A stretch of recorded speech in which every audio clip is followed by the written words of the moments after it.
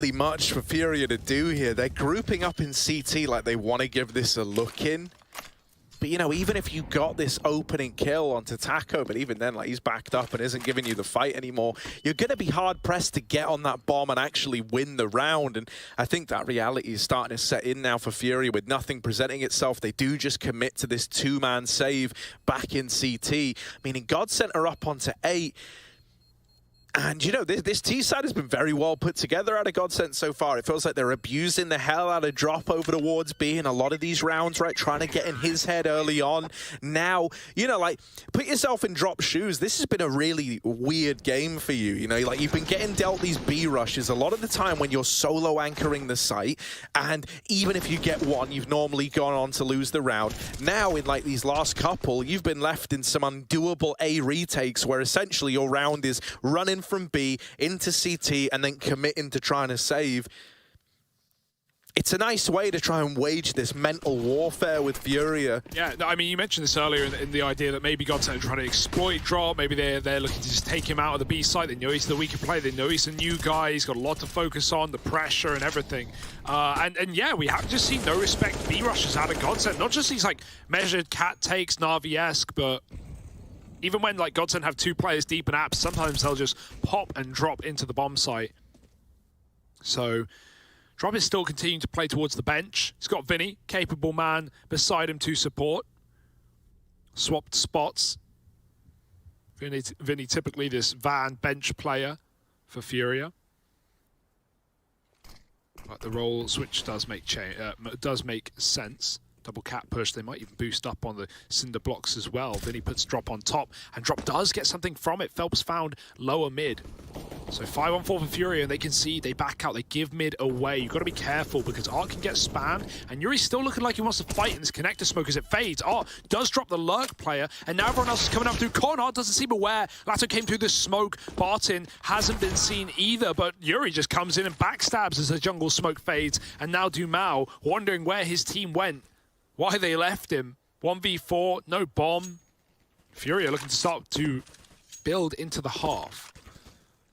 And that might have to be the save. They're not left with all too many options, was Doom out.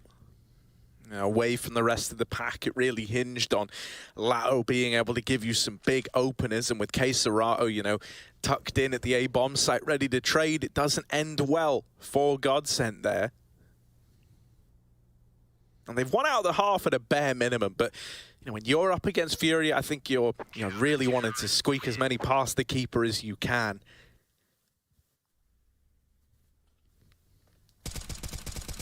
I like that they throw Drop into the action. Yeah. Get him. Right, like we often say, sometimes just getting like the first few kills is a nice way to try and mentally get back into the game. And something I will say as well, like Furia are a very sound group of guys. You know, it really feels like, you know, the little videos they put up on their Twitter accounts as well show this. It feels like they are trying to get him integrated into the team and feeling like, you know, you're not just this expendable guy from our academy team who we're bringing in.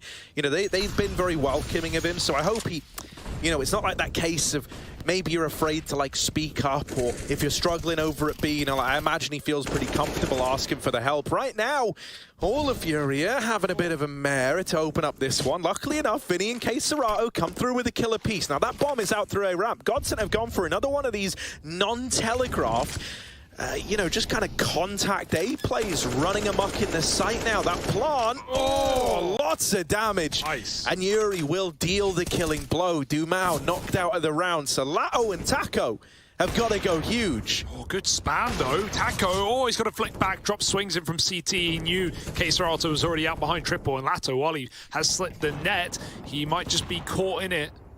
They're diffusing, it's not for him. He can't do much about this round, and even as the smoke fades, no kill to be found. Drop closes with a couple, and he seems to be back in. He seems to be waking up now, Harry.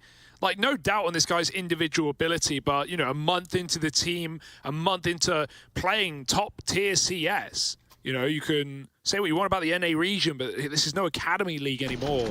These are the big leagues. These are with the big boys. These are with major winners, so you've got to, yeah, you've got to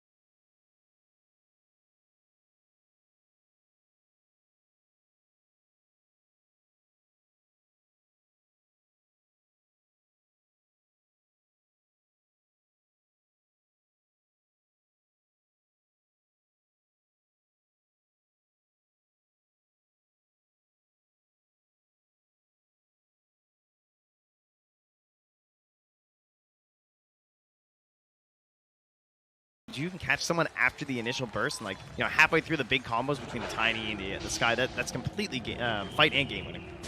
Oh, I don't know if that was a visual bug or not, or if they saw what was going on, but the jump to Thompson's not going to connect. Now looking for Seb, now looking for No Tail, now looking for a way out, and he is gone. White Album overextending, but now the turn, they take down Seb. And Lenham living on absolutely nothing. That pipe keeping him alive. XXS trying to back away. Avatos yet again, wait for him through, in some trouble. And they got him caught for the kill, and well, the bugs, it's gonna be enough for the right click down. No Tail appreciating what Sumail is doing here in this game. I love Big Bull. You talking to me? It's pretty good.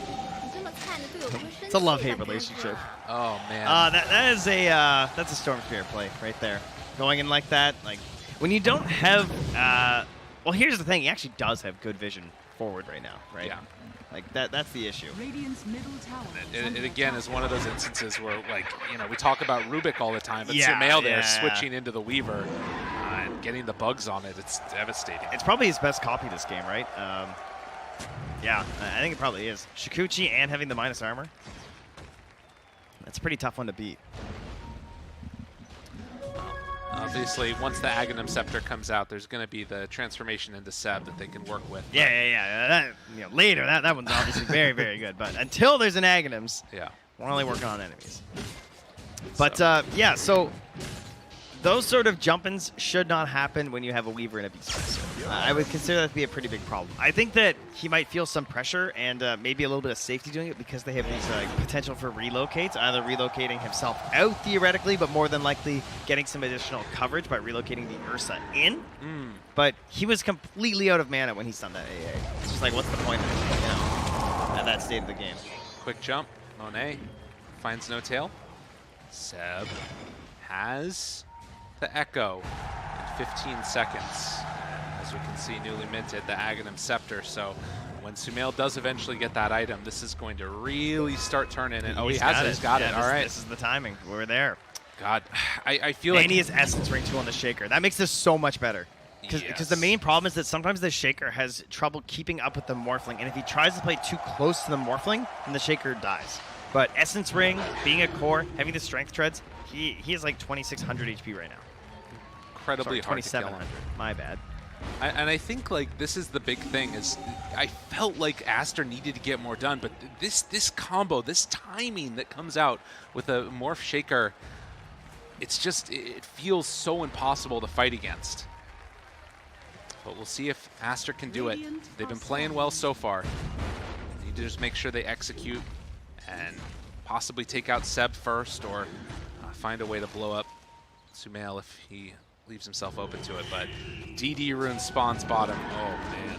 We saw that timing, the Thompson had on his items too, and like where he started gold wise, and look where he is now. Like they clearly have a very good definition of how they want to play Dota. We discussed this the last time with the OG, but like Thompson has lost a ton of priority in terms of farm. They're giving way more to Sumail and Seb out of his pocket without really impacting the supports too much, which is pretty cool. Except No Tail this game, because like he's AA, so go dig up some bounties if you want some gold. I don't know. Get your trusty shovel out. Can I get a hit, No Tail? Oh, let's go, let's go, let's go. Oh, he got the gold. Nailed it. Perfect. That's a good sign. You're gonna win the next team fight whenever you dig up a bounty. Got it. It's the only way. Sumail, DD still sitting pretty. Gonna just take a punch from Roche for no reason. That's fine. But they have an opportunity to take this fight if they want with the DD. Ursa, BKB done. We're talking about. Oh, health the Morphling shard too. Oh yeah. I love how they just go and punch Roche and bring him out. Is this gonna? I mean, I feel like they can kind of just go in and do this. And like, what do you do if you're Aster at this point? I mean, they're gonna send in the Hawk. They're gonna see this. White Album is on the other side of the map and still not showing up. That was a little crazy. Yeah. He's teasing them. Dump, toss back. Success, in some trouble. Now the turn onto Thompson. Trying to jump, trying to go for the kill, but it's not enough. The stun. Now White Album jumps in, trying to control, seeing if they can kill him off. They have the fireball down, everything for Seb, and he will eventually fall. And now, Monet, he kills Sumail. They made some mistakes. Dead for 60 seconds, no buyback. He got organized. That zip through was perfectly timed by White Album. And you do not want to fight this right now as Aspen. They need to back up a little bit, recuperate, get everything back, because a lot of the tools from OG are gone, and most importantly, the morph thing is too. So just, you know, don't fight them in the pit. 40 seconds Use with no your Sumail. heroes. Find the vision. That's all they need. Suddenly a 5,000 gold lead. And that was 4x, supposed to be 4x. the moment, but he jumps in and gets caught and gets killed. He has buyback. Time-lapse is back in for the fight. So they used a good jump on him, but now if you start losing heroes, this is where things start to look bad. The roar comes out, able to connect. 4x runs in, no buyback for him. White Album tries to take down Seb and will get that finish. So this opens up Roche. 4x is a genius. He wanted to die there for the buyback time-lapse in. I mean, it works out because they get the kill on Seb after. Yeah. But that was absolutely terrifying. A little bit risky. That's they'll take it. Relocate now. They find Soxa, able to catch him. And they find themselves another kill. Monet laughing away at this one. And again, like, think about how much of a difference it makes. Like that Orchid timing, like you were talking about, White Album coming in after having to play, you know, got freaking sick and now is back on the field. That's what you want to see. 8,000 gold lead for Master. And you got to imagine the difference between like, I can't play today and I can play today is, it's not that huge. I feel like he's probably, you know, not at 100% quite yet. You know, I mean, like obviously he wants to play so badly that I'm sure he was probably just like quite literally not allowed to play yesterday or something. All right. Like doctor's orders to like now be in here performing this well is just ridiculous. The dedication. Well, 7,000 gold lead, and the vision game is where it feels like OG need to be incredibly careful here. Right, these Hawks, it's a death sentence if they find you. 4x spots. All right, some more illusions. They do a lot of damage. Oh, oh my God, he has the time lapse. Run away, 4x. That's for somebody else to try and battle. But this is the combo still. OG, they flubbed it last time, but this is what you're looking for. This is what they built the draft around. The Ice Climbers are here. Okay. And then Popo. Jump. Finds him when they ran through it. Now in some trouble. White Album just jumps in and finds for the kill. Man, Seb is just like, he doesn't have the Manta, you know? Sumail's like, I cannot play Dota without a Manta or a Dispel. And Seb's like, I have to go Blink Eggs. It's my only choice for the team. And it is hurting him greatly. It's not letting Sumail play. Yeah. Right? They're not utilizing this combo at all. They're just breaking it up. Now, you've got this incredibly strong push. You know, that's also how you beat Ice Climbers. All right, anyway, sorry, continue. The other thing that I'll mention is, like, you know, Monet has been a pretty standout player in this game, playing on this Ursa. You think back to, like, you know, TI7 time when he was playing with LFY, he was this hot new up-and-coming player and, you know, kind of got eclipsed by a lot of the young superstars out of China, and now finally getting the chance to really show his stuff after a full year and a bit hiatus. This is the player that we're all hoping he could eventually be, and looking pretty good here in this game number 1. Thompson, Invis here as well. Looking. Sentry down, knows he's safe. And you're going to come after my buddy. Monet's coming for you. Right clicks come through, and they take down Thompson. That is not worth. Yeah. And that already looks scary because it's like an Ursa with an Aegis, so Wait, like... they're still going. Oh, that jump in though, Seb, he found him. XXS didn't get a chance. Waveform through. White Album pulls back onto Seb. They need to kill him. They need to bring him down. Lanham, they try and jump away, and they will finish him off. Sumail still has some duration left on this one. And they find the bash. Monet, godlike. A haste rune spawns in the river to try and chase down for Sumail. Yeah, they have the vision Sumail too. has to run. They know where he's going. Oh, it's deadly. A very timely haste rune, and Sumail just hoping to get out of dodge. And they will finally manage to escape, it looks like. Oh, well, you say that. White Album's nearby. Oh, God. Is he going to find him? Manta, so no, he's good. Okay. He's out of there. Jeez. A little bit scary there, but, you know, Seb, he goes in, he gets that big Echo Slam, but there was still White Album. Yeah. He just gets Orchided after, and that's...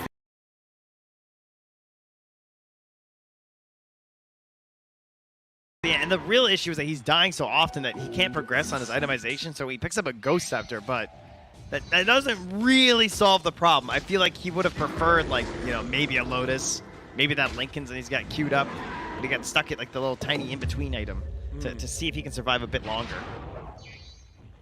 Well, that's what you need to do at this point, but it's just, I mean, it's really hard. I don't know, I guess that they still need him for that initiation, but I would love the idea of just like him hiding back and, you know, Lane Sumail be the one that goes in, but I mean, he kind of has to be the one to go in, I guess. And one of the scariest things to have to do in Dota is to buy a gem in this situation. No-Tail buys one. They're down 10K right now, but it's been a little bit brutal from the Hawks and everything. So they have to try and get some control back over their own territory and ensure that that zip and that potential for White Album. They need to bring back to like bad zip Storm Spirit. Not these good zips using the vision and getting those perfect silences off. And here comes one of those Hawks. Right in. It's actually, that's pretty cool that it just dies right to the Ice Vortex, right, with the Shard. Oh, yeah. On No-Tail. That's a really good tool versus Beastmaster. Well, and again, the big thing that they've been doing constantly, I think, on OG is trying to sort of ignore Monet while this Aegis is online. And now, the Aegis down, there's an opportunity here. That being said, Monet does have the Abyssal Blade done. It's got BKB. This Ursa is very hard to deal with.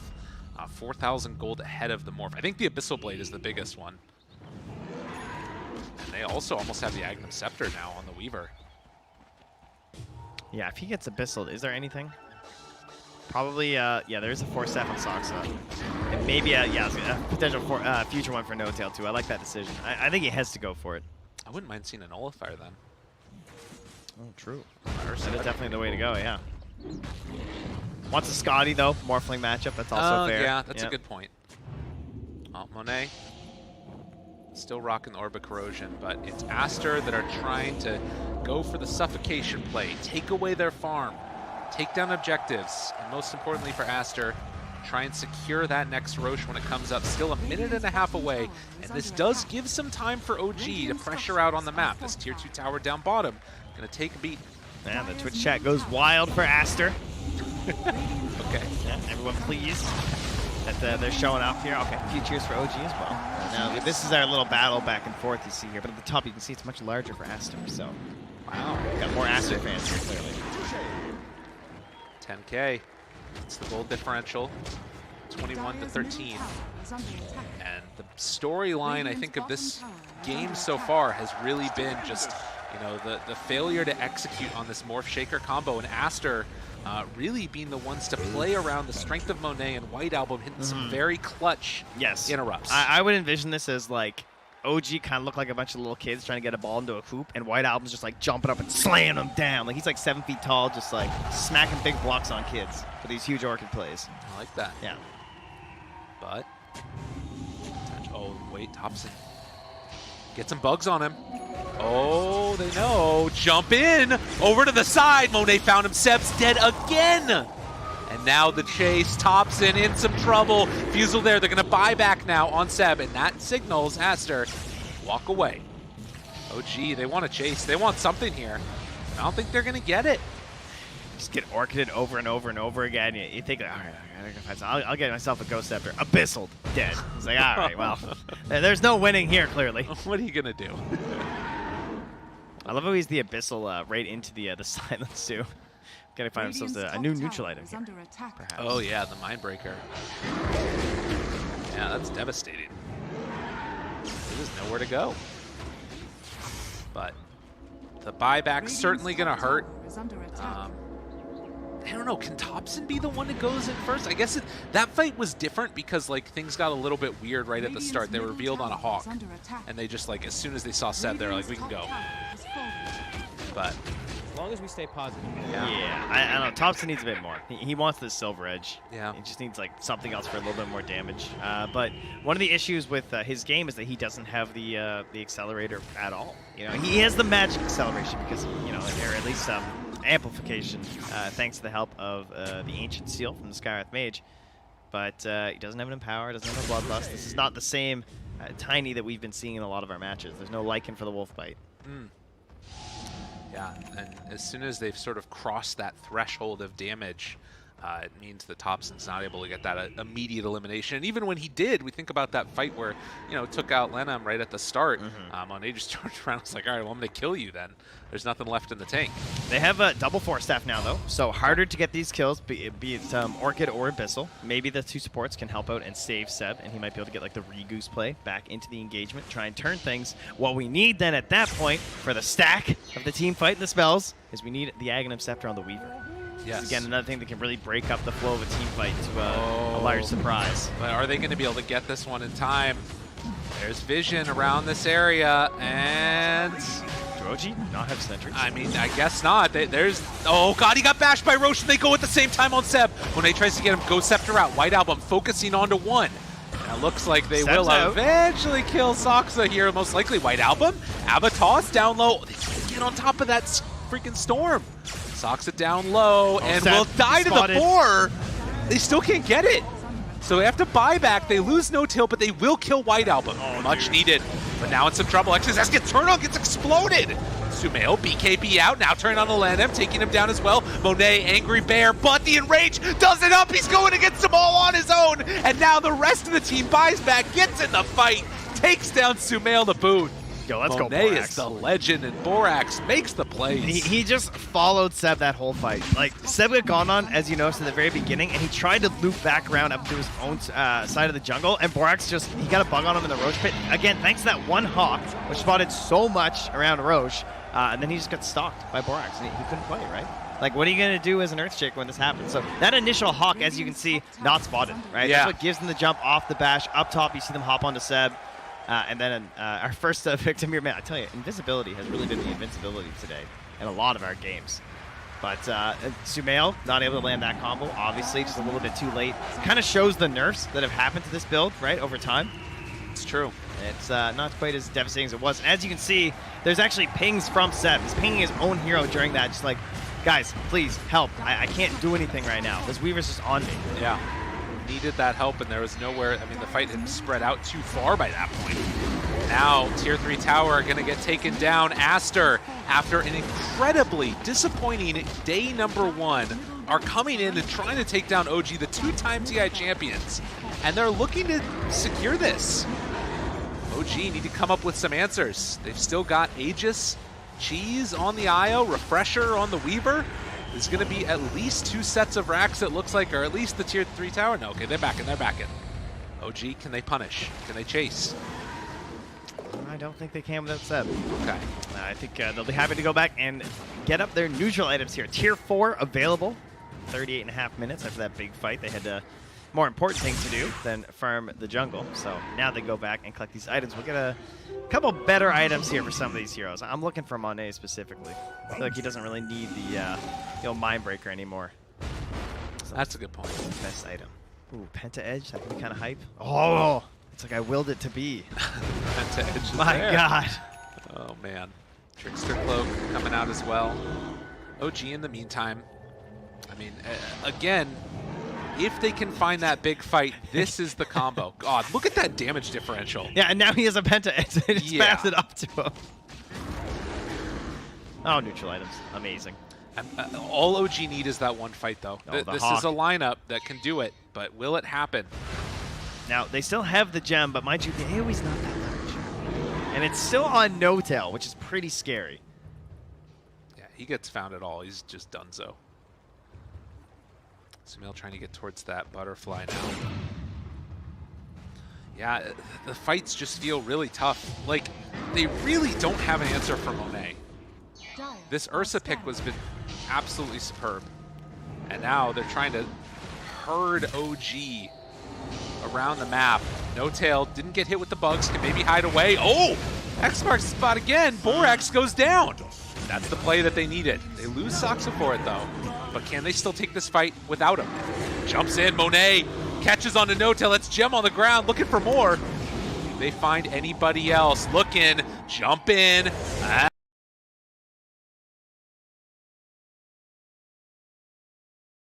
Abyssal Blade turns now into Sumail. Abyssal's one, tries to kill the other, and Sumail falls. Triple kill for Monet. This is the slowest beatdown that we've seen in a while. Doesn't quite manage to find that bash. Oh my god, it was the tether stun. I could not figure out what happened to Sumail. I was like, what? What just interrupted all that? But the shard, it's so sneaky the way it operates in this specific scenario, because like the way that they're trying to jump in there with Sumail and Seb, right? They're essentially doomed to be in that tether. Yeah, right? And true. it's like breaking up. It's such a like finesse combo. You're trying to get like that perfect wobble situation where they're just like stunned, stunned, stunned, stunned. But they can't do it. Look at this. Like Yeah. Seb comes in and it's just like, They both oh, now get you get stunned stunned. out. Yeah. I mean, look at for everybody that's been around for a while. Normally we talk about like if you haven't been in Dota for a while, but people might remember this from back in the day. This is the new answer to Morph Shaker. Just get an IO, get a shard. Just get tether stun apparently. They end up stunning themselves. They do the work for you. That's great. Oh man, what a flub. That one hurts. 41 minutes in, and Aster with the sneaky pickup. The Atlanta, this guy's been around forever. He knew what he needed to get. That's amazing. There's nothing better than the shards that don't give you another button but are really good. You know? Exactly. I don't have anything else to worry about right now. Just gonna do my normal stuff. God, what a play. Oh, timeless relic. Nice. That's unbelievable. It's, oh, I don't even know who's gonna want that. Keep it for IO. Oh, and now Aster, 96% win probability, at least according to Dota 2, but things looking quite good for them with the Aegis still in hand for, well, actually about to be reclaimed. Oh, are OG going to try and hit this timing? They know it. Oh, the BKB though, but the Ghost Scepter. Good reaction. Looking for a secondary stun. Jump in afterwards. Thompson, Ava, toss. A-Blast comes in though, and there's the Echo, but he got stunned again! Monet tries to turn, hoping to do something at all here. They've already lost the Storm, despite looking okay for OG at the moment. And Sox is still alive somehow. Looking, chasing, waveform. XXS gets caught, gets chased, still invis, but they get the vision, and eventually they're gonna find the beatdown as they take down 3. This was the fight OG were waiting for. IO, Storm, and Beast. But still a giant lead, of course, for Aster. You know, you can't get too far ahead of yourselves, but it proves that there is a chance now for OG. They have an opportunity. And you know that's the case whenever there's Morph Shaker. I believe Thompson's fine here. Well, we will see. He's thinking about going. I mean, he knew. So he did not know. I don't think. He didn't know about Monet, know. but he didn't know, Yeah. know about at least the chase down. He thought Sumail could come in, they could bait his death. Now Sumail, he's the pressure. He wants to try and turn this. There's the overpower onto the Morph. Seb's coming too. Spirit Vessel already. Now he can copy the Shaker. Has to be careful. Borax in trouble, and Borax is They're gonna dropping. fall. One by one, they're getting a little bit too big for the britches here on the Aster lineup. Now they still have a 2 set of racks lead, so that's pretty good, right? You had 2 lanes, always going to be pushing a little bit in your favor on the side of the Aster, so like these wipes don't hurt quite as much as when you have this big lead without a racks. But it's all just little stepping stones, right? They're going up the stairs. We're trying to fall back down any stairs throughout the rest of this journey, but it's a steady ascension back to an even game, because the issue is that OG are still in the basement. They got to find themselves in the level ground, which in Europe is 0, and I find that confusing. But it actually makes more sense. That's true. When you think about it. Yeah, absolutely. Yeah, so maybe the rest of the world could just do that too. That sounds great. Probably, and you know what? I say Europe, it's probably the rest of the world and not North America, but we think we're the center of the universe, Dude, not so just good. the world. So They're unraveling. Yeah. You found the moment, and you know who else have found the moment? OG here. And there's the segue. They Perfect. have done. I mean, again, this is like the comeback team, right? This is the lineup that's done it time and again. And right now they're putting the game, it feels like, in Sumail's hands. That's sort of been the point of, it feels like their entire group stage. Give him whatever they can. Wow, they're trying to give Seb level 25 here. You can see the player comparison for the moment. He has definitely been given the higher priority, but I will say that I feel like White Album has had a couple more of those more standout moments. Oh yeah, 100%. Sumail is, he's slowly getting there. Every item makes it just so much easier for Sumail, right? Because you know it's a struggle with like everything they're playing versus, and Seb's having some itemization issues because he obviously like has a harder time farming compared to the Morphling. He's still struggling to progress past his items. He at least has that Lincoln's now. But Sumail can pick and choose a little bit easier into ways to catch back in. And wow, that is a very late Roche spawn. That is really good news for OG and the OG fans. This is where you guys need to like make the crowd thing happen. The cheers. Because you got a late Roche spawn. I don't know how it works. I haven't looked yet, but I'm sure you guys will figure it out. An interesting series of events. I will say too now, you know, you've got the Satanic done for the Morph lane. They've got a way to dispel there, multiple ways to dispel. Oh, this could be scary. Jump in, done. No force staff reaction. They can't get there in time. Monet pops the BKB, turns on to Thompson. He's blown up. Has Instant to buy buyback. back. They know that they need to be here. But again, it's a long Roche spawn. Wow, I can't believe all these OG fans are dying when they just lost 2 heroes. That's so weird. Like, why are they cheering like crazy? These are really sadistic fans. Dude, you baited it so hard right there. Oh, man. Well, 18,000 gold. And more importantly, the buyback status that we're sitting at right now. We've got 4 ready for Radiant. Only No Tail available with the buyback. As we get closer and closer to this Roche fight, it's going to determine so much. Like, who goes in first right now for OG? Like, how do you figure out what's happening over here, you know? This is not an easy situation. They are blind. If you go to their vid, they don't see anything. Yeah. You go to the vision on Aster, they see everything.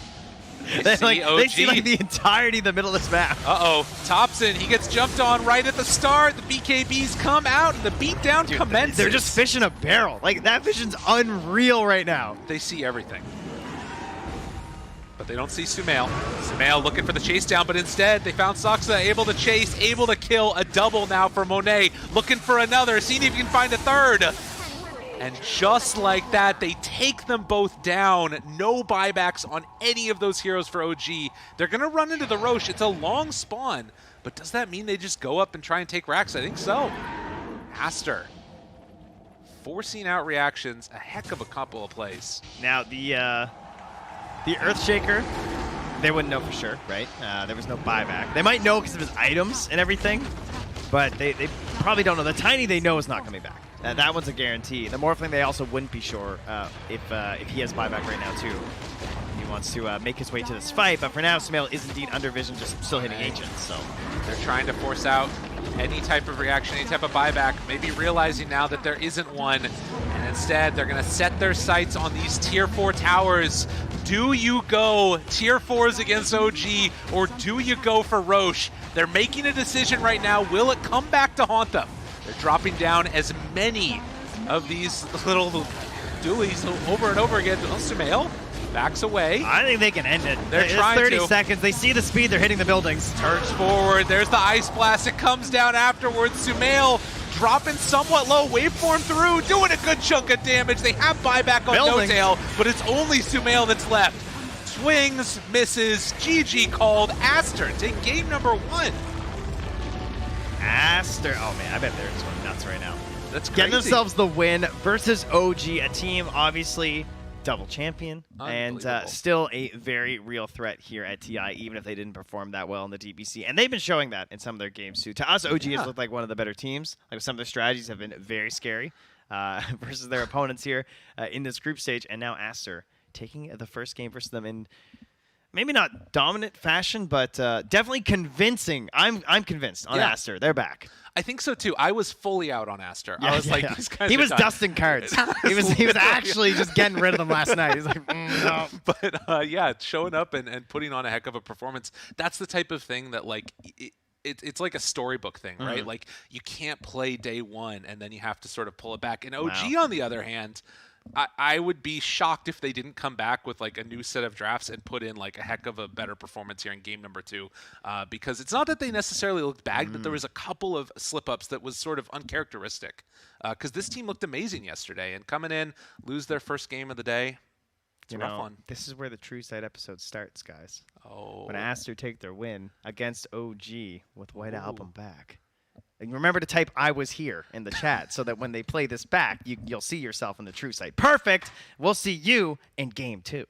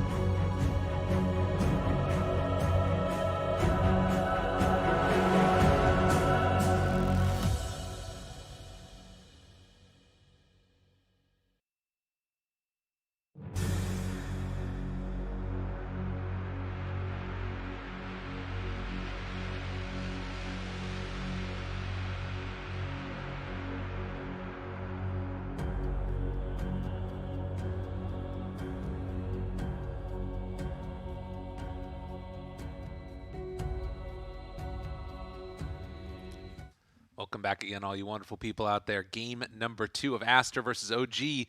Trent, we had definitely an upset. I mean, I think that if you came into this tournament going in, people would be like, well, Aster's, a pretty good team. They did well in DPC consistently. Played pretty well in tournaments, I feel like, to some extent. Online monsters. Exactly. Things like that. Yep. But then, obviously, the situation happened with COVID. That's been talked to death, so we don't really need to go into that much. But having to play with 86, people, I think, were really writing them off. And now coming back in, I think it changes the dynamics a little bit about how people are going to look at these groups. And we got a question. What happens to this game number 2? Yeah, to reference how chaotic their day was, we thought that they were actually playing with Mad right up until, like, the day before. Like, they were scrimming with Mad, from what I understand. Who, by the way, hasn't played Pro Dota in many, many, many years. He's 4.5k MMR. Okay, but to be fair, he did used to play pro. So he did. Surely that must just be a, maybe he wasn't playing. Exactly. We'll go with that. So then they were like, no, we're going to get 86. That sounds good. And, you know, he was pretty, well, I mean, he struggled. It felt like they were playing demoralized Dota was kind of what was going on. But now they're back. They take down the 2-time TI champions. Like, is there any bigger way to come back into it than that? I don't think so. Other than beating LGD. That would have been hyper. Right. I'll give them that. But then again, they would be like, well, that's because they're in their region and stuff. So, exactly. Maybe that. So, like, this to me offers more legitimacy to the team. Like, you could say, like, interregional shenanigans with that other thing. True. So, well, good start then. Definitely. Can they do a game 2, though? We'll see. Draft-wise, it was very clear from the beginning what this goal was going to be from OG as soon as we got to the second phase. More Shaker, do it to it. On the Aster side, I thought that they would maybe try and go for a little bit of like a quicker pressure type lineup, but Io Ursa is still very strong. Yeah, I mean, it is fairly fast, right? Let them kind of move in as fast as they wanted. They could relax a little bit. I think overall what really helped them, though, was just like the vision, just like the Beastmaster. I feel like that was crazy. That hero's nuts. Yeah, a hero that, again, has been, I guess, undervalued, I would say. Has been nerfed, so you have to kind of like slowly build up the trust in the hero again after the nerfs like that happen, because it's always been a very popular and strong hero, but the vision game was just ridiculous. Well, and the thing that you were talking about, too, right there at the end, where there was like that line of 3 wards at the end of the game, which like normally, you have your wards a little bit deeper into the enemy side of the map, but I think what you're saying is the Beastmaster allows you to just be like, all right, well, I'm going to send 1 Hawk forward, and we're just going to keep vision of the central area instead. Yeah, they played like a 2-3 zone of like 2 Hawks near the base, and then this line of 3 wards, just like covering entirely down the river. And what's so nice about that is that like you can also cover with sentries in these big, flat, open areas, and that's what caught Thompson. Right. That's what ended the game, like twice in a row. It was just 2 deaths on Thompson like that. Yeah, a very interesting way to play around that vision. I think also, I don't remember if he had the Hawk or not, but that lowers the cooldown of the Hawk as well.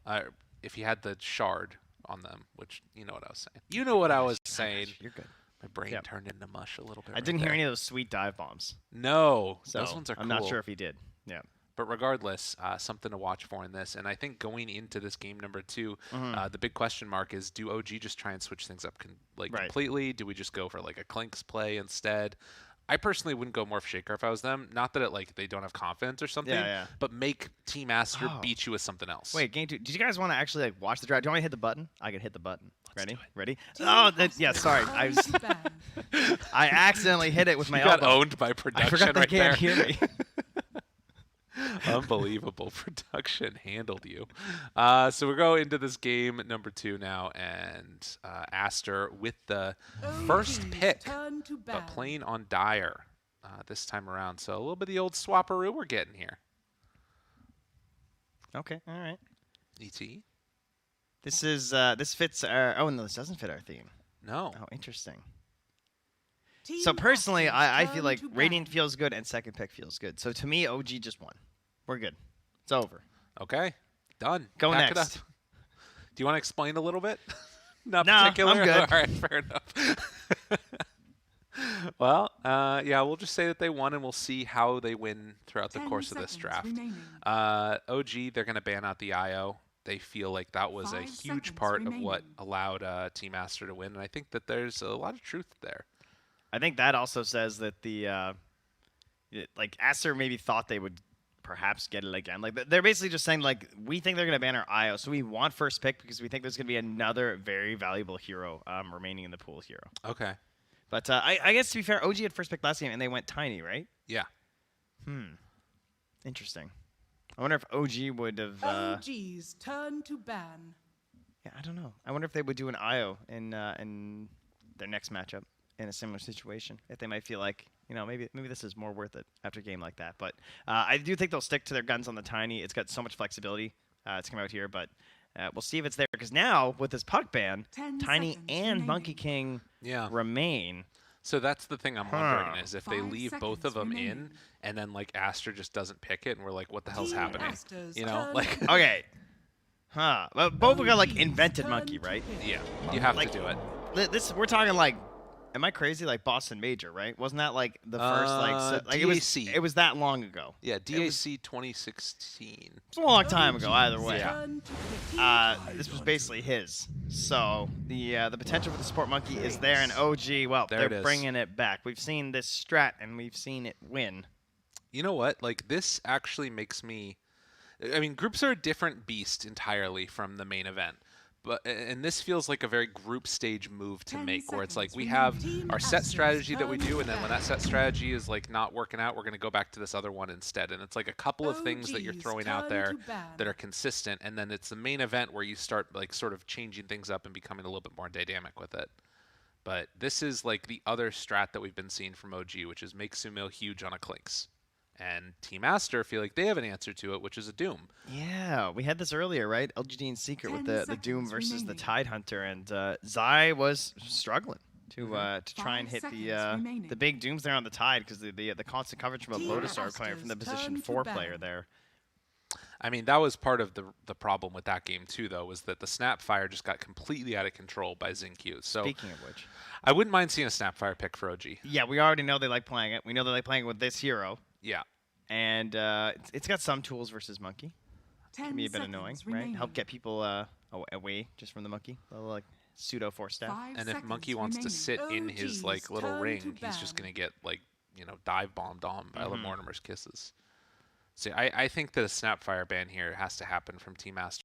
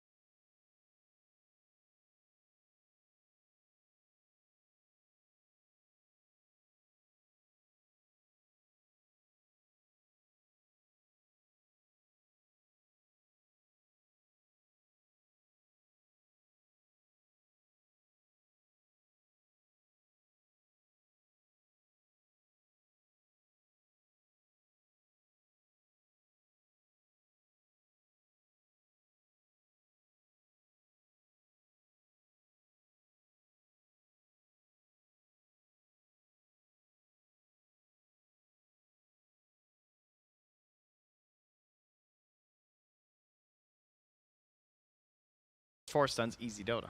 Easy I Dota. think Aster just wins. I think so. Game number 2, Aster just going to win it. We already called that OG was going to win it, so take, wherever you feel like as we go into this one. Things up happening as we go into this one, and of course one of the big things to watch for will be, can they build up those stacks for Sumail and eventually take them down? Yeah, we could run you guys through the game plan. If you missed that game, pretty much OG are extremely keen on getting as many ancient stacks as you can imagine for a Maelstrom rushed Clinks. And that's really all there is to it. And the way that they accelerate this Clinks is unlike anyone else at the tournament in terms of like how much they're dumping into their position 1. His XP is just absolutely out of control, and he just scales very, very quickly. Now, we didn't even get a chance to talk about this because it just kind of happened snap pick at the end of the draft, but a Dragon Knight coming out this late, pretty interesting. Yeah. Not a hero that is getting a whole lot of love these days. No, but I think it fulfills very much the same role that it did that made it so strong before, which was that like point, click, stun, and just get it done.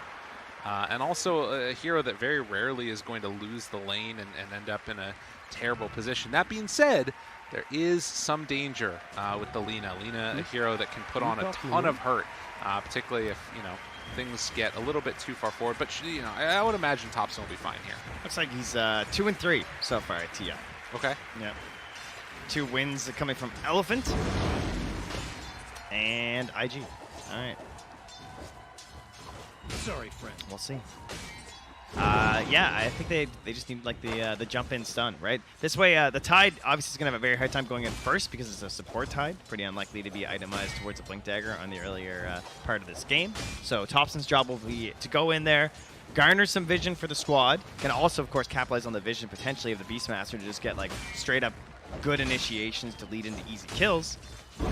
But sometimes you gotta go in a little bit blind, and DK is a great hero for that. Particularly, you just pop that ulti, you've got the range that you need. It sort of feels like what we saw from the Legion commanders recently as well. Yeah.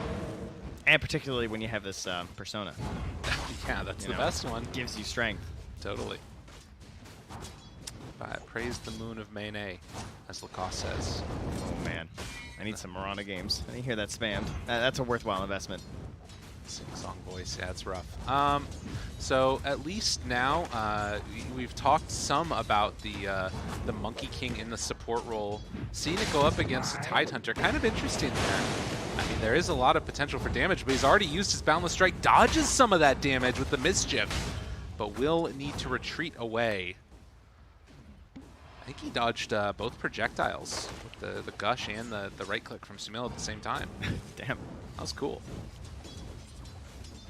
I will say the Monkey King feels pretty good. We talked about an Ogre as a support, and that was one of the heroes that, like, even when the Monkey King support was bad, you could get away with it just because of, like, how Ogre wants to play and trade in the lane. And I think the support Tide, you can get a lot of that same value with. But in this case, only when the Clinks isn't sitting there ready to also contribute, obviously, because with some minus armor, you don't really want to mess with the Tide too much if Clinks is helping out.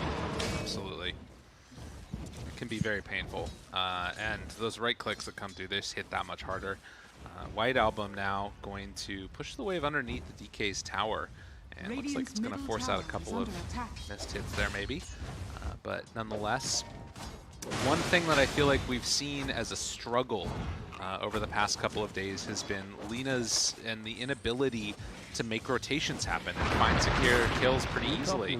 As Soxa going to take some extra damage there, push back, Lana, some trouble, pulled away. Right clicks won't be enough to force down that Treant Protector.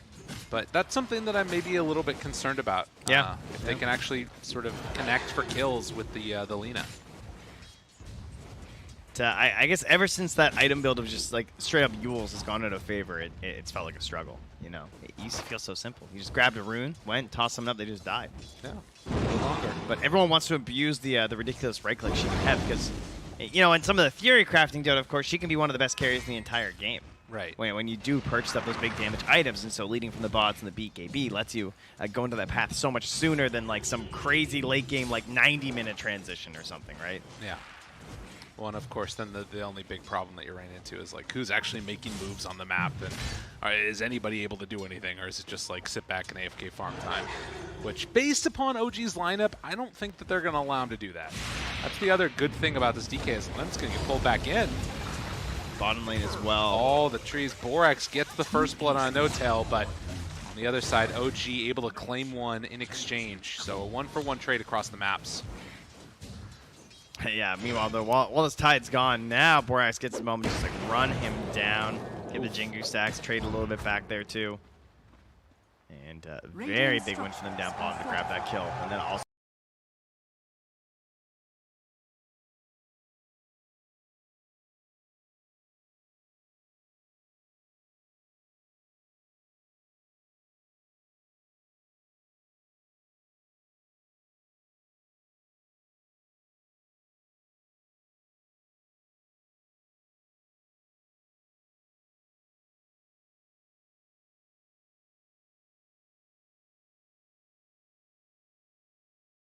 Courier, no chance of dying too, so the boots will be delivered to Borax. That changes your game completely as support Monkey King, right? Like doubles your effectiveness basically if you have boots and the enemy support doesn't. Super annoying to play against. It makes it that much harder for No Tail here. He's got 50 MS over him. Just like straight up just gonna jump all over him. You think Monkey like without the boots has done a lot, but Borax he really values this early. They're going on to Sumail. Oh, good slowdown there. That was needed. Instead, they turn their sights on to No Tail. Needs one more hit. Builds up that region. Borax, dodges it. That was so good. Yo, Mischief's still pretty good. So now after this game, every Monkey King's gonna start buying brown boots, by the way. They all don't buy it. And all it takes is one game from Bovica and they'll be like, oh, is this the build? Am I supposed to buy boots? We got like 40-minute monkeys with no boots right now. Monet, gotta run away. Tree armor, keeping them survivable though. Real talk though, it's all about what support you're versus. So Okay. I think that this is why it's so valuable here. I think it's an excellent read. It's a heavy investment, right? That's a lot of gold for a support player. Sumail down bottom. He's almost dead. He is dead. Success again. Whoa! You know, Make the move. this ain't your grandpa's Doom, all right? This guy's got phase boots and ring of protection. He has armor, all right? Common misconception. This guy, he's back in the armor department. A couple of those, you know, literally unkillable patches later. Hero's very scary. He's incredibly strong. Doom is one of those heroes too that, like, you know, if you can get off to that hot start, and particularly like make these kills happen before level 6, it's gonna be deadly. Some trouble. Well, they make the rotation over, but the tree armor again. You need this kill, man. Dude, making the moves. The haste rune, they're trying to find this finish. White Album does a little juke, hide around, land him. Laguna Blade comes out, gives him the high five, and then the stun, the follow-up chase down. Wants to get him, but can't quite. And it, man, that haste rune. Yeah. So close to running out too. That ends just a moment sooner. He gets caught there.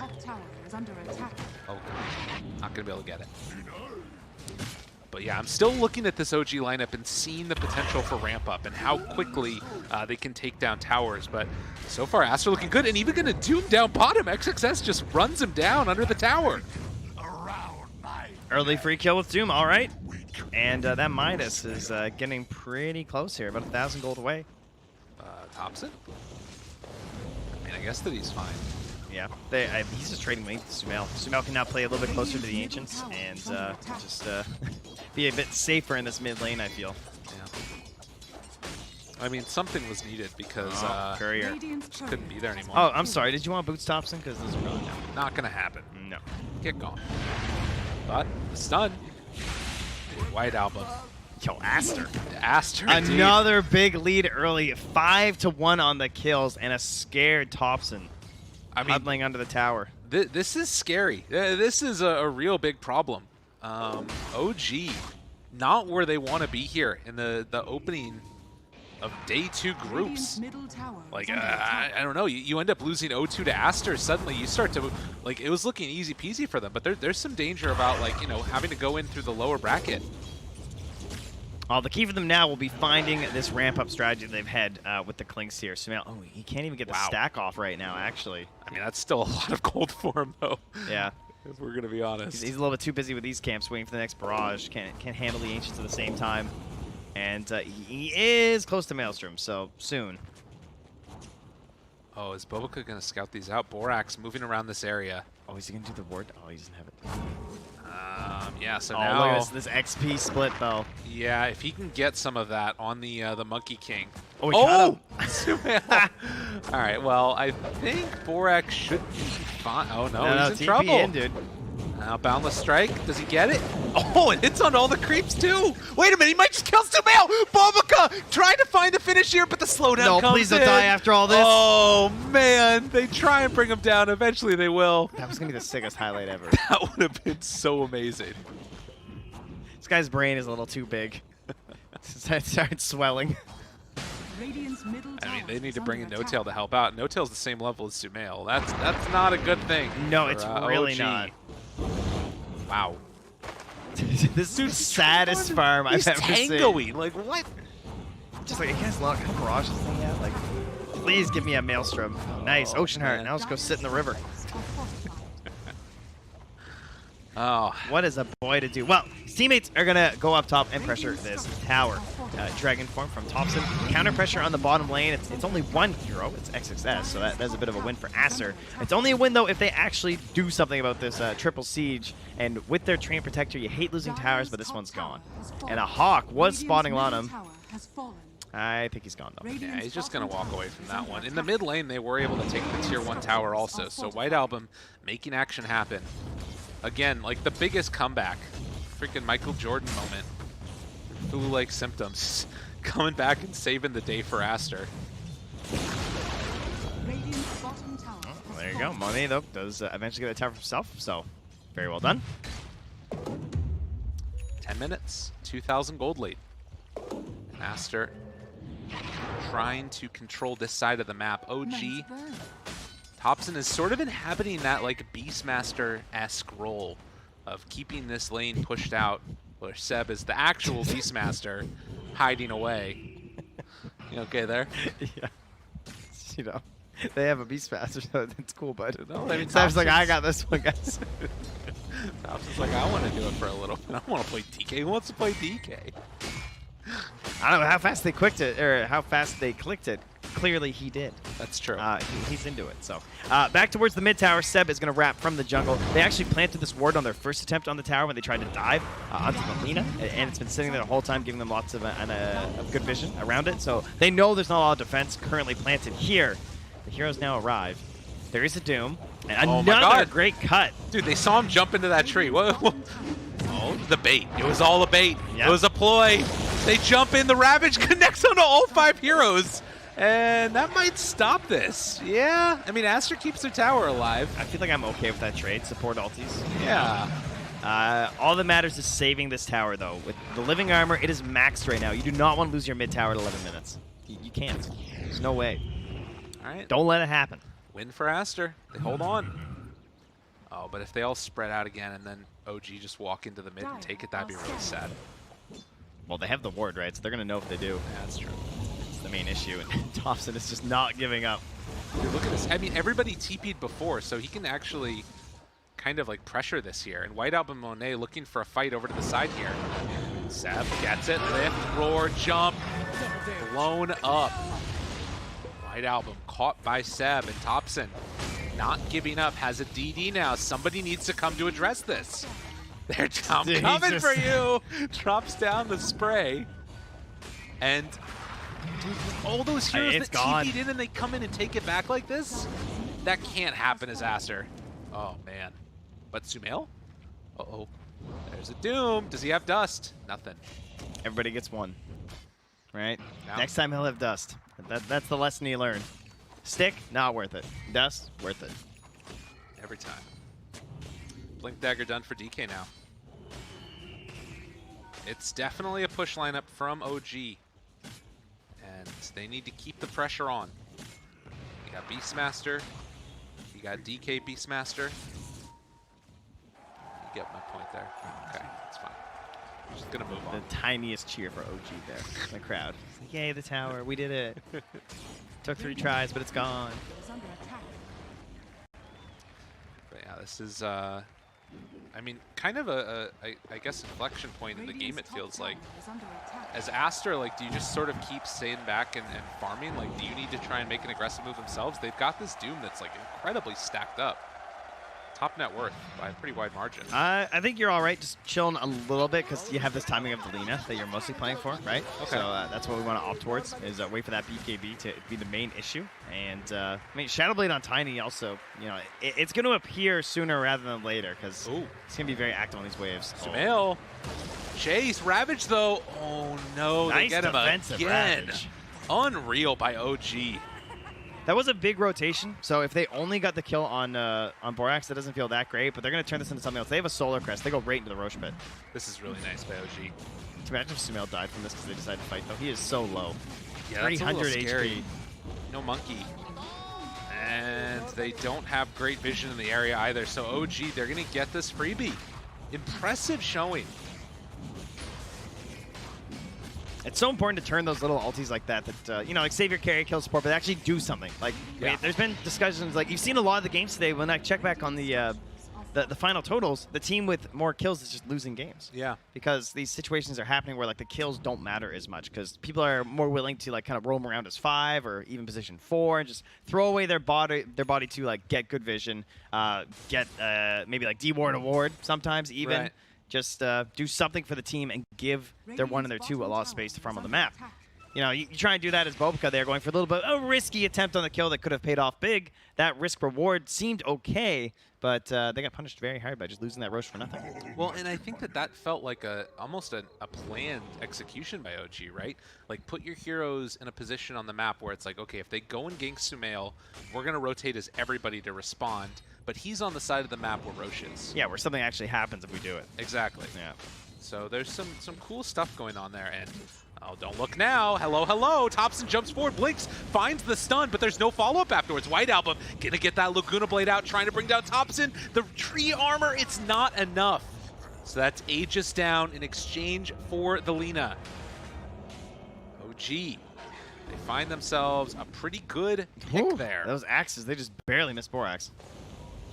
They're gonna try and keep this tower alive, but OG, they got something to say about it. Oh, they missed the tree again. It's got to bounce around everywhere here. The wrap coming from the Doom again for a round 2.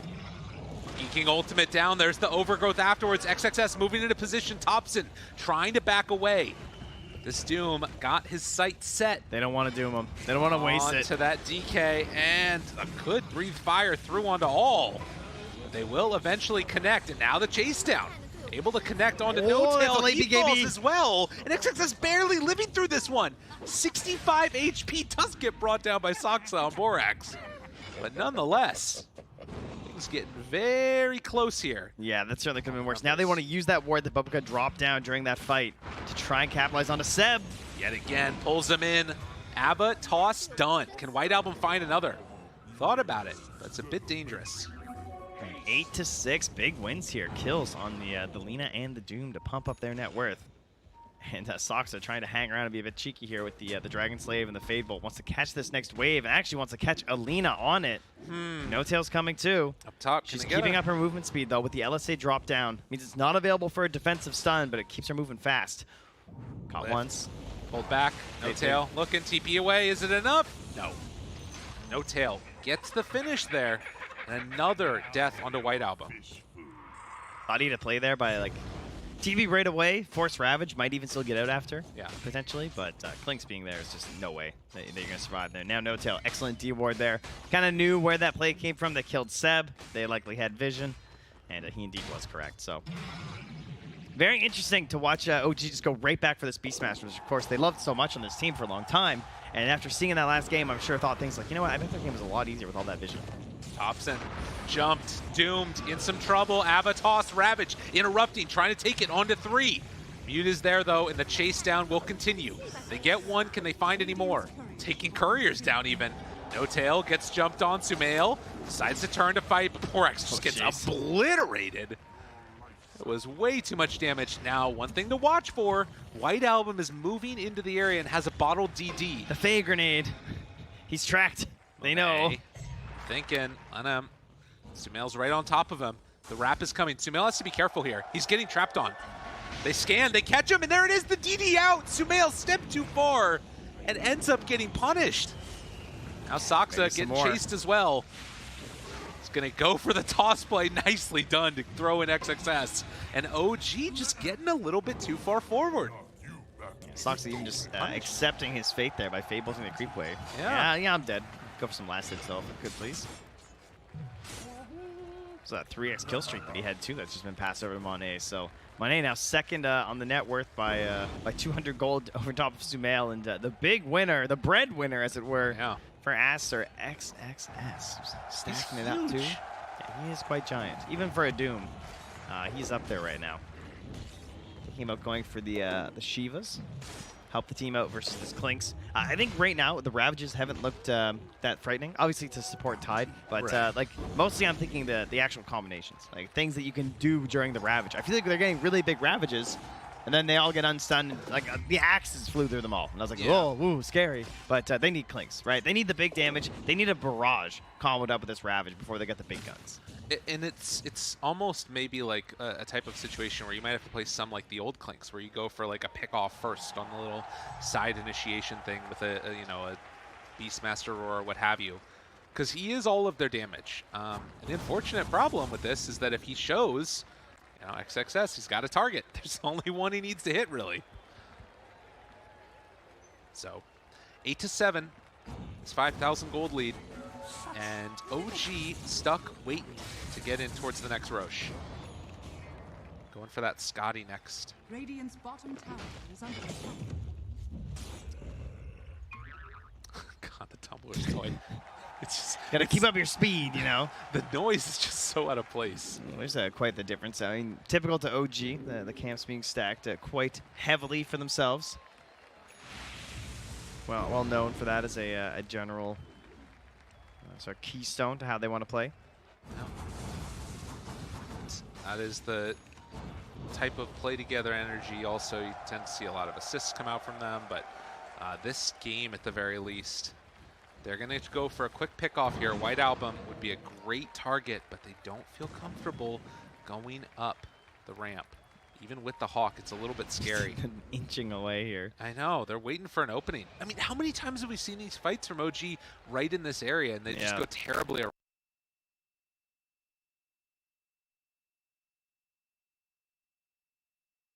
This tower, it's going to be max HP. This could be bad. XXS spots him right at the start. Looking for it. Gets the Doom off. In some trouble. Overgrowth afterwards. The rest of the team's TPing in, but they won't save him. He's done. XXS going to grab the kill in the end. Not a great steal. I don't know. It depends. I guess in this game, it actually is pretty good for Soxa. Yeah. You tend to think of like these Dire's top tower these is big under like attack. fight-turning spells, but in the way that they have to play right now, the tree dance is pretty nice to have. Oh, hello. I see you're on a tree as well. Yeah. Well, goodbye. Radiant structures are fortified. He's just coming back. This is a long. He knows there's no boundless strike, but this is still kind of scary. Oh, they got him though. Oh, he jumps they down. have the Ravage, dude. No Tail's just in. He's backing out now. Monet. Gonna Shadow Blade and back out of there. Drops down the Sentry Ward. Oh, that ward, though. Spots Thompson's rotation through, so they're just out of there. And they still have the backable White Album back here. Yeah. Good play. So another instance of Aster pulling OG around the map a little bit. I'm unclear what the game plan is now for OG. Like, it still feels like it's the same type of thing, which is just get Clinks huge, but it's not like we're not seeing that acceleration. They haven't been able to do it as well. He has spent a lot of time trying to get to fights and trying to. Feels like fights are happening, and he's just like running his way there. By the time he gets there, it's this over. As another Avatos and dead. Tops. Oh, maybe not. Maybe not. Having spoken too soon. Thompson backing out of there. Oh, and he eventually burns down. And then the big jump in for Borax. Hits him, jumps the other tree, gets off the Wukong's command. Sumail threw 2 right clicks on heroes and then hit a neutral camp during that fight after running the whole way there. That's kind of been his experience this game. The need to be there as a threat, but then his allies still die. And now the break, the chase, the kill. Aster just running circles around OG right now. Ownage indeed. And now XXS chasing with the vision from the Shiva's Guard. Get out of the trees. Soxa, he knows right where he is. Gonna connect. The TP animation even finishes off basically there. Everybody dying all across the map. OG just don't have an answer. They haven't for the last couple minutes. Yeah, and Sumail's just not even sure what to do. He's running around the mid lane here, gonna try and clear out this wave and maybe think about invising towards their Ancients. I feel like he knows that that's the part of the map where they're not playing right now. Right. Because his own Ancients are just gone. There's no chance for him to sort of start stacking stuff up there. Seb reveals himself. I'm gonna start a fight. They've ultied on the DK. They got to engage. This is not gonna work. There's no way this is good. Sumail trying to run away. Lanham taking some good damage, but the root is out. Monet, Ava, toss. Thompson wanted to go for the stun. They still managed to kill in the duration of Monet being stunned. BKB from White Album. They back away. And nothing left here for OG. They've got to find a way to make Sumail like have the damage he needs, and it's just not happening. They actually just can't find a play. They keep trying. And, you know, last game we credit a lot of that to the Hawks and the vision that Aster had that allowed them to sort of play this style of them being ahead, feeling like they're in control of the match, and that OG are struggling to really make the moves. Well, OG have the Beastmaster, they have the Hawks, and they still can't get anywhere. Because, again, Aster have chosen a different route for their vision. They've got this Bovica Monkey King, and he's really helping them in that regard with not only like the actual tree dance vision itself, but the placements that he can get on these wards have been pretty sneaky throughout the game. True. Right now, he probably has a few stacked up, because I don't see many wards down on the map for them right now. And I got a couple of them killing on trees, or chilling on trees, so I'd like to see a couple more wards out here from Borax as we prep for this Eggs Shard Roche. Well, the game has slowly but steadily continued to favor Aster, and Doom now has been at top of the net worth for a very long time, going towards that refresher next. And do we see any move? OG, they're going to smoke up and getting ready to head in for this fight around the Roche pit. Trying to kill a Hawk with the Boundless Strike. No-Tail looking for a potential 4-staff Ravage, but needs to make sure the allies are there to follow up. A little bit. Seb might lose the smoke here with the Invis Tiny. Oh, blinks down. Vision? Do they have any vision? They don't. They have nothing. They see Seb. Reveals himself now. Jump in. Hoof stomp. Able to connect. Roar is out. So yeah, buyback if he ends up going down. There's the No-Tail Ravage. It comes out. It connects. They have the buyback on the Rubik. White Album going to retreat away, but they're saving the buyback on the Doom. Interesting. So no Tidehunter. I think that they don't want to buy back if they don't have to. And stun out. There's the buyback. Now he's going to come into this fight. Able to get the stun there. The Boundless Strike onto Sumail. Controlled, rooted, in some trouble. The jump forward, the catch, and the kill. Thompson going to fall. And now they find the Beastmaster. Lift up afterwards, though. Coming from Soxa, trying to buy a little bit of space. But it is all for naught. As Aster stream into the Roche pit. Win the fight. And now going to claim the prize. Kind of felt like they just weren't respecting Monet there. Or, I mean, they just felt like any sentry they place just gets destroyed, but I mean, they didn't know. Tiny's just lurking there, invis, and how are you going to get a good fight when that happens? Maybe they thought that he didn't have buyback too on the Doom potentially. Yeah, maybe. But regardless, Aster take full advantage here. And now 15,000 gold lead with the Aegis in hand. Sumail going back to finish off these Ancients. Hoping to salvage something. Yeah. It's like literally it. And of course, another Invis tool upgraded here with the White Album Silver Edge available, which is just bad news for No-Tail again, as now we'll have one on both the Tiny and the Lina. And, you know, a Doom. So Ravages, just let them rip at this point if you're tied. Just hope you get it off, right? Go. Just mash that R-key as fast as you can. Just Ravage right now. Maybe you'll hit him. Why not? Oh, it's not cooldown. That's why. And just like last game, far down at the 25-ish minute mark last time, I believe, when they did the same play. No-Tail had to buy a gem, so he purchases one once more. That means that one death is just going to cost you so much more, but you have to find some way to know what they're up to. In this case, you just got to get rid of their sentries so you can keep some on the map to stop these invis initiations. It's so devastating if you just can't move out and have any vision on the map. And I will say that this Aster lineup, I mean, props to coming in with a plan. They've done great. Oh my god, and they caught him again. Sumail trying to back away. No-Tail taking the brunt of the right clicks, will eventually fall. Now, can they get out of here with them? They get the vision, LSA. barely getting home. TP to the tower. Oh, man. I will mention that things have, there's been a few less chat wheels I've been noticing over the past couple of minutes here. Very interesting. I don't know how that happened. Monet's been on it. He's still chat wheeling, so it's That's fine. true. He's got it covered. He's making up for them. 9-22. What a game from Aster. This Doom looks really good. I wonder if this hero's going to, like, with more 4 Protect 1, I actually really like the idea of it sort of taking off a bit. Yeah, that makes sense. I mean, Radiant's top tower you could is just under eliminate this one giant hero, especially the way that OG specifically have been trying to play this. Like, Yeah. they're even a little bit more balanced, I would say, this game than usual. But maybe that's just because Sumail's so much further down. You kind of expect him to be at like 22 or something right now. under attack. Not so much 15K. True enough. Radiant structures Well, they're going to start walking up and hitting that tier 3 tower. You can see the comparison here. Yep. Very much so far, still all of the bulk of the damage on Sumail, but it's just from so many different places on Aster, it feels like. You get a ton from Monet, ton from White Album, XXS as well. And you can't beat that building damage. Ooh, 4-step in. Trying to get a little bit of a punish there, but Lotus help protect. And Monet can just go back to hitting towers. He has 2 minutes of Aegis, so. They're just splitting with Sumail. He is not here. Dire's bottom tower is under attack. We'll back away for a moment. And as we approach this 30-minute mark, just past it, Bounty Rune's going to be claimed. It does appear that Aster are going to play it a little bit safer, go for a smoke play, get the rune, head out.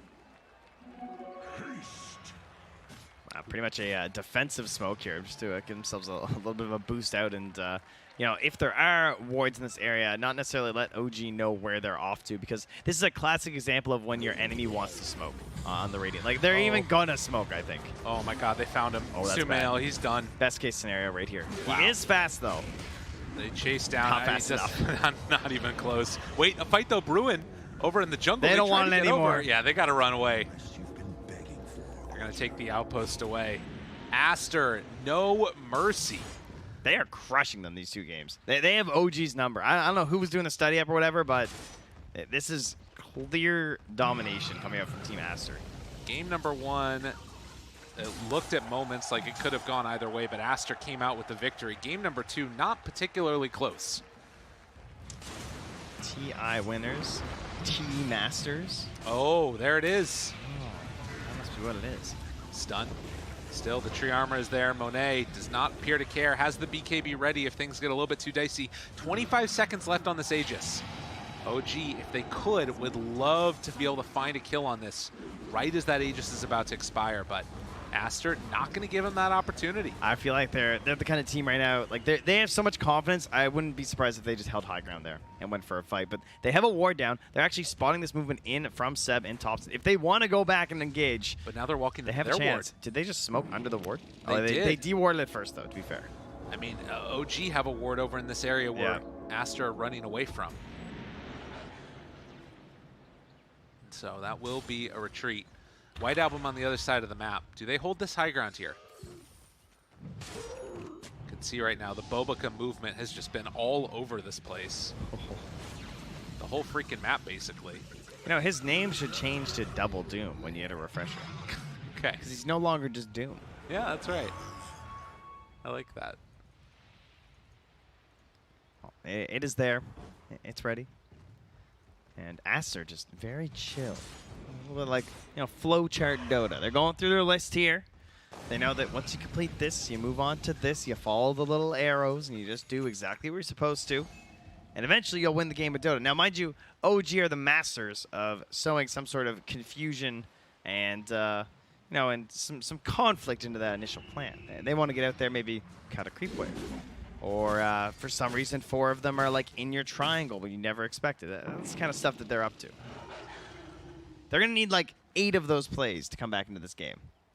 But if there's a way, Yep. they'll find it. We'll see, though, if it actually ends up happening. Oh, Sumail. Oh. Oh, my God. Wait, do they have a gem? They have a lot of heroes.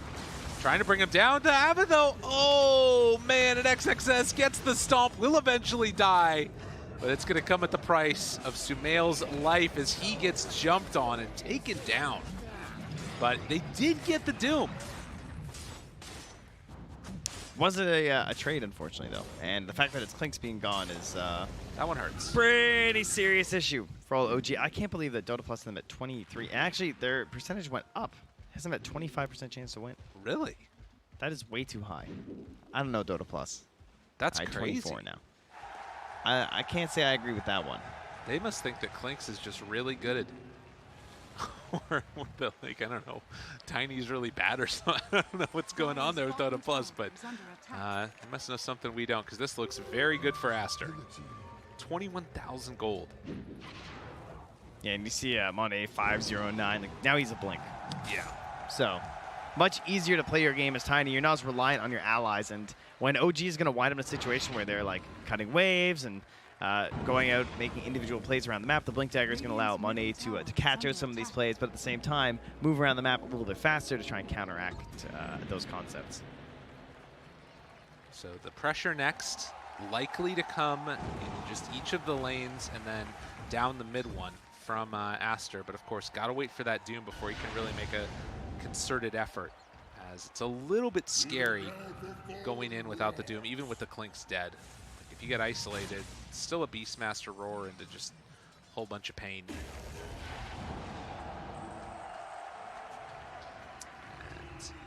anything else that really has changed the game state yet? I don't think so. No, not really. Yeah. Trying to go for a Shadow Blade for Seb. Everyone's kind of just walking around.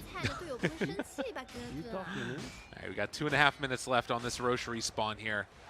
And OG, again, on the verge. Things go poorly. Dropping down 2-0. And are they going to find anybody here? Monet stalking, thinking about going. Is it a bait though? Thompson reveals himself. There's the break right at the start. And the jump out, but the pull away. Oh, that's a defensive ravage, though. Yeah. That does not feel good. I think that was a shard pullout coming from the Rubik. But not a bad way to sort of deal with that Monkey King, in fact. I actually think that that might be, I mean, that's pretty big. Yeah, the polo is good. Difference. Yeah, 100%. Lift, no tail, tries to back away. Tree armor not going to be enough to keep him alive. Just that tree just smacking him. Yeah. The living armor stolen by Sox is good, but I don't think it's going to be enough here. Trying to keep this tower alive, trying to keep his allies alive, but Monet just hits too hard. And with Doom in tow, Aster ready to assault high ground, even before they end up coming in with the Aegis. So they're going to take that tier 2 and now back up, hold this high ground here.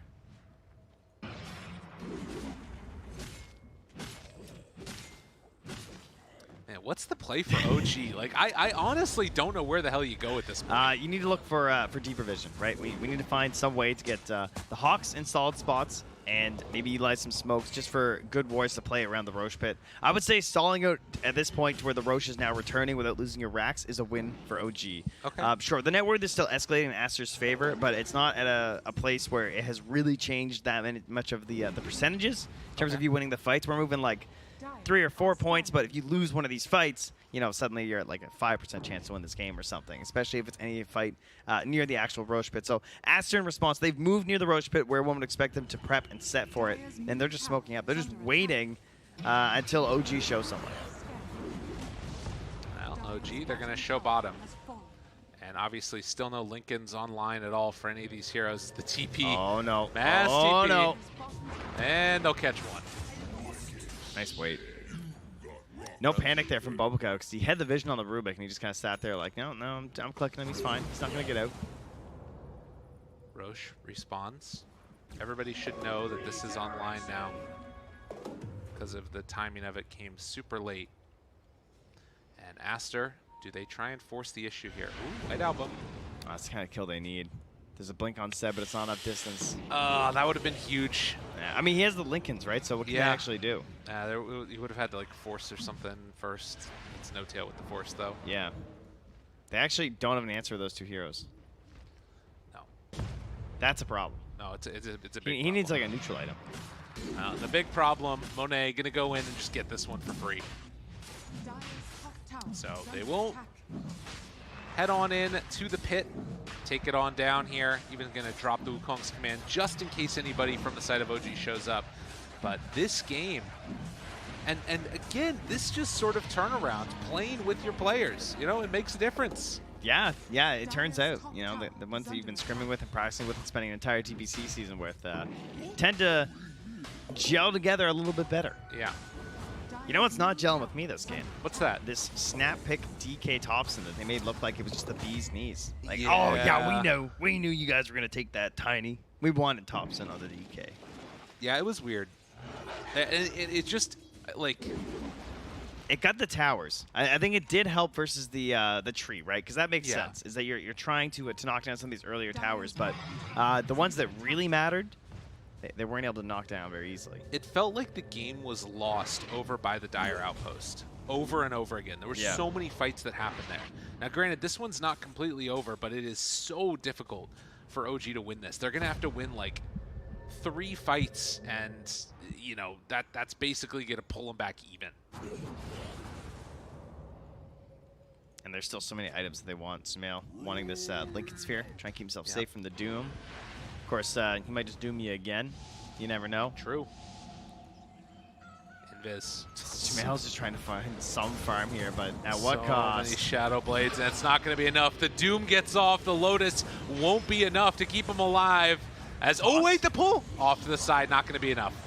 And it's White Album chasing. Seb also in some trouble. Tosses off to the side. Lanham getting involved with the tree toss into the tree toss with the tiny and the tiny. It was pretty well played.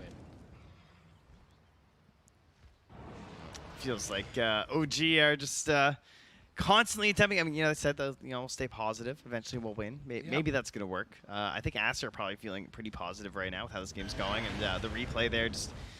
he doesn't feel like he has a choice. And good Lotus, right? Excellently done there to help protect himself going in there on the Doom. And one last round potentially. We'll see as they go on in, set their sights towards high ground. No Tail thinking about it. Gets doomed. Oh, it was the second one, and he might even have another in a moment. As does still have that refresher shard in the backpack, but no Ravage, no buyback. What's coming Aster out? He wants it. streaming in and ready to go. They get buyback just now from No Tail. Get the tide again. Looking It's so for worth it, hoping for it. Thompson is out there. There's the refresher shard. Immediately out with the Ravage, but to no avail. Where is the follow-up damage? OG don't have it. With no clinks, there is no game. And with no game, you best call GG. As Aster take down the 2-time defending champions in a moment here, because I don't care how much you buy back on the DK and the Rubik, they're not going to stop these guys. Eyes on the prize. Aster finished this one off and take it down in the end. Incredible play from this team. They take them down 2-0. That's insane. They just broke so many predictions for the day. That's crazy. Even after game 1, I was thinking like, you know, OG will bounce back. Exactly. I don't think they're going to get 2-0'd. Like, but Aster just undeniably were ahead this like entire series. Yeah. Both games they start with a pretty significant kill count lead. And like maybe they were like kind of even out and stuff, but like they were the ones who were ready to actually make moves around the map, and they were so successful at tracking both games, the map movements of OG. I think that was the key to this series. Right, and to me, the thing that stands out was that it didn't feel like OG played poorly necessarily. Maybe there's some drafting issues that you could go back and try and fix or whatever, but this looks legit. This is like legit good for Master. You've like gotta watch out if you're some of these other teams. I don't know. So after like the games yesterday, it was like not people are gonna be like, my phone's gonna be like looking through the results, like their teams, like, whoa, oh no, whoa, are they back? Checking, White Album back. White Album's back. Oh my god, you know, panic. You come into your first series and suddenly Aster's a real contender again. So congratulations to them, and good luck to OG moving forward after we'll have to a couple see what of happens. losses. Yeah, that's going to be a tough one to bounce back from, but bounce back from it they will need to indeed, because we still have 3 more series of Dota to be played across both of the groups. For now, we're going to go a quick break, and we'll see y'all afterwards.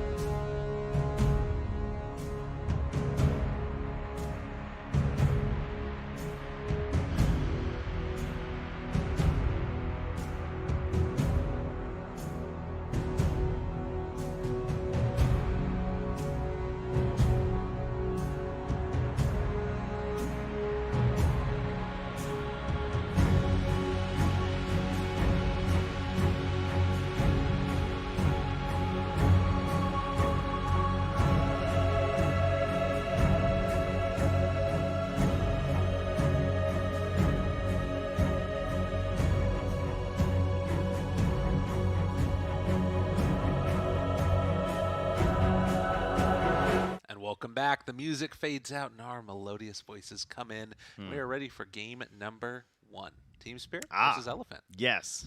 Action-packed. That was all. I was going to leave it off for you to just, like, fill in that void. Kind of staring into the void, speaking of which. The void? The void of the camera, you know. Wow. You're not supposed Isn't to say it? it's a camera. We're directly interfacing with the people. Hello, Ted. Do you think Ted's watching? Probably Period, not. You know. Hello, Ken. No. There's no way. They're Is this not. how it works? No. Just random names. You could also just say, like, Jacob, right, for instance, and then the one person that's a Jacob. There might be more than one. Just one. Only one person named Jacob likes Dota. Yeah. And then he went to do other things in esport. But That's he still right. plays Bloodseeker sometimes. Anyway. Speaking of which, we have a Bloodseeker in the Yes. draft. Actually, we We don't. do? But we do have a draft, so we can go on into the draft now. Why would you indeed. just lie like that? So? Well, you know, it's fun. Lying's fun. That's not what I meant. don't take me out of context. All right. We'll just say that was a mafia thing, and we'll let it go. Absolutely. Wouldn't mind playing some more of that, but right 10 now we're going to be playing seconds some more remaining. Watchin' Dota 2 game where Team Spirit are facing off 5 against seconds Elephant remaining. as we continue our way through this group Elephant's stage. Right now, turn to Elephant sitting at 3-3. They've gone 1-1-1.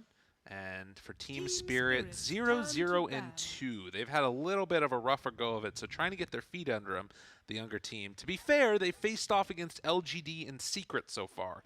So a little bit of a tough couple of matchups. Elephant, on the other hand, have gone against Beast Coast, they've gone against Fnatic, and they've gone against Vici. 10 Where That they're- was this morning. Yeah. And that didn't go well. No, they got rocked a 5 little bit. They got seconds punched in the remaining. mouth. 2-0, eh?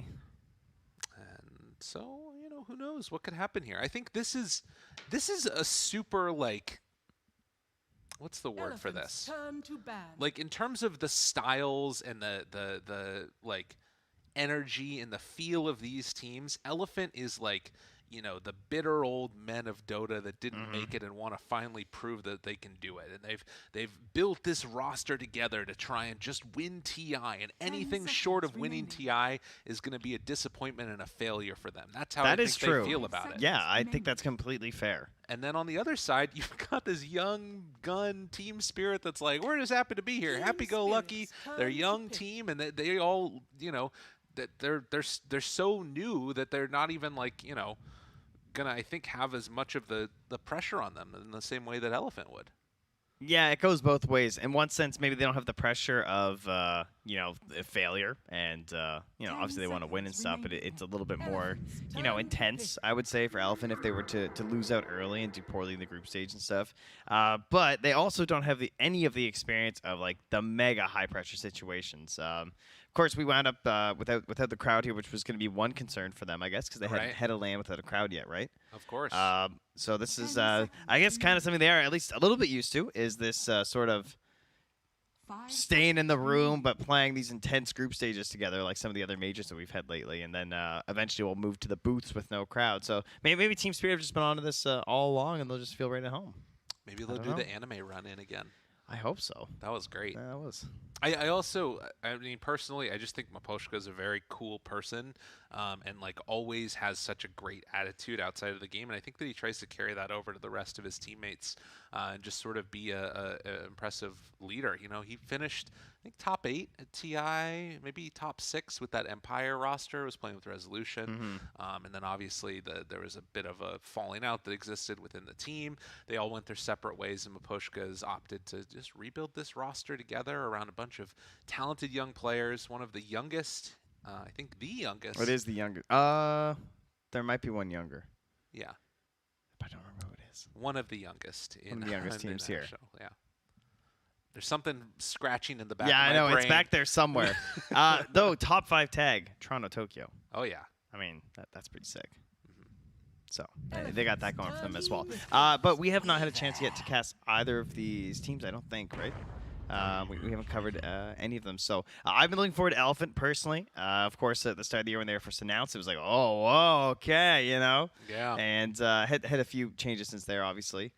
in terms of the position 5 and bring in 10 seconds Big remaining. S Super. So right. as we like to call him, don't be confused with Little 5 S Super. seconds It's an remaining. exclamation mark now, too. Yeah, there you go. That's great. That's how you know it's Big S. Yeah. Big S Super. Back in the day, there were 2 supers in Chinese Dota.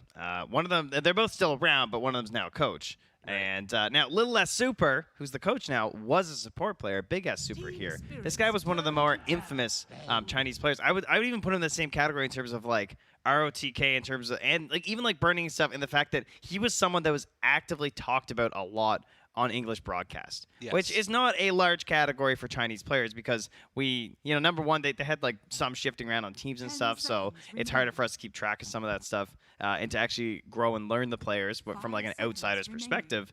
But he just had a lot of personality and stuff that came across on the camera, but also through his play because he just played the same heroes over and over. He played one style, and he was damn good at it. He just played Viper or Dragon Knight, or sometimes Death Prophet. And the Razor. guy, The Razor and was the- Razor, yeah. He just hit towers, sat mid, hit your tower some more, and you came to his lane, he just killed you. You know, an interesting story with regards to that, too. There was the Perfect World Minor that happened a couple of years ago when Kyle was still playing on Complexity and he was still around. And I remember him just sitting in front of it, like in a hotel room the night Elephants before his turn games. to He's just ban. like, do I do it? Do I not do it? I was like, what's going on, Kyle? What's going on? He's like, do I just ban out Razor, Death Prophet, and Dragon Knight? He's trying to figure out. He just bans all of Super's hero. He didn't. Picked, I think, Razor potentially, and then he lost to it, knocked out the tournament. That's what ended up happening. So, That sounds about right. yeah. We'll see if there's a little bit more expanded. But yeah. This time around, going to be playing the ET. Now he's a support. Yeah.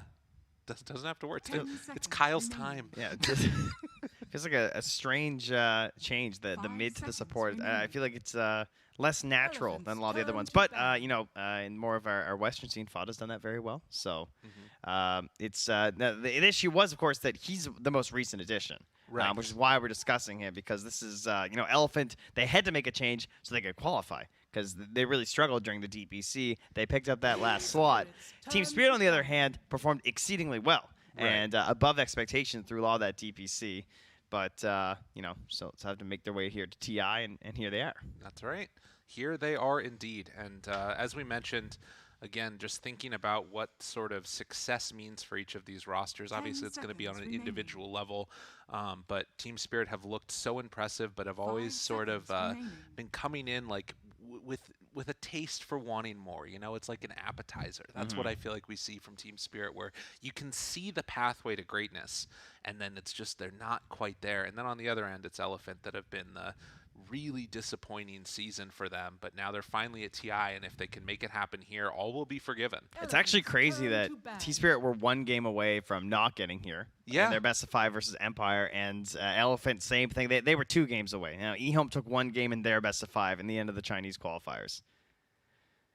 But And now you're here, and like these are 2 like pretty, favored teams. Like I've seen them in many people's 10 top seconds. 8s. I would not Yes. say it's unrealistic to have these teams up there. Yet they're qualifier teams 5 that were also seconds like remaining. not even shoo-ins. I would say Spirit felt like a shoo-in in the region until Empire looked absolutely terrifying all of a sudden. yeah, they looked really you know. good.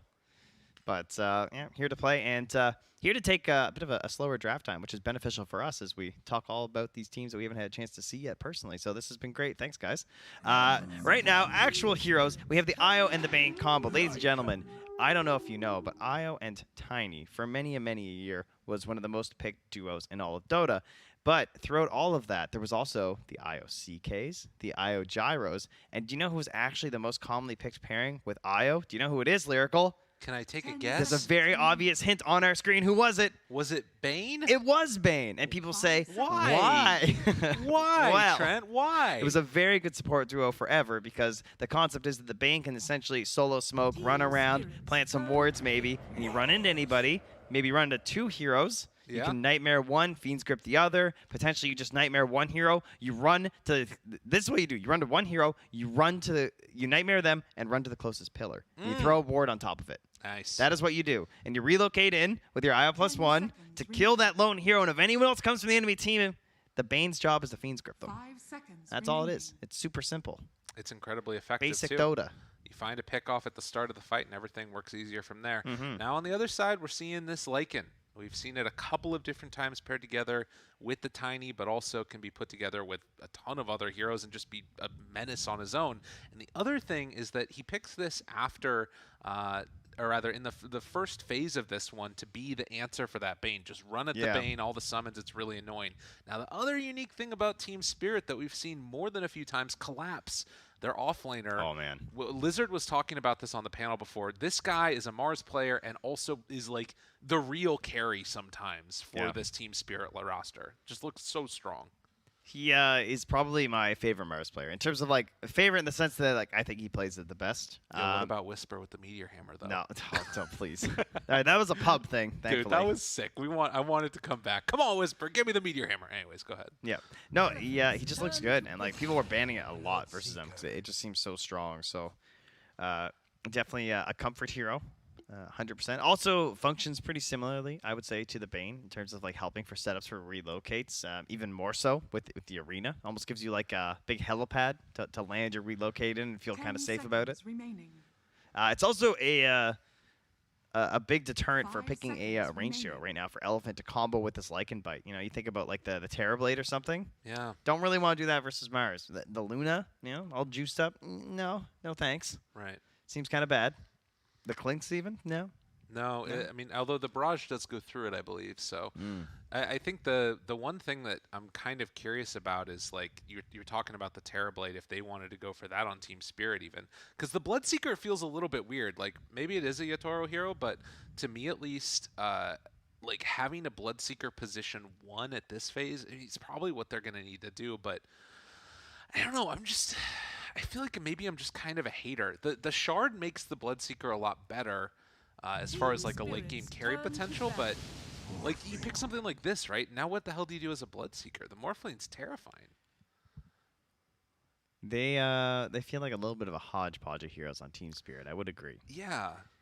They're lacking in a few departments. They've got some pretty good team fight with Mars, but you know that's where it ends. The pick off is the Bane with like the solo stuns and stuff, but yeah, you know, not a lot of tower damage, not a lot of great roshing. They're missing that big keystone hero, and that has to be the next pick here. So I imagine 2 like rather large hero bans incoming here from Elephant. Well, the Eurus Paparazzi, whatever you want to call him, Morphling, is a classic. This was what he originally rose to prominence on, and obviously we're still waiting for a Somnus M, maybe hero for Elephant, and they're going to have that last pick, so do have the potential to go for the counter pick play if they feel so inclined. What do you think about a Toronto-Tokyo Mars? Yeah, I don't know. It's always possible. I'm trying to think if they want like some big hero or if they actually just go for the Bloodseeker one. I'm thinking like, do they go crazy and go like AM? That's where my head's at right now. Yeah, I could see that. And then do a Toronto-Tokyo Mars offlane Bloodseeker. Yeah. Yeah, I like. Well, I don't know about. Could be AM. a mid. Yeah. Well, I don't know about AM, but with 1 pick left, yeah. You don't want YOLO? I don't know, because then you get a counter pick next, right? It'd be a really weird IO pairing. That is for sure. So let's not do that. Let's just assume it's IO Bloodseeker. Oh, relatively Sven would have safe. been nice. I like the Sven ban from Elephant too. Oh yeah, they were on that real early. Yeah. It's like no, thank you. Yeah, I would like this more as a Toronto Tokyo Mars, but Yeah, but collapse. I know it's collapse and all that fun stuff, but I think it's just because I'm a Bloodseeker hater, and particularly with IO, it feels weird. 5 like, seconds remaining. I mean, I guess that you still have Fiend Script out of like relocate, but I don't know, it just feels a little sketch. Not wonderful. I actually have no idea what Team Spirit Spirit's want. Are they doing turn like to a 3 IO 4 Bloodseeker mid Mars and a 1 here? Like where are we going? Because like the mids are just they're dropping here. I mean they're banning out good mid heroes. Elephant are banning out good mid heroes. Yeah, that's why I was thinking the Mars for it, but it's weird. 10 I mean, seconds. they then banned they're out still, 4 like, maybe heroes. They get like Vipered or something. Yeah, or 5 SF. seconds remaining. That feels pretty sad. Ooh, SF. SF for either. Elephant. Just wants an turn to SF, bishop. huh? All right, well that'll do. The Spirit that's still remaining. It feels like maybe they didn't have much of a choice, but the benefit here is that like you can't really pick the Void Spirit because the poll's gonna be pretty bad versus like the Lycan and all these units and everything. It's not really reliable either. Storm, at least you get the target you want.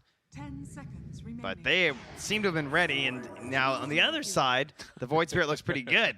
All right, there's no summons, Yeah. no units get in the way. Has great movement options to not get stuck in arenas and blood rights. Well, it's a big hero. The Ags look so good on Void Spirit, doesn't it?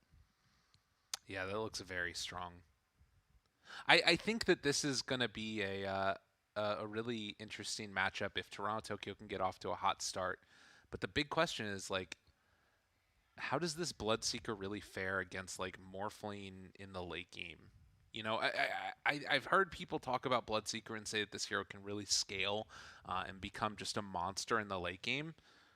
I still think that I've just 10 got like some seconds inherent remaining. bias within me that's like I don't believe that could be as good as 5 people are saying it is, but maybe it remaining. can. It comes down to the right setup plays, and they have the Yeah. setups in a game like this. They have Tether, and they also have a Storm Spirit and a Mars, right? So there's Okay. like a lot of good jump, and if they do their job, Bloodseeker can be the mop and bucket. You know, you're going to show up, you're going to provide enough damage to get the kills, and the follow-up chain silences too, to try and keep things moving in your direction. But Elephant, their lineup looks really good. You got 4 Weaver, one of the best 4s right now. 5 ET, maybe the best 5 right now, I would say.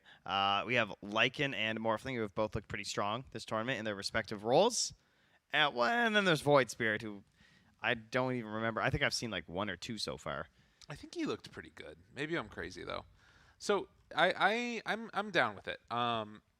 The other thing that I'm sort of seeing is that it feels like Toronto Tokyo needs to be the one that starts the fights a lot of the time. And to be honest, there isn't that much from Elephant that really stops that from happening, right? Like, what's the sort of hard lockdown? They've got a Weaver Elder Titan support combo, and then they've got Yang, so their offlane has no disable. It's like, it's all Void Spirit, you know? Like, if he gets a BKB, Toronto Tokyo has a completely free game. That's true. Like, it's less about the Bloodseeker to me and more that this looks like an amazing Storm game. Storm is true carry. Yes. That is definitely the way I think about it. Wow, I'm just taking a look and like who's the most winningest heroes right now. Tied after 15 games is still winning 2 out of every 3 games. What? That's pretty impressive. hell? That's a lot of wins. That's crazy. It's actually the most picked hero, and that's a crazy high win rate to be the most picked hero. Is that real? Yeah, that's pretty rough. All right, pick Tide, guys. Yeah. Turns out that's the play here, but not going to be in this one as we move into our match. Now, I wouldn't be doing predictions at a moment like this, but do you think a tower will be killed before 10 minutes? Yeah, I think that it might. There's a chance Think? it could happen. Yeah, there's a possibility. And you don't think that, like, you know, maybe Spirit will get the most rush kills, or do you think, like, Elephant would? Not that I'm doing predictions. I would say probably an Elephant one knocking down. Oh, okay. Those Roshes. All right. That seems reasonable to me. They're laughing. They think you're a funny fella. I do too. They're throwing out some purge 30 voice lines there seconds as to well. go. But game number 1 now. Elephant versus Team Spirit. Again, thinking about just sort of what this match ends up meaning for these two teams. You want to be able to get at least one of them. Ooh, wait a minute. Just a fast D ward there. Yeah, that's very nice. Do they have another one hanging around anywhere? There's a chance. Looking for a take of the rune. Koshka, super, all in the area. And it's going to be a quick 3 runes for Spirit. Not bad. Oh, I see. They've gone with the other Die Observers way down at the bottom, doing that same play that Sox was making in a previous match here from OG, where he was just sniping couriers non-stop here, right down where Mira's running through here. So I have to keep an eye on that because, you know, personally, I love playing position for Mirana because you can just take couriers down so easily, and Weaver feels exactly the same. Well, Oh, this is so good versus Io too. So this is the matchup they want, I believe. I think they Tell me want about the it. Mars into the Lycan. Okay. Because that seems pretty good to me. But I don't think you want the Io versus this Weaver, because the Io is so dependent on bringing out the regen constantly on the couriers. And if you're not paying attention, it's just going to die all the time from the Weaver. even if you are paying attention, it might die. That is true, actually. All right, well, we'll see if it happens right here. That courier's running through. Is FY going for it? Wow, I'm like a prophet, dude. Can you believe it? Look at he sent it back. Yeah, they know. His They know. brain's too big. Let's go, Mira. They're super ready. Again, I think it's important to keep in mind like what this sort of series means, particularly for Team Spirit right now. They're sitting bottom of the groups. SG was able to take a game off of Fnatic, as they're going to get the silence I think, now. a series. Yeah, they were able to take the full series off of them as the bunch of trading hits happens up on the top side. So Team Spirit need to get wins, and if they don't manage to take a game off, like you could suddenly drop Elephant down to out of the upper bracket potentially, and it's still possible for Spirit to get upper bracket. It's like so early in the groups that anything can really happen. Oh, and look, FY, he goes after those there. couriers. There's the Blightstone gone. And you know, Mira was paying attention, knew it was happening, but can't micro your allies' couriers for them. But up top, able to find a chase down. Super. Gonna be taken down. Yutoro able to find it. Well done. First blood on that Bloodseeker. Now that is true role playing right there. You know, Yeah. I feel like he would be up for that every single time. And oh man, Mira. Oh Dude, no, another one. No. He got his regen off. And he wasted a sentry. He thought that's where the ward was. Yeah. He didn't know. And he even missed the sentry. Oh, that's actually the worst spot you can place that ward. That ward stinks. It doesn't cover anything on the small camp. Oh, that's so bad. That's unfortunate. And now you're not going to get another one. This lane's a disaster for Spirit right now. Yeah, this is a big problem. They're gonna have to make up for it elsewhere. Now, the flip side to that, at the very least, is that you were able to get your headdress done on Mira, has another salve up, so there's at least going to be like a good chunk of regen going on here, but it's dangerous. Oh, FY, nice spear. This is the way Into you the range. salvage it. FY able to back away. All right, he gets out and pauses the game. Had some lag. He's like, there must have been a lag. There's no way I get speared there. This can't happen. It's like, wait, this guy's really good. This collapse fella. It's like, look at his record. Guys, this guy's played a lot of Mars. You didn't tell me that. Why didn't we ban this? Clearly some sort of a tech issue. But the other lanes here, mid, looks fairly even. Couple CS, and sorry, go. Thanks, FY. Yeah, there it is. I think the other thing, too, is that it's like the little courier snipes, the ward not being available, it can kind of be made up a little bit if like they can get some good CS and sort of sustain throughout. And particularly with this like double wave coming in, it feels like Collapse is getting still a good chunk. 14 and 7 versus the 9 and 5 of Yang. It's like the pain is going to start coming when they run out of that regen, it feels like. Super? Uh-oh. Here on the top side, does Miposhka have enough? The brain set? Maybe looking for a bit more? I won't get it.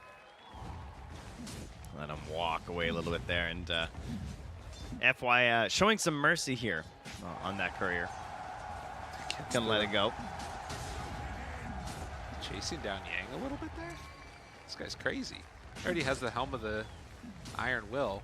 Well, as much as I say it's a disaster and things are going bad in terms of the couriers, guess what? Last hit's still fine. Yeah. Sure, we don't need our pole camp. It's all right. We'll just balance the lane in other ways.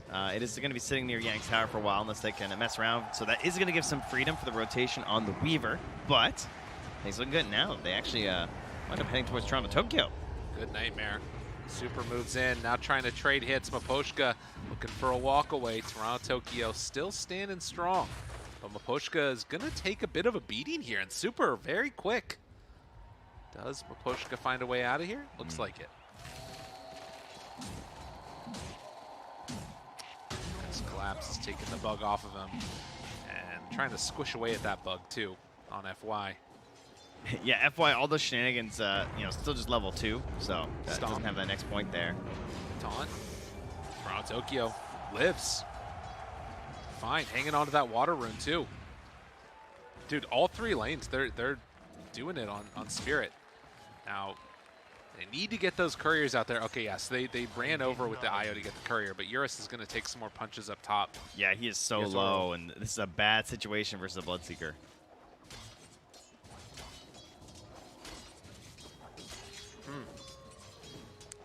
Now they are not giving him anything for free right now. Yang. You also have the supports like trying to abuse this, right? Like Miposhka, knowing that things are going pretty well here in that top lane, gets a pretty nice ward. Gonna try and catch the storm. Catch some rotations for the storm, so he knows exactly where this Void Spirit's off to. Knows when he can try and push the wave a little bit, or as well as if some allies are coming towards that mid lane. But Down bottom, the Bugs are on the mirror here, but always has the break tether and escape. Yeah. And they don't have any way of stopping that. Ooh. Still, it is a lot of damage, though. That was a nice hit by the Lycan. He, like, positioned himself so that when the tether came through, he could still punch him. Yeah. That was nice. But FY just constant chase down here, and Gets another courier. oh, that was actually collapse. FY actually lost his courier. Finally, some revenge there on this Weaver, who's been sniping the little donkeys here. Regen picked up for the Storm. Oh, the Nightmare into it. Now Super. Oh, no, we got caught by the sleep there. But a secondary sleep, and now the taunt, the pullback. Yeah, I'm really impressed. Toronto. We got another little shout out for Purge. Yeah, that was Collapse shouting out to the Weaver. They finally got the kill. Nicely Sniped played. it with a sentry and a spear. Oh, and Poshka gets the brain sap off. A 2,000 gold lead already, 3-0. Elephant don't know where to look. They're killing it across all the lanes.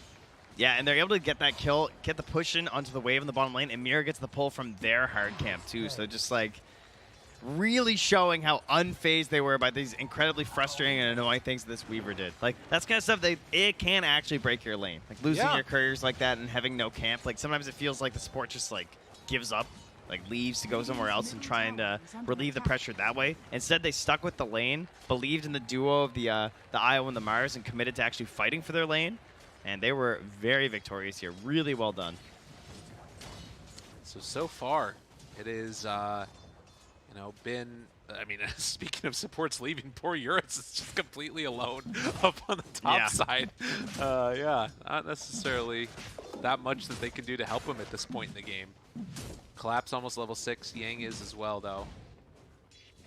And Mira just going to try and make sure that Collapse has a perfectly fine and dandy start to this. Where is the rest of Elephant? Like, I feel like what's happening? Super's kind of running in circles, trying to find good wards and D wards. Has missed the obs up on the pillar, and because of that, like all his rotations are known right now. So the side of Team Spirit, they just see a ET quite literally wandering left and right. They're probably a little confused at this point, and well, they know he's not here. And the silence off. He was able to get the strength form though. Very interesting. I mean, he's still holding Rupture, and you force this TP too, right? So. Oh, and they were stacking up for all that was happening. But that vision, it was all counted by Team Spirit. So Storm right now going into the jungle to take these away. Just securing a bunch of those stacks. That has got to be so frustrating. Yeah, they're going to be very disappointed when they rotate back up there. And they have just no idea what's happening. Toronto, Tokyo, this is 2 runes, one after the other that he's been able to get. So a DD now. Now, of course, I think the thing to keep in mind about this Elephant roster is that they're definitely a team that like has the potential to come back later based upon like, you know, solid rotations and decisions on when to go as a team and stuff like that. Veteran experience. Exactly, right? Like that's definitely something to watch for. Spirit's laning stage is out of this world. Flawless so far. 3-0. No kills here for Elephant. You don't win the game in the laning stage. You can lose a game in the laning stage, though. True. But I don't know if Elephant have gone that badly so far. Oh, no. Things are all right. You know, they have a couple tools here, right? They have the Helm and the Wolves actually just doing all the last thing in the bottom, so it's kind of nice now. And they would love to try and go for a play, but Toronto Tokyo is also in the area. They see it on a ward, though, so they should not be caught by the storm. Still hanging out. Could go for that play if he wants to. FY. I mean, it's a lot to commit with like a zip from Storm to go for the kill into Weaver. Especially if you like forced to use a Dust or something like that. He has a DD, though, and again, they see this coming. So he's not allowed to die. All right. Killing the Helm of the Dominator creep. I mean, that's like a kill right there. Missed. That's 100 gold. Not bad. They're going in. They're going on to Mira. Arena down. Nowhere left to go. Yang. That was not the play there. Can they kill him off, though? Is it, though? Chase big from downtown. Toronto, Tokyo able to kill him. They lose the IO. And now another Helm of the Dominator creep. But this is still a DD Toronto, Tokyo. They're going to kill this one also. So they managed to find the kill on the Lycan and take down 2 Helm of the Dominator creeps. That was strange. Yang was like, he won't spear me. That's basically what he said. Yeah, that's super bizarre. But nonetheless, he did. He did indeed. And Miposhka maybe going to look for something here on Somnus, or just keep the creep wave off the tower most likely. Well, I am very confused by that one. Maybe just feeling like he has to force some sort of a fight and try and get something going for them. Jeez, we're already up to 8 couriers killed, seriously? That's kind of crazy. Radiant's middle tower is under Well, attack. they find him. Fiend's grip used. Everything dropped down, and maybe the one Somnus M going to be killed off. From bad to worse, and now they got Super again. That's their big hero. That was their highest net worth. He's just gone. A Fiend's grip. Dude. And they haven't even done like relocate plays yet. Collapse has an armlet. But wait, there's more, you know? Yeah. Radiant's Wow. top tower is under Spirit are looking good. They've made every move that they need to, and Elephant just looked lost. What's crazy is that he went armlet and the Bloodseeker is still going like a damage bill. He's still going Maelstrom. There's not like an Atos somewhere or anything, right? So because they have this Storm and this Bane, and Toronto Tokyo is going to go for the Orchid, he's going to be their control. And they'll have to wait a while until Collapse is able to help out with the Blink Dagger since he rushed this armlet, but it's just going to help him so much in the long term. Especially versus an ET, right? Yeah, it's really nice. He's going to be like at plus 10 armor when he activates that thing. That's so sick for the plus armor. All 3 lanes have gone well. I mean, Weaver is, again, like a little bit ahead of the IO, but that does not make up for the other problems. It can all be lost in a moment. If Spirit overextend, they can get punished hard. So it's something to watch for. Yeah, one good sleep ulti. People are low. There's big chase down potential with the Lycan and the Morphling. Yeah. One would assume that we're potentially considering some eventual Ags on the Lycan for the Morphling too. But it's a ways away. Long ways away. Claps didn't want to kill that center. Oh, he's going back for it now. No! But yeah, the sort of passive, I guess, mid-game that we're seeing from Elephant, I can't really say laning stage anymore. They really don't feel like they want to do anything before they start getting these couple of item timings off. But like, what is it that they're really looking for? I mean, is it, I guess, a Eul Scepter for Somnus? He has it done now. You know, you say mid-game, and I think, like, that sounds too early, but if it's a 25-minute stomp, we are at the mid-game. Yeah. So we'll see if Team Spirit can hit that pace. They're not quite there yet, as you said. You know, Elephant aren't really that far behind. Momentum-wise, I'm guessing it feels pretty bad in the atmosphere, I would guess, for Elephant right now, because it doesn't feel like much is coming online anytime soon to do something. Like, Eurus will have a Lincoln, so there's pretty big pressure for Eurus to make good plays with a Morph ulti. That's where I would be looking right now. You know, you got to find the big play. You gotta be the Rubik right now as Eurus. Well, we'll see if he can make it happen. Not always his most comfort place, but they will find Mira. Eul Scepter into the Remnant, and that should be a quick and easy pick off there. Although, he found a creep. Nah, it's not gonna be enough. Super comes in, gives him a punch. And in the meantime, Elephant also able to take down these Ancient stacks. So, game plan, it feels like, for Elephant is sit back, relax, absorb the pressure. Oh, almost caught him there. Yep. They did, actually. Got the Morph off, though, so doesn't matter. Mid lane, looking for something. Somnus goes for the jump away. Now, Storm going in further, dodges the stomp. They got the net. Oh, able to catch now onto Yang. Spear comes out again. Dodges. Yang hoping to escape silence, but one last punch from Collapse with the armlet. It's more than enough. Miposhka game body blocked by FY, though, and the waveform through as well as the jump, the step. It's more there. Collapse tries to back away, doesn't have that much mana, but there's the pull-in, and the silence afterwards takes him down. Eurus gets demolished. That's the Orchid revealed, and finding more for the kill. FY gets hit by the spear. Collapse trying to chase, but they won't be able to find anything. I can't believe he tested him again. Yeah. So yeah, come on, let's go, Arena. It's like, yeah, okay. He just runs in there as the Lycan and gets speared once more for the eventual kill there. They're chasing. He is passing his exams flawlessly. Oh, FY. Wow, they actually got him in the end. Damn. Dude. That was a long rundown. That's crazy. That's what happens when your hero's got no boots. Well, everything going the way of Team Spirit.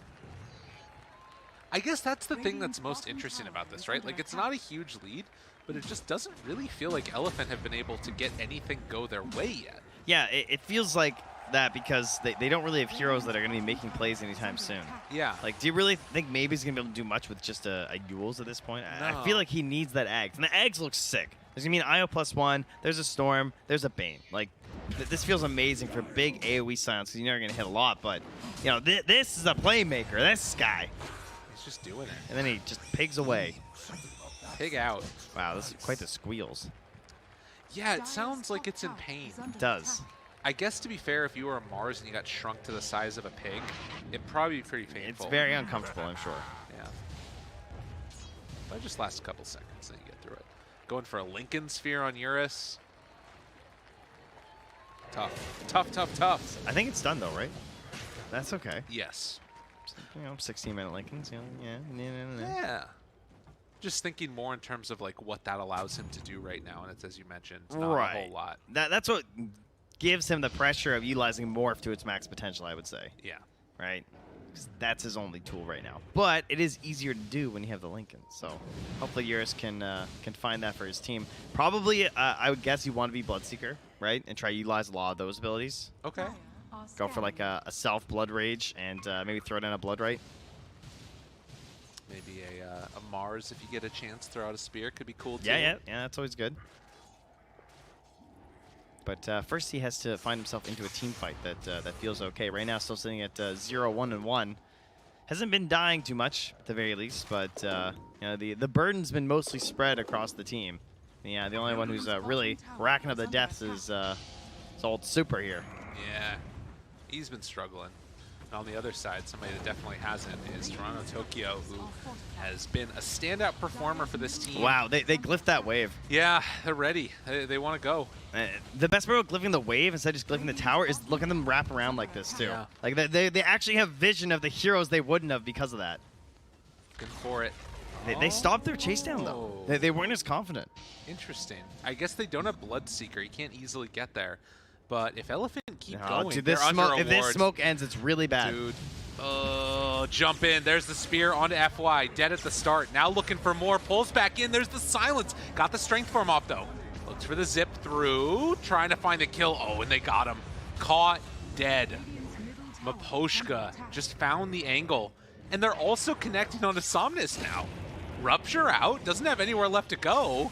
Tries to escape. They pull him in. Gonna pull him down and get the kill. Dude, Team Spirit are just absolutely wrecking Elephant. Yeah, they're on fire right now, and that one was kind of tight because the Wolves were nearby where Team Spirit were, and if that smoke had ended, they would have had a really good There's idea. no way that we could possibly Yeah, lose. we're winning. They wasted their Cataclysm. It didn't. Their Chronosphere is down. We can certainly fight, but you know they don't have any defensive items actually on their team. They just have some Yule Scepters. DJ did purchase the Fire Shield Shard, so he's been slapping that on his teammates, which is a great way to reduce the damage that Void does. But you know, other than that, Lotus, Lincolns, they don't have a Force Staff, they don't have a Glimmer. Either of those items might have saved Queen of Pain, for example, but they're not working with it. They didn't need it until that moment. And then they were like, man, we really needed that. He bought it. He got the Wind Waker. And that's why Tiny didn't have a Force Staff or a Glimmer, because he's like, I know what I need to make sure Cataclysm does not guarantee kill one of my cores every fight for the rest of the game. And it's that item, Wind Waker. It's the second Wind Waker I think you and I have cast. I think so, yeah. Yeah, I think we saw a Puck have it the other day. Smoke Raven break. does get revealed. Looking for the Chronosphere, manages to go and grab 2 of the cores, but there it is, there's the Wind Waker. Buys him just enough time. Chuen, though, not going to be quite as lucky. BKB coming out, they'll be able to go and use the Winter's Curse, holding this Luna in place, as over on the other side, it's not looking great for DJ, not looking great for Jabs. Cores, though, they need a bit of help. There's so much damage. The Fear, the Exorcism, they blow up Raven, and this is looking like a very dead death, too. They were not ready for that fight, and there was a perfect Observer Ward placed by LGD waiting for them to cross the river. They had perfect vision. They get the big Chronosphere, and even with that Wind Waker save on Luna, Quap dies instantly, no buyback, and all of a sudden, LGD is ahead. And let's think back, guys. Fnatic's been crushing all game. Here's that replay once again. They grip the Quap to guarantee her death. Ame's DPS is actually pretty solid now. He's able to clean up DJ on the backline. Winter's Curse offsets the BKB. In the Eclipse of Luna, then they tornadoed. It just allowed them to separate the fight so well. And that one mistake with Quap dying mid has opened up so much for LGD. They do not have buyback on their 2 cores right now. They're just ripping through these buildings. And I wonder if PSG, I feel like perhaps they're going to play a bit safe. But if they knew, do you think they would try to put even more pressure over here on those cores? Or is that too risky? This is the way to do it. They're too calm and It's collected. pretty safe. I mean, they just got a big net worth advantage. It's going to make the map positioning better for the rest of the game. I feel like they're Fnatic so would, happy. though. Like, the way that they're so aggressive, the way that they play, they'll be like, let's go. And in some ways, I would argue that even if LGD knows they have buyback, it's safer to take their racks, right? Because you're less out of position. When they buy back, you can more easily escape from the enemy's base, and they don't have Chronosphere Exo anyway, so if they get caught, they're like, they really don't want to fight. So this is just a safer move. Get big gold advantage now. That was like a 15k gold swing from the advantage that Fnatic has, insane. and now they're playing from behind without any defensive items other than the Wind Waker. They're out for blood again. Death and Chuan looking for anyone that they could possibly find. It looks like they're going to be able to just barely teleport away. They'll be able to find them this time around as they check the tree line. Ooh, Spell Prism, very good for Death Prophet if she wants it. But maybe gonna go to somebody else instead, like Vaseless Void or Invoker, who would love to have lower cooldown as Refresh Orb and Exorcism, or as Cataclysms. Double damage now on Void. His Chronosphere is up again. He's gonna walk right into death here. Man really doesn't like his level 10 talent. Thinks it's so bad that he'd get literally anything else over it. Interesting.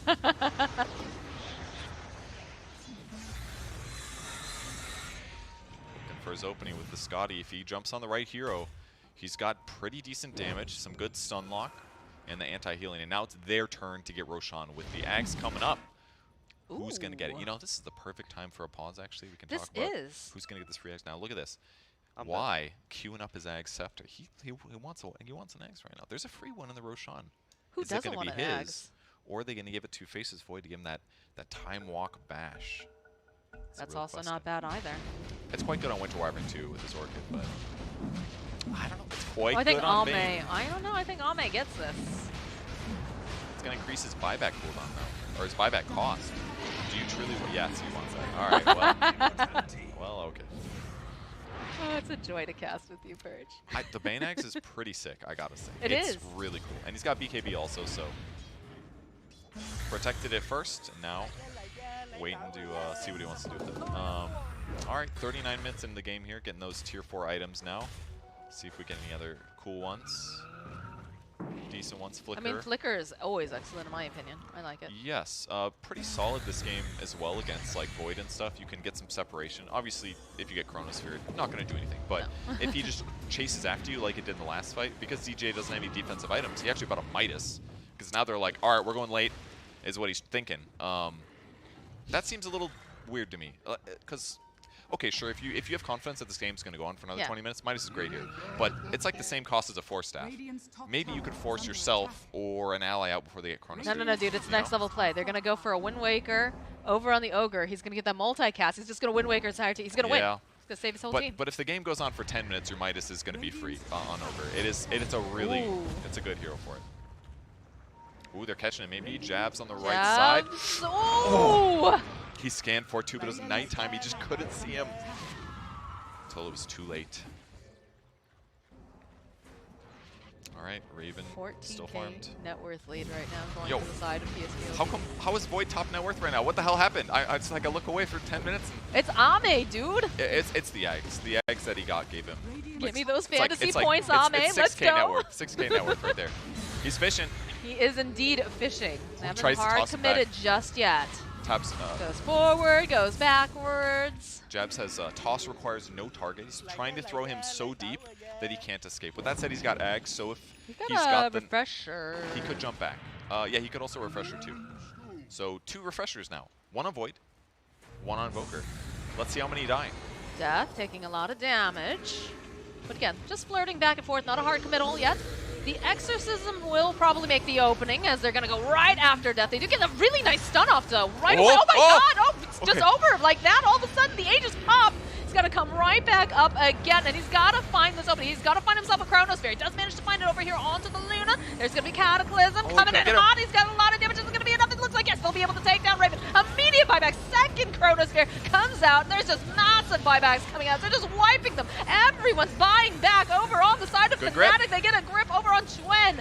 They do manage to take down Y, but the rest of PSG LGD, they're happy. They forced out 4 buybacks. Oh, and they might be getting themselves a little something extra, a little goodie bag here, because they're just going to tip away over onto this Death Prophecy silence, and there's just so much damage. It's buying a lot of time while this is going on, but eventually, oh, this could potentially jabs. He's got a chase, wants to prevent him from getting out. He's got a TP ready, so all he's got to do is jump pretty far. He's good now.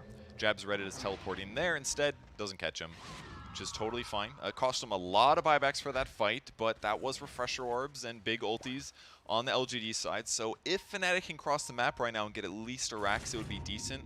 More likely, they're going to force a buyback, but without those cooldowns, maybe they will be too scared to engage.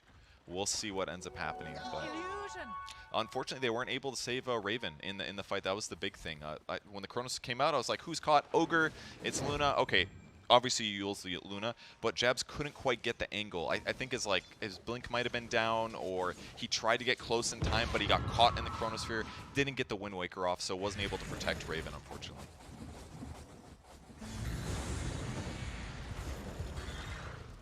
You can feel the bloodthirstiness coming out now from the side of Fnatic. They've already started crossing the river. They're trying to get into position. And they need to use this cooldown to their advantage right now. Yeah, they really do want to use it. 40 seconds for Chrono, 54 for Refresher on Void, so they don't have a lot of time, but again, this is the downside of being behind on Rax and map position. It's like when you do get some advantage, you got to cross so far, and you didn't kill enough heroes, and it took a little too long to kill Death Prophet, maybe as a result. By the time you get there, she's 30 seconds away, and yeah, they don't even have to buy back on LG. But Fnatic does have great map positioning. They got some wards down, but now that the spells are almost off, they're going to retreat again, it looks like. PSG LGD now, they're feeling confident, they're feeling aggressive, they go for a smoke. Death hiding in the tree line, as is DJ. Trying to get as much information as possible, but they don't see them. Looks like they're going maybe for a wraparound play. You can see some pings coming out. Putting a ward down by Roche, that one will be useful later on, or just for now, spotting heroes as they might approach. There knows the tornado, that'll give them information about where LGD is playing. But it's better for Fnatic to stay over here by the tri-camp. You can cut the mid wave and the bot wave, and those are the two Raxes that they're struggling in anyway, so it's going to help them make sure that LGD can't cross the map very confidently. It's going to force LGD to play the opposite side of the map, and it's going to make it potentially easy for Fnatic to hit some buildings. Because right now their creep wave's about to approach. They could go hit buildings mid if they feel confident knowing where LGD is. Like Ame showing top right now, for example. So eventually they're going to have to go back, or they can threaten some split push, and let's see what they choose. One TP coming back. I think that got spotted by Nothing to Say. But yeah, everybody on Fnatic now backing up. Except for Chuen. You've got to be feeling a little bit nervous right now, Fnatic, right? You just expended 4 different buybacks. Yeah. If you get caught out again, that could just very easily be the end of the game. Oh yeah, it's the end. If 2 cores die before getting any response kills, yeah, the game's over. So it's all about the initiation, the vision, reading the map, where your opponents are putting their heroes, are they fully together. And frankly, that doesn't even matter much. You just need a Chronosphere and some global spells. So look how fast John's just like, nope, nope, nope, nope, nope, nope, nope. Yep. He pops that haster and says like, yeah, no. He saved his recipe though, so that's good. He was about to buy a plate mill. So gotta keep your Shivas. They don't quite have one yet. Attack speed reduction against Void would be nice. Silence immediately. Chuen getting found again here. Needs to be careful with this tornado.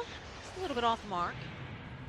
And Raven ended up selling his boots and bought an Aeon Disc, which is the right choice. It's all about surviving. It's all about that burst. If that pops before the Cataclysm hits, he takes 0 damage for that 2.5 second window. It's going to give him a second way to cover himself, basically. But I'm dead. I think if they hit at the same time, though, he might just instantly die. I'm not 100% sure. Because it's 2 sources of Cataclysm damage, so we'll see what happens, potentially. Like, if you're full, let's say you have 8 HP, but you're full. Right. Is your Aeon Disc going to proc, or are you just going to die? You probably die. Or maybe, that's a bad example. Let's say if you have 2,000 HP, but you're full, and each Cataclysm does, like, 1,200 damage. Mm-hmm. Is the first one going to proc your Aeon Disc, or do they hit the exact same time? I'm not sure. We'll find out. It could matter. But on paper, Aeon Disc is like one of the only solutions other than the expensive Wind Waker. Oh, and we have a new one. Timbersaw bought one too. So they just got to stay spread out and pray that Faces Void did not get Chronosphere AoE, which he did not. That's good. Probably wasn't a bad idea to skip it, but like, you know, Chronosphere AoE when you have Cataclysm is real good. Aeon just picked up now for the Winter Wyvern. We're reaching that state of the game where it's all about who can outlast each other, who can survive the longest so you can get out the damage needed. And look at this movement coming out. The Hex immediately, Ame finding death. The Aeon just immediately proccing over here. Throw out the Lotus. He's going to have to use that Yule's by a little bit more time rather than the Windbreaker that he just picked up, but there's too much damage. The Fear on top of that. Oh, the bash. He's not going to be able to do it. He's got 1 more second till he comes up. No, that is a dead death. Over on the back line, Chuen trying to poke, trying to get anything. The Chronosphere does come out, though. He has the BKB, so no, that's just too much damage. Chuen will fall. Buyback now. He's the only one over on the side of Fnatic with that buyback. Exorcism has been used.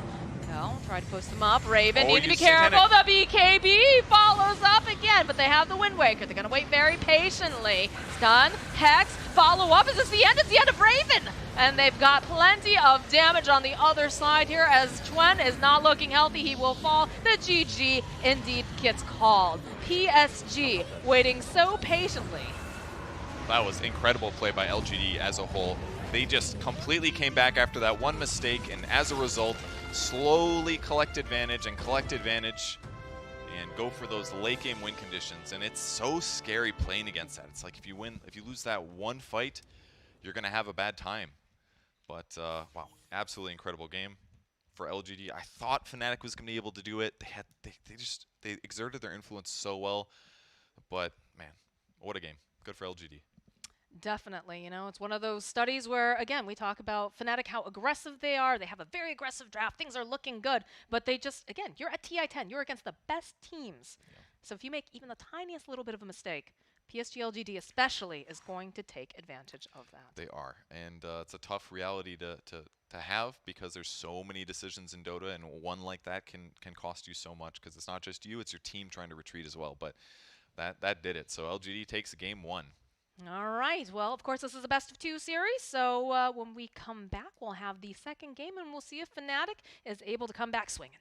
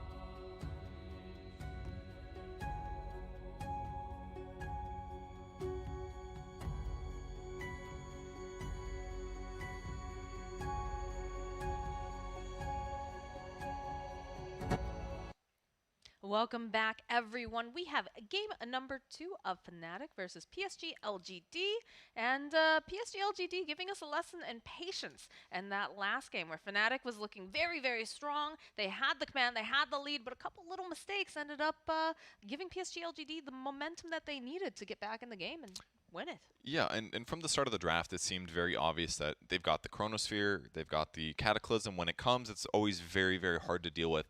But Fnatic was so far ahead, I was like, I just don't know if it's going to come to a point where it's not going to matter as much, where like their cores had so many items ahead that it's like they've got this big padding of like 500, 800 extra HP more than normal. So I was like, I think they're going to be able to survive through this. I mean, the Tiny frickin' spent almost 8,000 gold to get a Eul's just to save one of his cores. They got the items, but it was that moment when they went high ground mid, they poked a little bit too deep on Quap. Quap dies, and it's like their ability to turn fights and get kills when they get ran down wasn't there, and they lost too many heroes. And then all of a sudden LGD was back in net worth, and then it was like, oh, now we're really vulnerable to Cataclysm because they've caught up a lot in damage. So just a little mistake led to this like place where PSG LGD could like play normally and abuse their strat, and they got to do it. They did it very well. So good for them. A little different this game, though. AAA Lycan banned again, and then there's the Monkey King and the Tiny banned in the first phase. Tiny was pretty instrumental in the first game. Actually, he played really impressed me on the 4. Tiny, not that it's not bad, it's good. We know it's good, but carry Tiny has been stronger. So they showed us like, guys, we can play support Tiny. It works too. So well, that's the problem, right? The problem with a lot of these heroes currently in Dota 2 is the fact that you can move them into so many positions right now, which I think I love that about the past. I love that we have that kind of freedom. But definitely, you know, the fact that you can move Tiny, he can be in that core position. He can be in the mid position. He can be in the offlane. He can be in any of them. Probably not a Tiny 5. I don't think that's necessarily that good. But, you know, you have that. And you've been seeing it with Weaver now. Been seeing it with Monkey King. Definitely very, very strong. Magnus even. You can see Magnus in the mid. You can see him in the safe lane. I think Samael's been running that. And you can also run him off lane in support. It's a very fun patch. But, like, look at the size of these two lads. These are some very, very big Dota 2 heroes. And two thick boys. Two thick boys, for sure.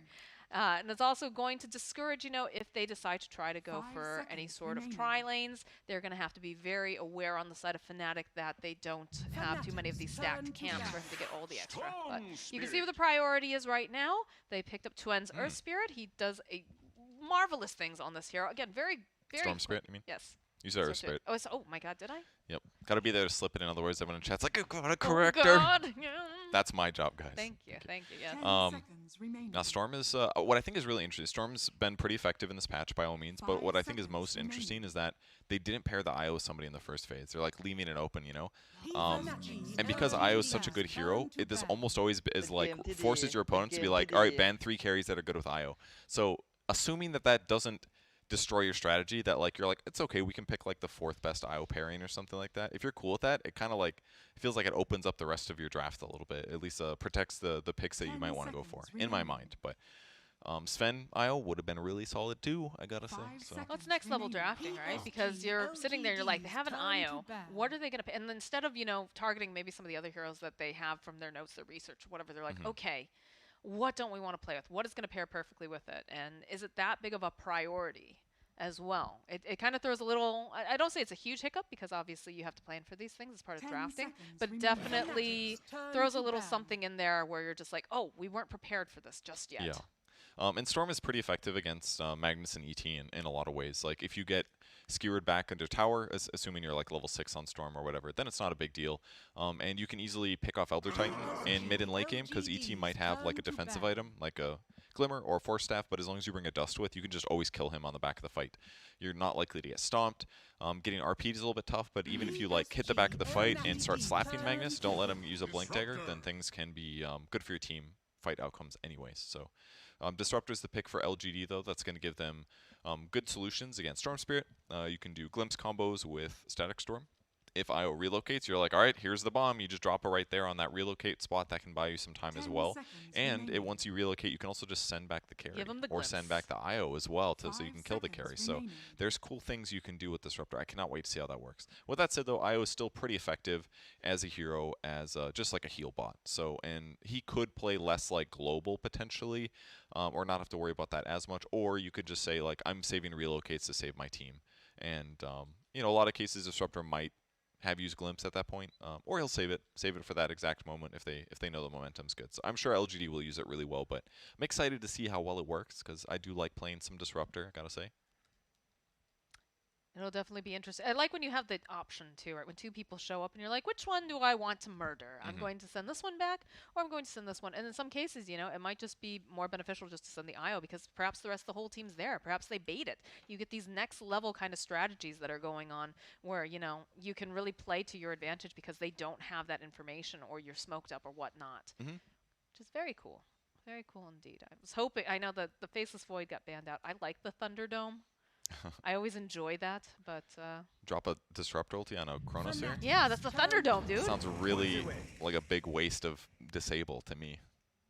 You could have Does damage. 9 seconds of disable, and you're right, it does do Does damage. And dude. Sometimes in the early game, that's Look, all you got. Sometimes all you have is a Witch Doctor. if you're level 15 Disruptor and you got that plus 2 seconds Static Storm cooldown, sure, slap it down, because then like when Chrono ends, you still have like 4 seconds of big old damage to set. But early game, Thunderdome, good meme, bad play, generally. Okay, what about if you have a Mars and you're trying to do the arena and that? Yeah, as well? I'm down to see the Thunderdome that more- way. is Yeah, that more absolutely, because preferable? they can cast spells in there. They can do stuff in You there. can cast spells into a Chrono as well. You just have to be on the outside of it. No, I'm saying like if Void Chrono somebody and Void's your friend, you do not want to Static Storm the Chrono. That's bad move. That's a bad move. Unless, like I said, it lasts for like 7 seconds. Because it's like the overlap isn't a big deal. You're like, oh, I'm doing damage, and they'll still be disabled afterwards for a couple seconds. That's all. This is very exciting, guys. We now know how to trigger Purge in every single one of his Yes. pubs. If you are playing Disruptor and there's a Faceless Void, do it. Purge, is And it then worth write it to four- spend four 100 Purge. mana just to do 4 75 magic Purge. damage to somebody? No. Use that nuke and attack them 3 times, guys. That's how you win lanes. Come on. PSG That's how you get to TI if you're perfect. They still get the IO Gyro combo. We did see it successfully yesterday by LGD. Oh, But they're I mentioned going. I mentioned it to somebody else, and they're like, yeah, that's the only time IO Gyro won all day. So I think that's why they left it through. But was it LGD? No, it was Elephant. I think Elephant was the one I think that Elephant played played it, yes. So it worked good there. Tinker is the pick for LGD, though. That is, I hear that's had pretty decent success. I'd be slightly worried about a Pango as a Tinker, 5 but seconds remaining.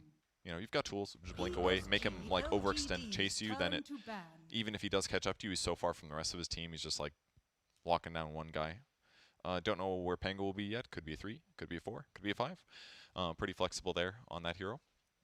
But yeah, Tinkers have shied away a little bit from like the Shiva's builds from what I've seen. They go a lot of Ags. All right, well, I do my homework, all right? All right, what So you I'm got? looking at this, and I'm looking at the fact that Faith Bien plays a lot of Magnus in his pubs currently.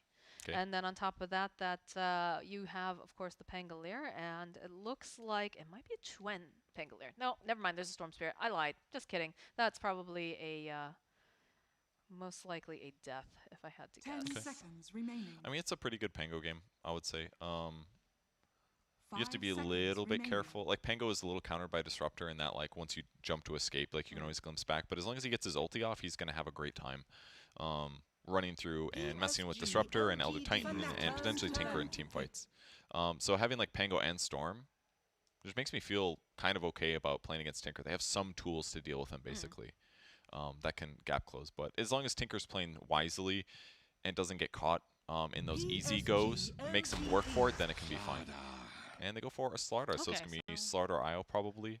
Yeah, Pango I would Gyro. think that Death is probably going to be playing that Slardar. Also, just, you know, we see this Tinker, and I know Leon Arthur has been, like, praising the Nothing to Say Tinker. He's like, it's happening, it's happening. It's going to be coming to all of these games soon, 10 so seconds should be very remaining. excited to watch that, because apparently he is very good 5 with this hero. seconds remaining. I believe that, yes. I do like Slardar this game, though. There aren't that many disables on the LGD side. Well, that's not exactly true, but there's not, like, easy, cheap ones. Like, if Slardar runs at you, how do you react to it for LGD? You can't glimpse just be him. like, okay, you can glimpse, but that's kind of like expensive. It's a little bit slow sometimes. Sometimes he like runs for it, gets a stun off first.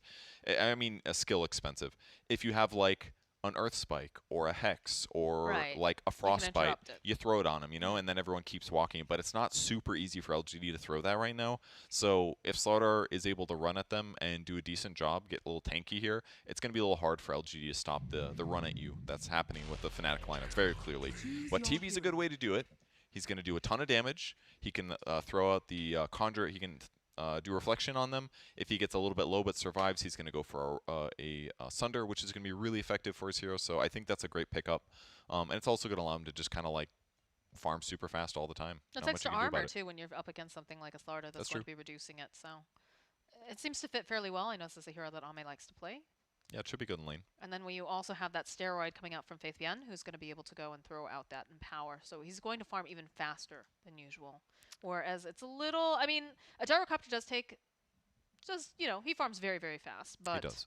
I think at this point, like, it's going to be a huge problem for Fnatic if this Terrorblade starts to overtake it. For sure, yeah, because especially once he gets like Scotty territory, then you're getting slow on a ranged hero. And like already Io's supposed to heal you, so it's like Scotty is like the terrifying moment for Fnatic. If they're not like ahead like they were last game with net worth, then Terrorblade being like equal or slightly higher farm is going to feel pretty dangerous. It does still have an Io to back him up, so you know technically any gyro is going to be stronger with Io. Sure. But yeah, if it's a little bit scary. The Terrorblade matchup looks pretty solid to me. But with that said, they have great dive team fight in the early game for Fnatic. On the LGD side, their team fight can be good, but it's a little bit hard to land their disables. So ideally, they want to be the ones to initiate, I would say. And the other thing that's kind of interesting is Jinq is playing Elder Titan 4, so he's going to have more farm priority. I feel like almost every ET I've seen is a 5, so maybe that'll be a bit different as well. What do you think we're going to see like built differently than if he's allowed to have a bit of that farm? If he is built a little differently as a 4, possibly some like Ags build, he's going to have a defensive item, most likely, something like that. Therefore, he won't have to worry as much about like Storm Spirit or the other heroes. So I assume that's where they're going on ET right now. Ags, defensive item, something like that. Jinq breaks smoke here. Did have an... Oh, that was kind of cool, actually. Oh, that was really cool what they just did. He had 2 Observer Wards on his hero. So as he got to the mid lane, when he got clicked on by his enemies, they're like, oh, he still got an Observer Ward. He definitely didn't place one just now. So you can, like... Assuming... I mean, they might check, like, the other side, but that was a really cool way to do it. You can tell we're support players. We really get excited about these things. Hell yeah. Hell yeah. And we're getting a big skirmish here.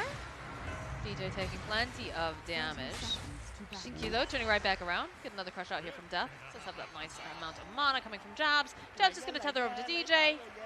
It's already got the headdress online, so that was a big punch. You can hear the crowd right now. You can hear them. We're getting cheers on both sides this time. We had it the other game, too. It was like so one-sided for Fnatic for the early game at least, Of course, because Fnatic was winning. I guess so, yeah. Do you cheer like that loud when your team is losing, Purge? I mean, it happens sometimes. It does indeed happen, but Ooh, Ame this is in trouble. looking scary. There's plenty of heroes here. Ame trying to survive just a bit longer. No, he is going to be the first blood going over to Death, and Death will take plenty of damage, but not enough to actually fall.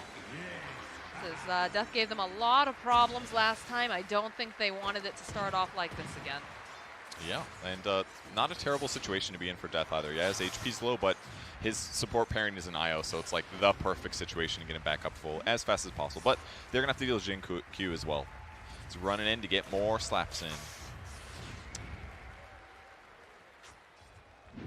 Death is sitting very low. I mean, I know that Jabs is able to provide some of that regen, but does have to be a bit careful with the amount of damage coming out. Raven getting skewered back on the bot lane to take a little pressure, but he'll be relatively fine. DJ's got lots of regen. There's the salve popped. So far, so good. We're definitely going to see some kills in this game, let me tell you. I am very much looking forward to that. Chun is having a miserable time over in that mid lane, I swear. He's farming all right, but again, you're playing against Tinker. Tinker's got so much burst damage.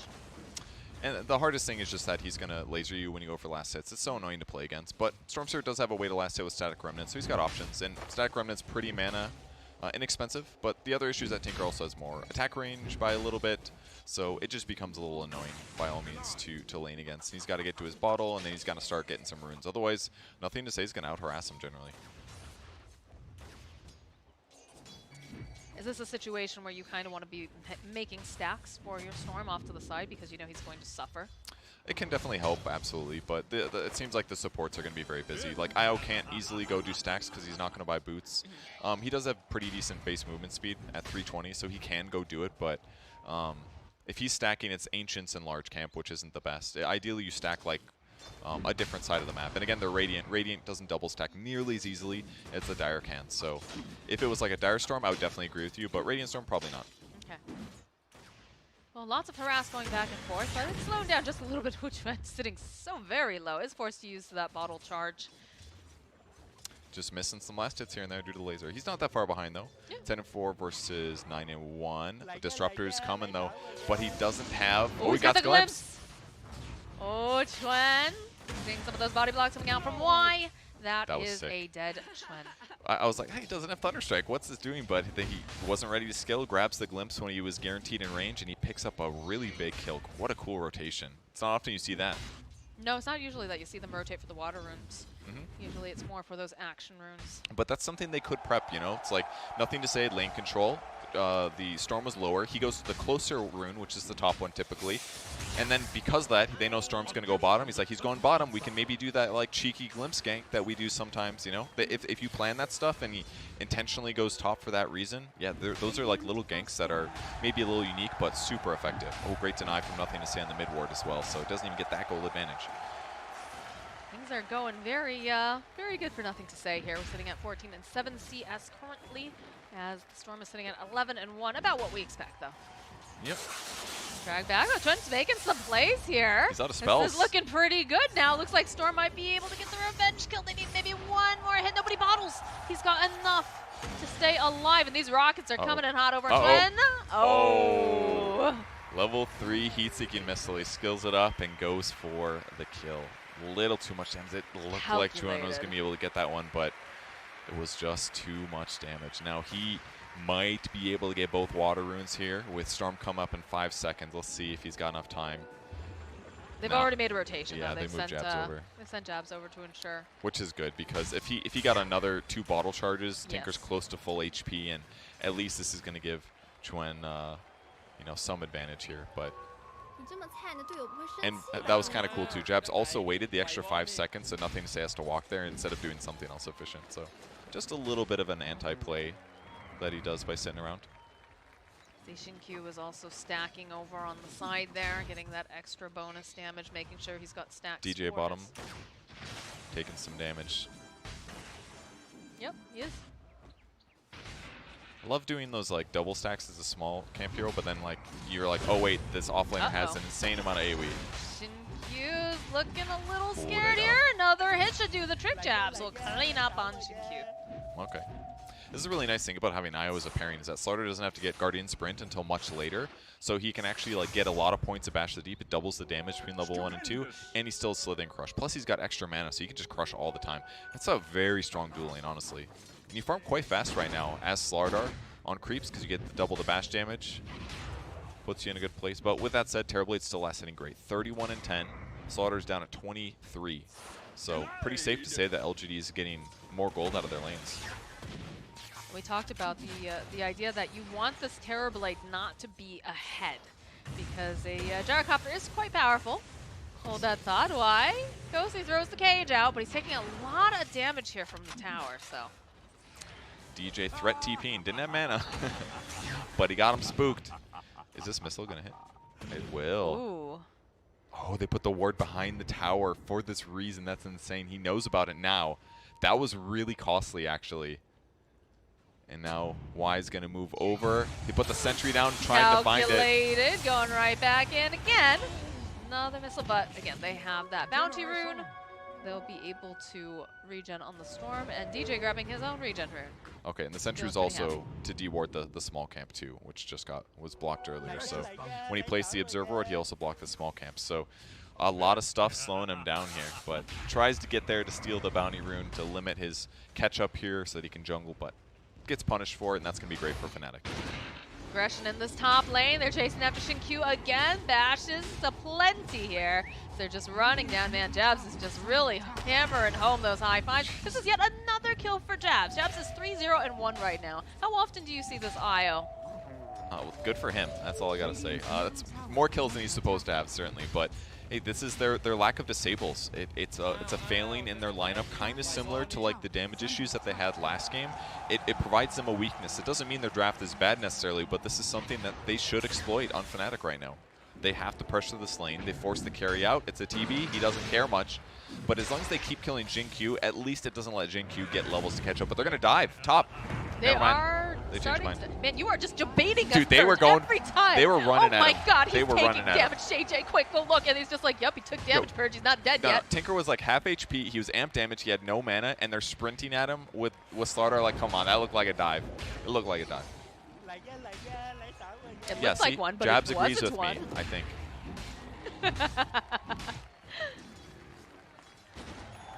Man, they're going to get a Holy Locket so fast, actually. He's like 800 gold away from it. It's at 7 minutes. It's not going to be long. It's like, that's got to be a record. We'll Bottom lane, they're going to try to go in for the fight. Chuen jumping forward. Oh my goodness, the damage though that came out from Faith BM as they take down DJ. They'll turn back around, they'll get the kill on Chuen. Why though? Sitting very low, he'll be the next one to fall. Yet another kill for Jabs. Okay, and this is why, actually. He's leveling up Spirits. Most IOs just do Tether and Overcharge as their combo. But, I mean, if you're pairing, normally you pair with, like, your hard carry, and you sit with them a lot, and you're giving them attack speed and regen and stuff. Death doesn't necessarily need that as a Slardar in the lane. So instead, if he just combos... Oh, he cancels the TP. He knows. He's like, maybe I can survive this. No, you can't survive. Nothing to say. Unfortunate. I don't think he knew Jin-Q was there, but basically Jabs is able to do a lot more damage in ganks because he's not like the IO pairing. They picked IO and it's still going to be good, but like right now, just having more damage is going to be more effective, and it's helping him because he's almost got his Holy Locket. About 500 gold left to go. I'd be interested to know if that's the new record for how fast Yeah. Holy Rocket gets picked up. The Chuen still... It's got that big zip, so they're not going to be able to quite close the gap, but they have the vision, like we said, so we'll see some more of these little rockets. Going to dodge it. He needed to do that. He's just taking too much damage here. It's hard. It's a lot of burst. It's not that much. It doesn't cost much for Nothing to Say to throw like 2 rockets because he's just going to TP back home anyways. He's got his Blink Dagger. He's 4-0-1. He's doing great right now. He also got the Fairy Trinket, the Glory item on Tinker, because he's going to be able to make his mana pool go so much farther as a result. Now he just shows up where he needs to be. Faith Beyond going a bit of a different build. Helm of the Dominator on Magnus. Not the most common. No. But it's going to make it easier for him to pressure towers, to spot enemy heroes, that kind of thing. It's not terrible. It's just a generic good item for a lot of offlane heroes anyways. I am concerned. When I look at Death and Jabs up there, we're going to have the, I believe the Hood of Defiance was just completed. And then you have a Holy Locket. They're just going to become a menace all over the map. Although, oh, Faith Beyond was looking for it. Couldn't quite grab him in time. I guess that's one downside of LGD is that before Terrorblade gets on the map, they do not have good tower pushers. And this might be one reason that Magnus wants to be Helm of the Overlord. Like, Magnus is okay, or Dominator, sorry, because he kills creep waves fine. But having the Hellbear Smasher just amplifies everything so much. Attack speed, that kind of thing. So it's going to make it easier for them to kill towers and scout heroes and that kind of stuff. But gold, it's even. It's even right now. Little advantage for the PSG LGD cores, but the IO support's doing really good on Fnatic's side, so in some ways a little better. Well, the new objective appears to be this middle tower here for Fnatic. You can see Chuen trying to get into position. He's going to be able to go draw some of these creeps away. That's smart to do it like this. It's the safer way to do it. Yes, that's what it's all about. Got to keep them away from where the bad guys are going to stand. Drag them away, get the last hits. That's going to put the pressure, and then you can go back to doing what you're doing, which is going to jungle instead. They've definitely set up camp within their jungle, so. PSG, though, finding this opening. They do have the Hellbear creep, like we talked about, so they're going to put some pressure on the mid lane. You can see why he's waiting. He's cheeky. He's thinking, oh, come on, guys. Anybody, please TP in over here. But all right, Locket's on the way. Probably not going to be a record because some people have been playing IO3 lately, so somebody gets last hits is probably more farmed at this point than Jabs is, most likely. But for support, it's really excellent timing. And that's going to make it easier for Jabs to play just really aggressive top. And Jabs does, or for Death to play aggressive top. And Jabs doesn't necessarily even have to show. He can just be in the area. So it's going to make it a little bit more unpredictable for PSG LGD. on who to engage on. Got the smoke play over on the side of Fnatic. Radiant are scanning. We'll go for a smoke play on the side of PSG LGD2. They've got 4 of them. Gonna roll on forward. That defense matrix is ridiculous looking. Nothing like a giant hamster ball. They want to kill Terrorblade with the smoke on Storm and Pangolier. They've got the rolling boulder, but or rolling thunder. They're gonna give up on it though. They'll find themselves jabs over here. Oh yeah. This would be a nice hit. They'll go right back with the glimpse, and that's his dominating streak. That part's good. That's a lot of gold for the dominating streak. It's the one downside of doing really good on support. It's like you're probably going to die eventually, and now you just gave extra gold to the enemy mid player. Ooh, that feels bad. Yeah, especially when it's a Tinker. Yeah, kind of scary. And with that dead, now whoever was going to tank the mid tower isn't going to be able to be saved. It's a rough one to lose the IO there, but hey, Death, despite buying that hood, has almost got his Blink Dagger now, so his net worth has been pretty high. The person suffering the most was certainly Storm Spirit. That early lane pressure, that gank by Disruptor that did a lot. There's a meta being used bottom, but Storm is out. It's probably just that Ami was planning to use it anyways to farm, and if Storm's here, he might as well, you know, put some pressure on. Because if he loses all of his illusions without damaging Storm much, then it just makes it like he could potentially die if somebody's there. You know, it's just a little safer. I think it's fine too. He's right around creeps. It's not like a lot of it's going to go to waste even if the Storm disappears. You know, it just might have been safer than to be sorry. So yeah, he'll just continue farming. We do have a Blink Dagger picked up now for the Slardar. Oh, it's done. So with coming this, out right now. It'll be a little bit easier to be aggressive now, which he needs. Gyro's going for the flat cannon stat build with the health talent. So he didn't go for flat cannon 8 range, which is pretty common. But this is going to be the tankiest way to be right now. Rocket Barrage obviously is insane damage output, but generally if the Gyro goes that build, he just kind of suffers like he's going to suffer right now. Raven, Raven, Raven. You have so many friends here to welcome you. They go for the split, not quite on the mark, but that sleep off by some time, and that's a kill for Faithian. He just got red. They're going to try to go back in on nothing to say. They don't see him. They don't. Oh, well, they see him now. They will just go after this Tinker. I'm surprised that... oh, no, it is. Never mind. I was like, I'm surprised that it wasn't Jab's got it. I didn't hear the song right away. He was just holding it and he's too excited. Oh, what a nice kill. Good for him. And he's going to go back towards the mid lane with that. So that's going to get him even closer to mech. So here's that gank on Raven. Death, though, too.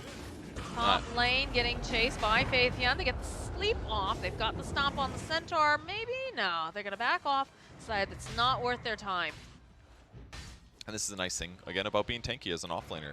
Very similar to what he did last game as the Timber Saw. He just wants to play aggressive. He wants his opponents to fight into him. And as long as he's balancing the risk decently well, with Io potentially being behind him, it just forces a lot of rotations. But with that said, Terrorblade's still farming super fast as expected. Terrorblade 0-1 and 0. Just died that one time in the laning stage, but he's hit creeps so effectively that it really meant nothing at this point. And because he matches up well against Gyrocopter later on in the game, I think this looks pretty good for LGD right now. I think it's firmly within their control at this moment because they're just taking their time. They're realizing, okay, we're having all the space. Going to be able to get Ame to get what he needs. They haven't shut him down like they had last time. They really haven't bothered him hardly at all. You saw one little engagement, like other than the landing stage, one engagement where Chuen shows up. Chuen immediately is kind of like, maybe no. Ends up just disappearing again. So. It's just tough because you basically have to take like DJ as Pango with Rolling Thunder, and then you need like 1 or 2 other cores to kill. It's not super reliable. He's probably going to get Sunder off with your heroes. If you had like a Fiend's Grip with somebody that does a lot of damage, then yeah, maybe it only takes 2 heroes. But the fact that it takes like 2 to 3, and 2 of them have to be cores, means it's a lot of resources to go smoke all the way to the enemy jungle and try to kill him. Because if he's not where you expect him to be, or the gank fails, like you get really far behind, and that's way more of a detriment than just trying to farm fast. Hello, DJ. Drag him right back in again into the pain cage, and there's a zip coming out here from Chuen. For this engagement, call down, followed with the RP. They'll just blow up Chuen.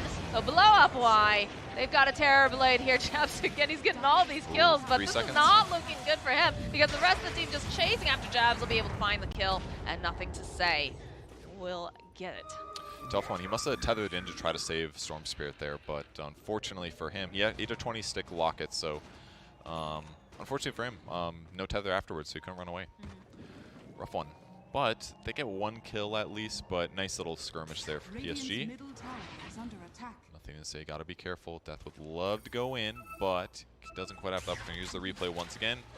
Juan jumps in, RP catches him. That's Storm dying. There's the tether on the, that's what happened. He had to run south instead of northwest with the gyro, so he's forced to break tether basically, and at that point, it's kind of screwed. So, got a little separated. It happens sometimes, but Raven's got his eggs on the way now with the Crystallis, so most efficient build possible basically for raw damage per gold.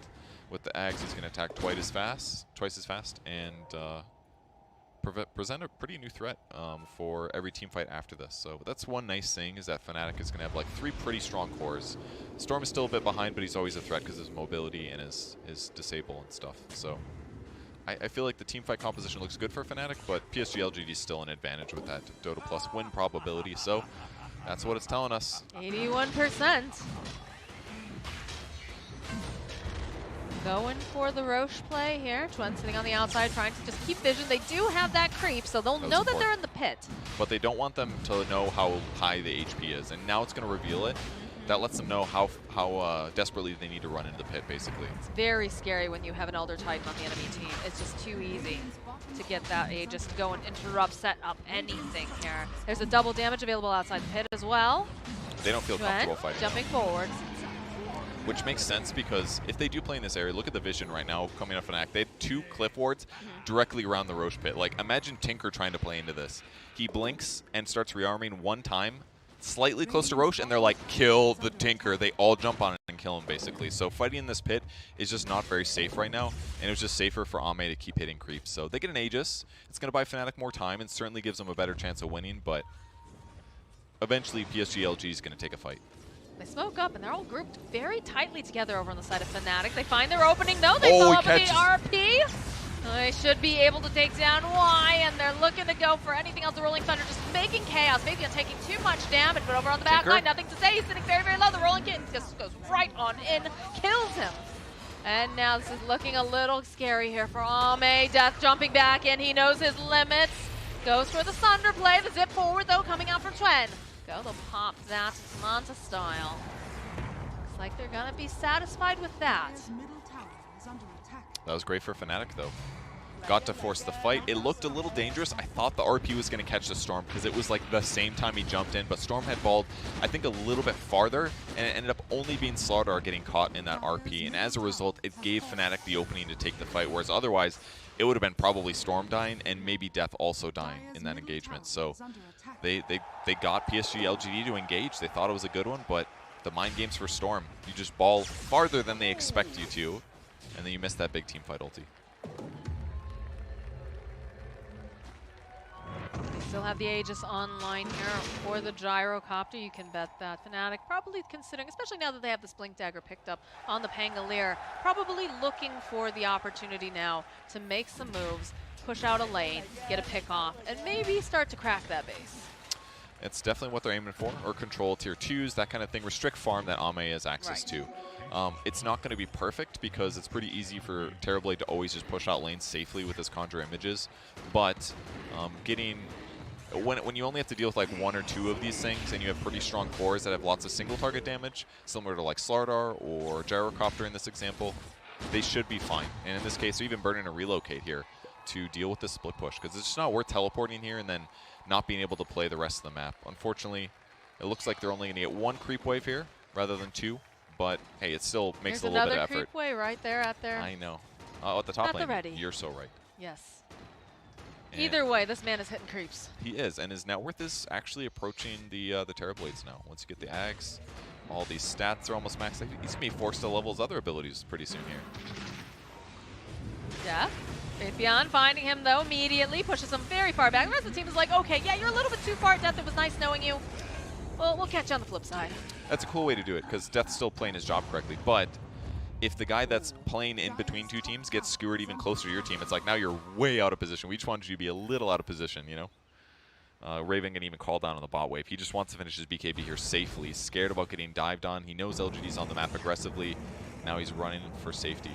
So once they get BKBs on Raven, who should have it now, and then Death, that is when Fnatic's super ready to take fights. Oh, I love these wards they're placing behind the tier 1. And they're just going to backdoor it. I love doing this. If you feel like the positioning's good, it's like just kill the damn tower, screw pushing the wave. It's not backdoor technically, right? Correct. Okay, ooh, just a little bit too fast here for Fabian. He wanted that This grab TP's on really Chuen, long. They find it. He's screwed. They see him. They have the glimpse right into the static storm. Trying to keep him silenced, but he is able to walk away. He's got a bit of a zip to the heaven. He just says, nope, nope, nope, nope. A little bit more nope. Walks into one of these illusions. Almost screwed. He was being efficient. That's a... Oh, they're breaking out into a fight, though. Death seeing this opening, jumping immediately over onto Y. He's going to be able to just obliterate him.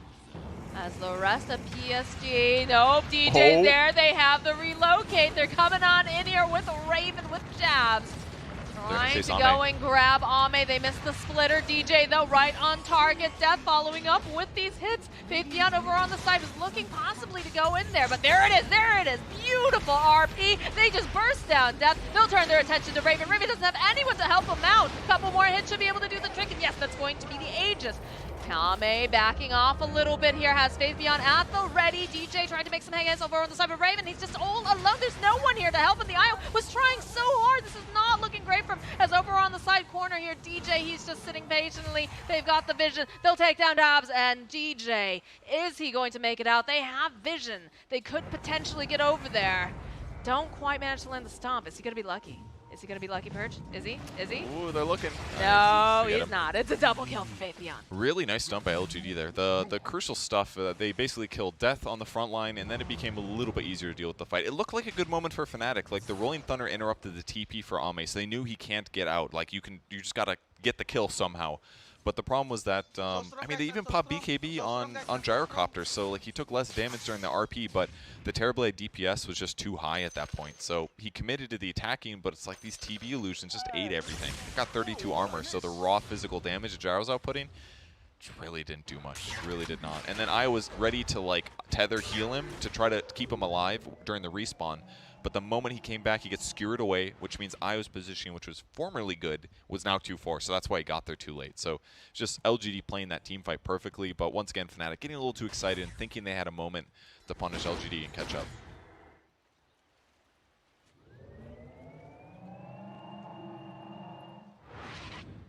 Checking to take a look at any new items that are potentially going to be headed out here for these teams. Their next big move, what would you say is the next big thing that you want to see before we start to see? Oh, I mean, there it is. There's the BKB on Terrorblade. Never mind, Purge, I don't need you.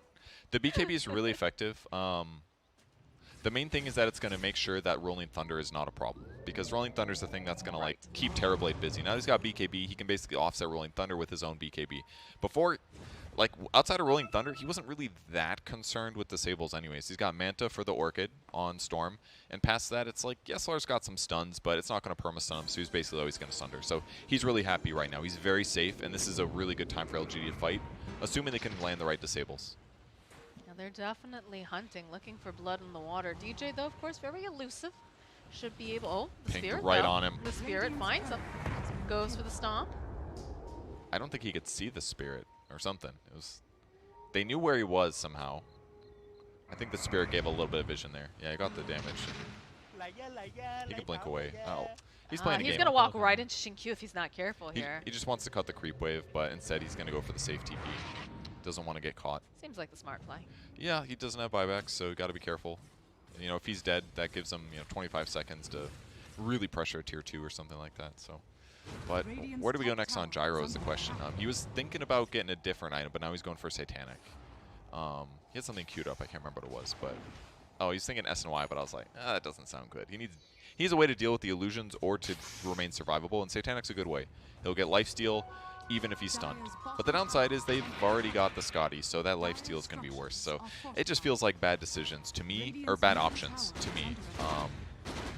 And that's just because of the matchup. The Gyro Terrorblade doesn't sound too fun, I gotta say. It's hard. It's definitely hard. And they did just pick up the Storm Spirit BKB, though. So it's another advantage going over to the side here for Fnatic. But again, we have the BKB on the Terrorblade. He's mostly for the Rolling Thunder, obviously, but it's also just going to be very difficult for Chuen to do anything to him at this point when that is up. I think his target, though, probably going to be that Tinker trying to get a little bit into the back lines. And with that BKB, it means that the the Disruptor's not going to be able to glimpse him back right where he came from. Yeah. And the farm level of the Tinker has kind of fallen off the last couple fights, but that's what happens when you go Ags. It doesn't give you much more damage. It helps against heroes, but against creeps, not much. Oh, the Skewer back? No, he's BKBs. I mean, he had to do that. If he gets Horn Tossed, it basically forces IO to relocate, and I don't know how soon he used Tether, but if he didn't have Tether there, that's like, good luck, Raven. You're in the middle of nowhere. I thought he BKB'd like mid Horn Toss. I didn't know you could do that, but normally you get Horn Toss, you toss in the air, and then you're stunned when you hit the ground, but I guess it gives you time to press BKB there. So that's Raven, great reaction times. But can't react now until his BKB comes back, and he's down to 7 seconds. This is a huge window right now for PSG LGD. They realize, okay, Gyro does not have that BKB. We can make plays. We've got our own fresh BKB over on Ame. Let's make some things happen. Chuen, though, doing the play here, making sure that he's cutting these creeps. Not going to have a particularly great creep wave. In fact, look at that one little guy. Look at him. MVP of his team. Yeah. He's making his way down this lane. It's going to give his life for PSG LGD like a good minion. A lot of damage here. Got a power. It's a bunch of shields. Rolling on in here from DJ, bouncing up against the wall, forcing him forward. This is going to just be a dead Ame. They got him. They chain stunned hold him. on 1 sec. We're not quite done here. Yeah, the BKB coming out from Chuen. He's going to try to put some more damage out over on the side. They'll be able to take Dash and Q. They get the crush off, and there is a dead Disruptor lying on the ground. They were not expecting to be able to pick him off all the way there. Somebody force staff him too. Whose force staff was that? That was my question. I think it was a dire one. Because it might have been Magnus or somebody. It was Magnus or Disruptor. Somebody forced him. I don't know if it mattered. But I assumed it was a Fnatic one because it put him deeper into the base. It wasn't, and maybe that wasn't the biggest deal. The thing that hurt him a little bit, he has no status resistance right now. Because they don't have the best stuns, but it did work. It definitely worked. Definitely worked. I mean, he's right up against the wall. Yeah, they went from full to low, and they actually gave the shard to Io, which I have not seen before. It does a stun on the tether. It deals damage the first time you touch it, and it increases your movement speed bonus by 10%. So it's going to make this carry Gyro feel a lot safer. It's like an extra 30 movement speed, basically. It's a speedy boy. I miss the days of Io Tether being able to do the stuns. I miss that. I miss the days of Io Tiny in the mid lane. You find yourself a good Tiny play. Oh dear, Fabian. He missed? Who gets dragged right back in, but the rest of the team, they're going to follow up. This is not looking good. They have that rolling right on through. This is not looking good for Magnus. Chasey after Twan, he wants to get something, but no, he is going to fall. The relocate. This could be dangerous. Raven, BKBs. Raven BKBing almost immediately. They do have the Earth Splitter. He's going to try to put out some of the damage again. Jabs, though. Oh, Jabs. They're going to try to TP out Raven. He's able to get out. That was really close, actually. The BKB ended like the same time the teleport ended, but he might have been able to cast Glimpse before he went out. So it was like... You have to be so precise That was really precise, and a huge moment for Fnatic. After killing Ame in the mid lane, which felt like, oh, we're going to get Raxed here. I really thought that Raxed was going to go away. They kill Ame, then they miss the RP, get that kill, and then save him too. They see themselves a Disruptor, they BKB, they just want to get this pesky Y off the map, and they'll be able to do it. So it's got a BKB for it, but that does give them more map control. Don't have to worry about him. And as a result, going for kills on the other side of the map will feel easier too. Tinker, I think, has Hex finish, just flying it out. That'll be great. Oh, they get a catch top, actually. Finds Jingqiu jumping in for it with the Orchid, scores that kill. Was hoping to find somebody that was hanging around, and he gets him. Maybe looking for Tinker, but hey, well, he'll take a kill. A kill's a kill. The build that Jingqiu went for a Veil this game. Tranquil Boots, Veil, Plate Mail, so looking for Lotus Orb. So didn't get that defensive item I talked about earlier. That's one of the reasons. It's pretty darn easy for Storm to kill him. Orchid, normal Storm stuff, you gotta kill. And Satanic's finished now. Now he's queuing up Scotty on Gyrocopter. Same solution that it provides against TV. You're going to limit his healing. They're both going Satanic. The item's looking pretty similar. But, yeah, Gyro's going to love all the stats, the extra HP, the slow, all that stuff will be really helpful. Elven Tunic versus Paladin Sword. That's a hard one, actually. Paladin Sword's pretty much always what you grab, and he's going to keep it. But, you know, the extra movement speed and attack speed ain't bad either. But Really can't go wrong with either one. yeah, but Paladin Sword, you gotta take it. You gotta take it. The lifesteal you get is just too good. This tower is just getting chipped away here by Raven and Jabs together. Another smoke coming out from the side of Fnatic. Yep, or whoever they find, the relocate's a coming. Unless it's Raven TPing bottom to save his tower. They might dive on him in this exact moment. If they went right now and killed him, they could actually own. But oh, look at what's this gonna Ame, happen. very front forward here. Death's just a little bit off the mark as it goes with the BKB, but look at the damage coming out from this Terrorblade. Throwing out the Scotty Twen, jumping over onto the back lines, trying to get rid of this Disruptor. Not quite able to get the burst, but there's going to be a right back again. As he goes, he pops that BKB. There's another fight, though. We get that view of that fresh new sheep stick, and it's a dead DJ. Just great positioning for LGD in that moment. If they were reading that engagement, what they were expecting was that smoke. That was the right people to engage on. If they go on Gyrocopter, he gets relocated out, for example. So they stand high ground. Death had to jump in like that. Smoke's breaking when you're running high ground. He goes for the stun. He doesn't catch anybody. He loses 80% of his HP. That fight's basically over already because they spent so many resources just like forcing a bad initiation. So not really Fnatic's fault there, and them only losing one hero is pretty good considering. That was very spooky for like half a second there when they were approaching. But again, when you're standing on the high ground, you have a little bit more of an assurance. Death, if you had just been a little bit closer on that, that could have turned so differently. But Gets catch. does find himself someone else, though. It is Faithian. They'll just run away. Raven joining in. He's got that little extra burst. You have to be careful, though, because they've got the illusions going right back. They have the Hex as well over onto Raven. Just going to sidestep these Earth Splitters. Not too concerned about them. Hoping that somebody's going to straggle, maybe be a little greedy back here. But no, PSG LGD, they realize this guy is scary when he's able to move around and get these hits off. Wise Courier, though, does get sniped by DJ in the meanwhile. Good pick off. Couriers at this phase is a lot of gold for your whole team, honestly. Catches you up quite a bit.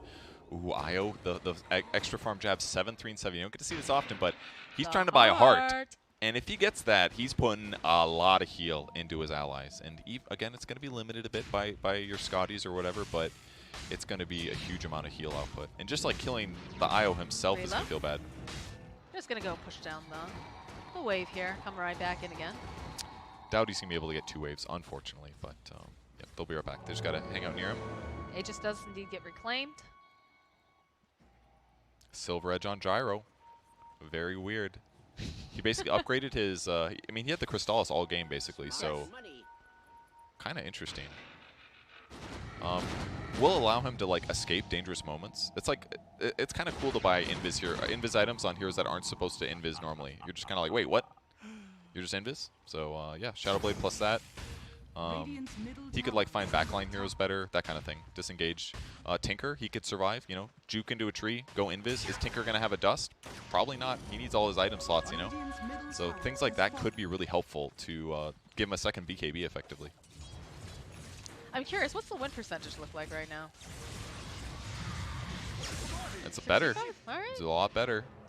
Experience advantage jumped a lot towards Fnatic here, but yeah, it's definitely improved because as the game goes on, Gyro gets more and more strong as just like an overpowered hero because Axe gives you like technically 2 attacks, so... Well, technically, every hero gets stronger as the game goes on. I completely disagree from a mechanics standpoint. Some heroes have stronger combinations of mechanics late in the game. Terrorblade obviously very fantastic in almost all phases, but you know, this double attack thing, you know, Rapier's effectively busted on Gyro, especially with Flat Cannon, for example, because Flat Cannon is attacking all heroes at the same time 6 times. That's really strong. JK, more than that. Ame looking for a kill here. He's got an Alpha Wolf too. They're hunting. They're definitely hunting, hoping somebody makes their way with DJ, though. Again, he's usually the first person to go up into the high ground. It's the one person that does have it. He puts the Rolling Thunder going on through the jump right past Ame. Twen, though, finding over on the back line. He's going to try to just take down this Elder Titan. It's tanky. Death over on the side. Shinkyu, he stays alive for a decent amount, but DJ also now falling. The BKB being hooked. Twen now, this is not good. Nothing to say. Has found himself a Storm Spirit, and this little piggy's going home in a bag. Took a lot of mana to kill Q there. That extra armor he had, the Lotus Orb, he's got pretty good HP. Oh, and another one.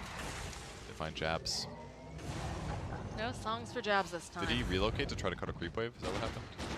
He just used it 20 seconds ago. So he had must have been something like this. Knocked out, but...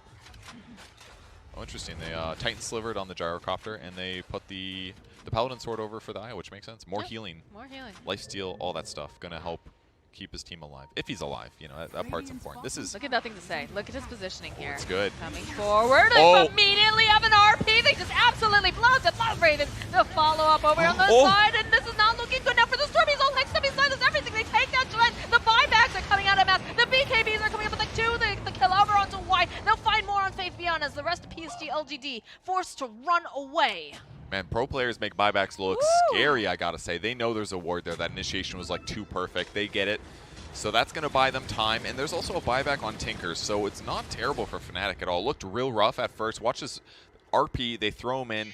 Those guys are dead instantly. Storm jumps in, but great ulti from Y. He was ready for that. He knows he's the target.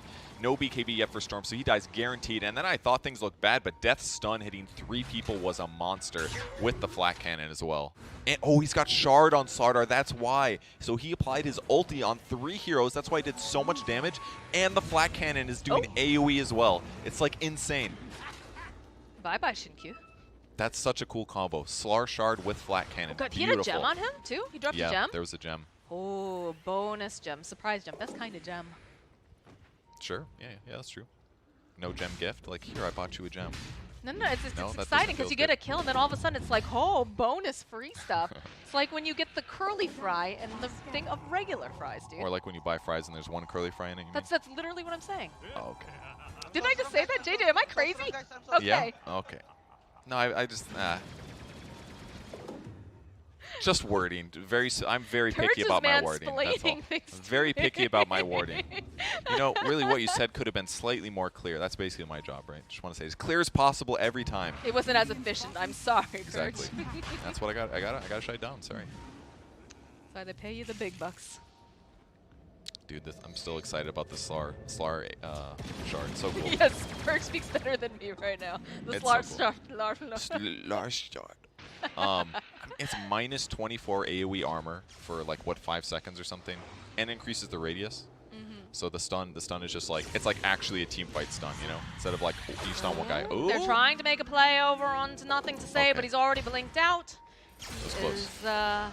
Oh, he is very close there. Yep, he's just going to keep rearming. And they do have this going on in the pit. You've got DJ, though. You've got this rolling thunder that could potentially be very, very dangerous for him. He's considering it. He's trying to figure out, is it time to go? Shall I go in? Goes and starts to disrupt a little bit. This is the first. Oh, my God. Never mind. He is just super dead. Going to have to buy back. They BKB'd already over on Ame. Oh, they're scared. They could have taken it. They absolutely could have taken it, but they're scared. That suicide by DJ, absolutely worth it with consideration. They call down as well for vision.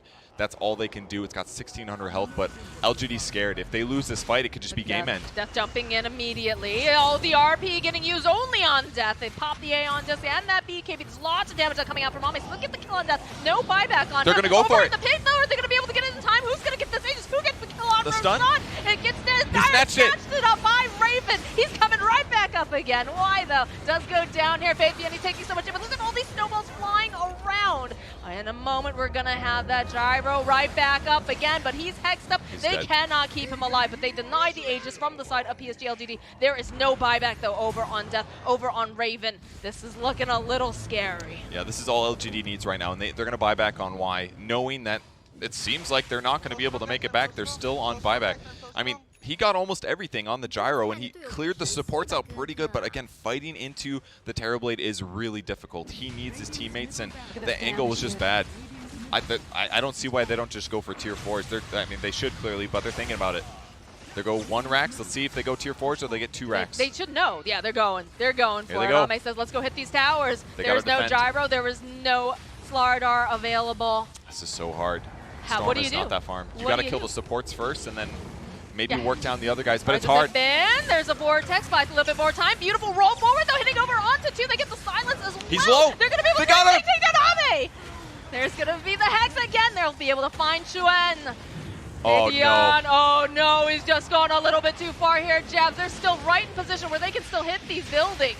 Again, they do not have Ame here. Tinker coming in. Jabs is doing everything he can, rather. And they are just holding him in place. They're beating the tower. They even just kind of ignore him a little bit. They're like, we have buildings to be hitting. We have an illusion here. They'll bring him right back in again. They're not going to let him out. And there he goes. Down goes DJ, and down is going this Ancient, baby. Instantly glimpse him back, and they're hitting it. They don't have glyph, and they call it. Okay. They GG. Like, surely it's over. Oh for a brief moment there, I really thought they might be able to do it when they killed the Terrorblade, because I was like, 3v5? Like, how could they ever get a kill on this on like anybody, but the fact that it was TV, that combo was great. Ball in, group them up with the Ags on Storm to vacuum them together, then DJ comes in, smashes them, does the jump as well. And it basically just came down to LGD being much better positioned for the Roshan. They were ready to go on the Rosh, and with that advantage, getting it solo, even though they were playing very safe, they could have taken it, but they were scared, understandably. They win that fight, basically. Was it the right choice for Fnatic to commit to it? Maybe they felt so, because they were like, we don't have buyback, we like need Aegis, otherwise there's like no way we win. That's probably what they're thinking. So they forced the fight. They didn't quite take the win, but they did really good, honestly. I think this was a good showing for Fnatic. They made LGD sweat a little bit. Absolutely. Well, great series. That was really fun. I mean, this is definitely, we talked about it very early on in the first match, how PSG LGD, everyone seems to think this is the team that you want to beat. This is the team that everyone's favoring currently. It's between that and like EG for the most part. So you want to try to take this guys down, and you're doing all your homework. So Fnatic, to be able to stay in this game, this is some of the most exciting games, honestly, I think we've cast so far. Being able to, you know, put up this good of a showing, put them, you know, where they're sweating a little bit is very, very good for them. And I'm sure even though they've lost, they have to be feeling pretty good about the fact that they stood toe-to-toe for so long. I think so. And this is not to say that PSG LGD isn't like incredible, like, but the thing is, everybody knows that already, frankly. So it's cool to see more teams have some shots at them, even if they ultimately fail. So really well played by LGD in both games, especially in their first match to come back from that deficit. Second game, great dedication as well. Ame did excellent on his Terrorblade, made good decision making, great team fights, just excellent teams here. But LGD, what is he doing there? But okie dokie, poor Tavo. This is the trouble with Sand King, right? There's not even a carry. He's just getting amped, and he just gets obliterated. Yapsor's right-click damage is nuts with just a little shredder. Yeah. Look at it. He's getting Aghanim Scepter, one more source of movement for the sniper, or potential source of initiation, which is great on Slardar. Tornado, not going to catch him. Cookie gets Yapsor far enough away. Oh, Little Shredder, also another great tool to kill. Oh, yeah. Yeah, Yapsor's been making that priority #1, feels like. And I dig this for Tokyo. We talked about how BKB was really ineffective, so he's just skipping it. I think it's the right move. Get the Satanic that allows you to cleanse off the haze, and just try to stay alive. Yeah. Hello.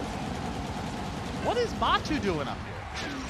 Well, he's getting what I like to call vengeful spirit syndrome, which is, you're like, I'm not afraid of death, because you have 2 lives, and then you This is just a little keep that going a little. It's a little sloppy, isn't it? Like, yeah, it is.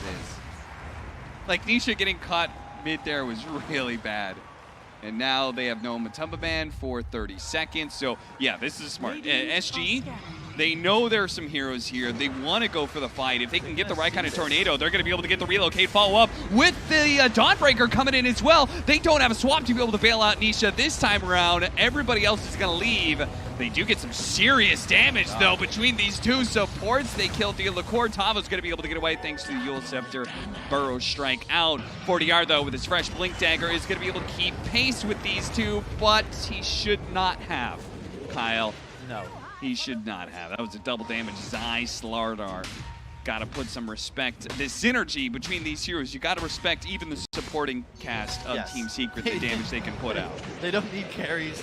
As long as they have enough minus armor, heroes like Invoker and Sand King just get obliterated. Giving him the vision for the swap. Matumba Man's going to get stunned first, though. And Kosavila is going to get turned around. Here comes the stop. Actually catches the IO, which is really good. Matumba Man's going to lose his first life. In his spirit form he goes. Tornado looking to be able to catch Zai. Doesn't quite grab him. The spirit is going to die of Venge.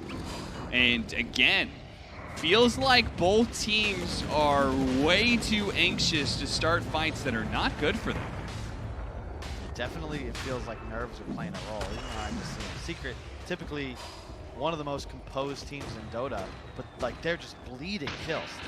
And I've loved their lineup. They've taken a couple of fights on their terms. They've won them all. But SG, they're just making plays. Feels like they're, not just the aggressors, but truly looking, head on a swivel, trying to find any openings. It's why they were able to contest the first Roche, and they're consistently finding these easy pickoffs. Like, Secret's got to wake up, really, because they're just getting ran at. Now they're going to go into the pit. Gotta be careful. Yeah, you gotta keep fishing. This You dive's gotta very keep fast. fishing. Nisha's not even hitting it yet, guys. Like, once he does, it's gonna get demolished. Tavo, can they do it again? Can they jump at the right time? No way! That looks good. A swap out, though, prevents Tavo from being able... Oh, Ethiel LaCour grabbed it! What? Nisha didn't pick it up in time. It was still on the ground. The Dawnbreaker gets there in time, stuns everybody up, snatches away the Aegis. But it's important for Costa Bile to be able to stay alive here. Taking a lot of damage. King Jungle's looking to be able to get him out. Relocates away, but the tether was broken somehow. Costa Bile is going to be left behind here, and it's getting ripped apart by all this Midas armor. And here comes Nisha. Epicenter, though. Tavo intercepts with a swap away from Matama, pulls Nisha out of danger, and Tavo will die twice in this engagement. And King Jungle's welcome back to the fight, and see you later, buddy. Gone for 50 seconds, as is the rest of his team. Okie dokie. These fights are just crazy, man. What in the hell's going on? Like, the strategy, like, Secret's just like, okay, kill Roche, SG, all in to stop it. Okay, huge stun from Tavo, great swap to ensure nobody grabs the Aegis. Theolacore takes it, he's going to get obliterated, but watch this. Costa Bile comes in like very late into the engagement, immediately runs away because he got hit once by a Scotty. Then boom, Matu's tossed in, doesn't care about his life. KJ, I believe, drops the tether. He drops the tether and leaves Costa Bile. Yeah. But why? Like, ADR had died. Also, don't know what the hell happened to ADR. I didn't even see him. He actually died over by the rune as the first member of his team to go down. I believe Zai found him, and I guess Nisha just popped him or peeped him from the pit. And that's, I don't know, 10K gold lead all of a sudden for Team Secret. All right. Tier 3 down, and Team Secret. Pretty good stranglehold on this game, but it has been a messy one, so you never know. Aghanim Scepter next for Elder Titan, so he's like, yeah, all this Midas armor, I'm hitting pretty hard. Puppy's like, I can join in on these fights. Oh, he's going to switch it up for Halberd? Boo. Get an Aghanim. Such a puppy play. Halberd, I remember games, I remember Dazzle first item Halberd back in the day. It was a little stronger than it is now. See, Butterfly onto Nisha. I like his item decisions. Trusting his team so doesn't need the BKB. Yep. And just going all in for DPS. But like intelligent DPS items in the sense that they provide a bit of utility and survivability. Yes. It's not a dataless game. You don't need it. The first build up is Dragonlance, gives you some strength. Then we have the Scotty, gives you a lot of strength again. You know, like a lot of survivability from these items while still providing good damage. KJ is going to be found here. He had vision. Yeah. Was that intentional? Like, did you want to throw away your life there? Don't worry, guys. I'm going to die right now, so Team Secret, try and push high ground. He's going to go for the Shard. That gives the Corrosive Haze on Crush, so you don't have to be so active with it, and that just is going to help out everyone. And I really like it, the way he's been playing the hero, right? Because it's all about the haze. He lands a stun and kites away. Haze is from a distance. To your point, now you just like stun, zoom, and it makes it super simple to kill off heroes like Saiyan, who suddenly they're revealed even in Sandstorm. Who needs dust? Save the money. Nisha's going to peep him. He's got to say panic shortly, and then suddenly he just not die. And keep in mind all the damage amplification, not just the minus armor, but just by being near Matu, he's getting 32% base damage. Good catch from Zai here. 40R's not getting away from this one. Once again, picked off by Zai. He seemingly has just made it his mission to focus down this Invoker that had a very good game for the first 15 minutes, maybe 20, but it has been suffering in the last 5 or 10. It's just hard. You know, BKB Slardar in your face. ADR, he had a great start, but I think that the death, the buyback, suddenly you fall off. You don't farm as the hero, you find kills, and that's been progressively more and more difficult as this game has progressed. Yeah. Now they move up to the high ground. Matama does the chicken dance. The scary part is that like you don't actually feel like you can get that close. tier base being assaulted unless you do it together as all 5, because otherwise you're just going to get swapped out. Right? Matumbaman's going to pull you in. He doesn't really care if he trades his life underneath the tier 4s. If his illusion stays alive, all is good. And you've got a long bit of distance to be able to cover to get on top of that snipe. Dire's top tower is under attack. I think that was what he scooped up from the road. I love that pickup. Concussive Grenade is actually, it was one of the worst abilities that has been put in the game when it was first introduced, and now it's actually been buffed like 5 different times. Pretty big buffs, and it's finally sick. Throw it in the air and like catch, like it worked actually like a old Han ability, Engineer's Keg, where it would go up in the air and based on where it hit you, it would push you in that direction. Yeah, it was insane, yeah. It's a little, and it also had like no cast range to it, yeah, which made no sense for a hero like Sniper, who naturally wanted to keep his distance. Yeah, it was odd. I think they've like doubled or tripled the amount you can push yourself with that ability. They've increased the cast range by a gigantic amount, I believe, as well.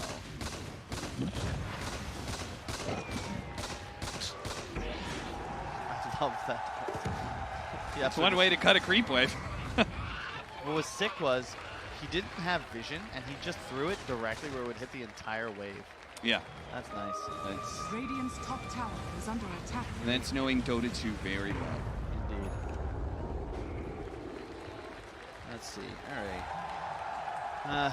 The BKBs have made this game pretty rough. I think SG are at a point where you need the Rapier to come out onto your gyro. You've got Daedalus queued up for now. Look at how many blink daggers they have. Like, they got the blink dagger in 40R, and I got that, but like Kostabile even getting a blink dagger. You got to. You have to kill Nisha. You need to just go for him. Isn't that what the relocate is for, though? To get you on top of the sniper? It doesn't get him close enough, I don't think. Because you can't just take him into the middle of the fight, then you're stunned by Slowdown. Like, it's not optimal, but when you're this far behind, like, you've got to just commit. This will come in handy. Smoke. Don't think they really want to go on Avenge first. Okay, he's going to go for it anyway. Blinking forward onto him here. Follow-up, Earth Strike, Sunstrike as well, but Kostabile is getting demolished. Trying to go for the relocate up, but Zai, with the timing, denies a relocate away, and they make sure both the IO and the Gyrocopter die for that. Honestly, I'm not sure what SG were expecting there. He used Satanic when he blinked in as well. Yeah. Like basically pre-cast Satanic. It's like, it's so deep on that secret side of the map, and you're going for Avenge with Ags. Like, why? Why, Kyle? Yeah, a little bit of desperation, perhaps. Like this, it's really frustrating. We have the benefit of playing no fog of war. If we just toggle the Radiant Vision, you'll understand a bit of what makes this game so difficult, because you just don't see a damn thing. You don't know where anybody is. Radiant structures are fortified. It's just darkness. Like, there's secret heroes somewhere, and they're very, very spooky scary. Spooky scary. Words of a full-time analyst of Dota 2. Radiant's bottom barracks. Not bad words to say, because Nisha is indeed spooky scary. Okay, not quite making it over the cliff there. Once again, Secret are going to be very disciplined in their approach of ending the game, like we saw in game 1, rather. Yeah, it makes sense, though, under the circumstances. They've lost a series that I feel like they, you know, upper bracket is at risk for them. Group B looks very strong, and currently they would not be making it to that upper bracket. You know, PSG and Fuji up top, the East Coast with the tiebreaker, although I think they still play it anyway. It doesn't matter. They're both 3-3. They need this win. So no taking chances. Elephant lost to Team Spirit, huh? Yeah, they got 2-0'd. Elephant. People just kept on saying that, like, you know, Elephant's going to show up at TI, even though they had a very rough DPC. We didn't get to see them at all outside of the regular seasons. And troubles just continue for them, it seems. Smoke up, King Jungles, Kostabile, Tavo leading the charge. They know they're in the triangle. It's all about finding the entry point of attack here. Deal with an illusion. That reveals a whole lot. SG quickly back away to the other side of the river. But Secret, they could just as easily push the waves in and force you to make a move of some kind. You can't just stay on that side of the map. That's not where your base is. Yeah, they're going to try. Oh, it's so hard. They just don't know where Secret are. And if you don't know where they are, how do you get on top of the Sniper? And Sniper's like, okay, you guys got to come to me. I'm going to start hitting the tier 3. They're going to find Puppy first. That's going to be a nice pickoff to start things off. Matubba Man, does he want to swap something? Goes to be like, Jesus, look at the range of this Sniper, laying in the damage. What a beautiful ultimate from Puppy as well. That's going to be close the book on this game. This is just completely over. Puppy didn't even die in that fight. SG Esports, they were keeping it even. They were keeping it even for about 15 minutes, but Team Secret, they just won that one fight for Roche, even if they didn't get the Aegis either time. And that is enough for them to be able to dominate the rest of the game. Cool strategy from Secret. Do you think we're going to see it again, though? I think so. Yeah. I love Sniper. I've seen it successful with multiple teams now. And it feels like if you think about heroes that can actually deal a bunch of physical damage from the mid lane, Sniper seems to be one of the best. You know, TA kind of fallen off. Sniper, this huge range advantage, and just the synergy between ET, Slardar, but notably the Venge. Like, it felt like, you know, for SG to win a fight, Secret had to misplay.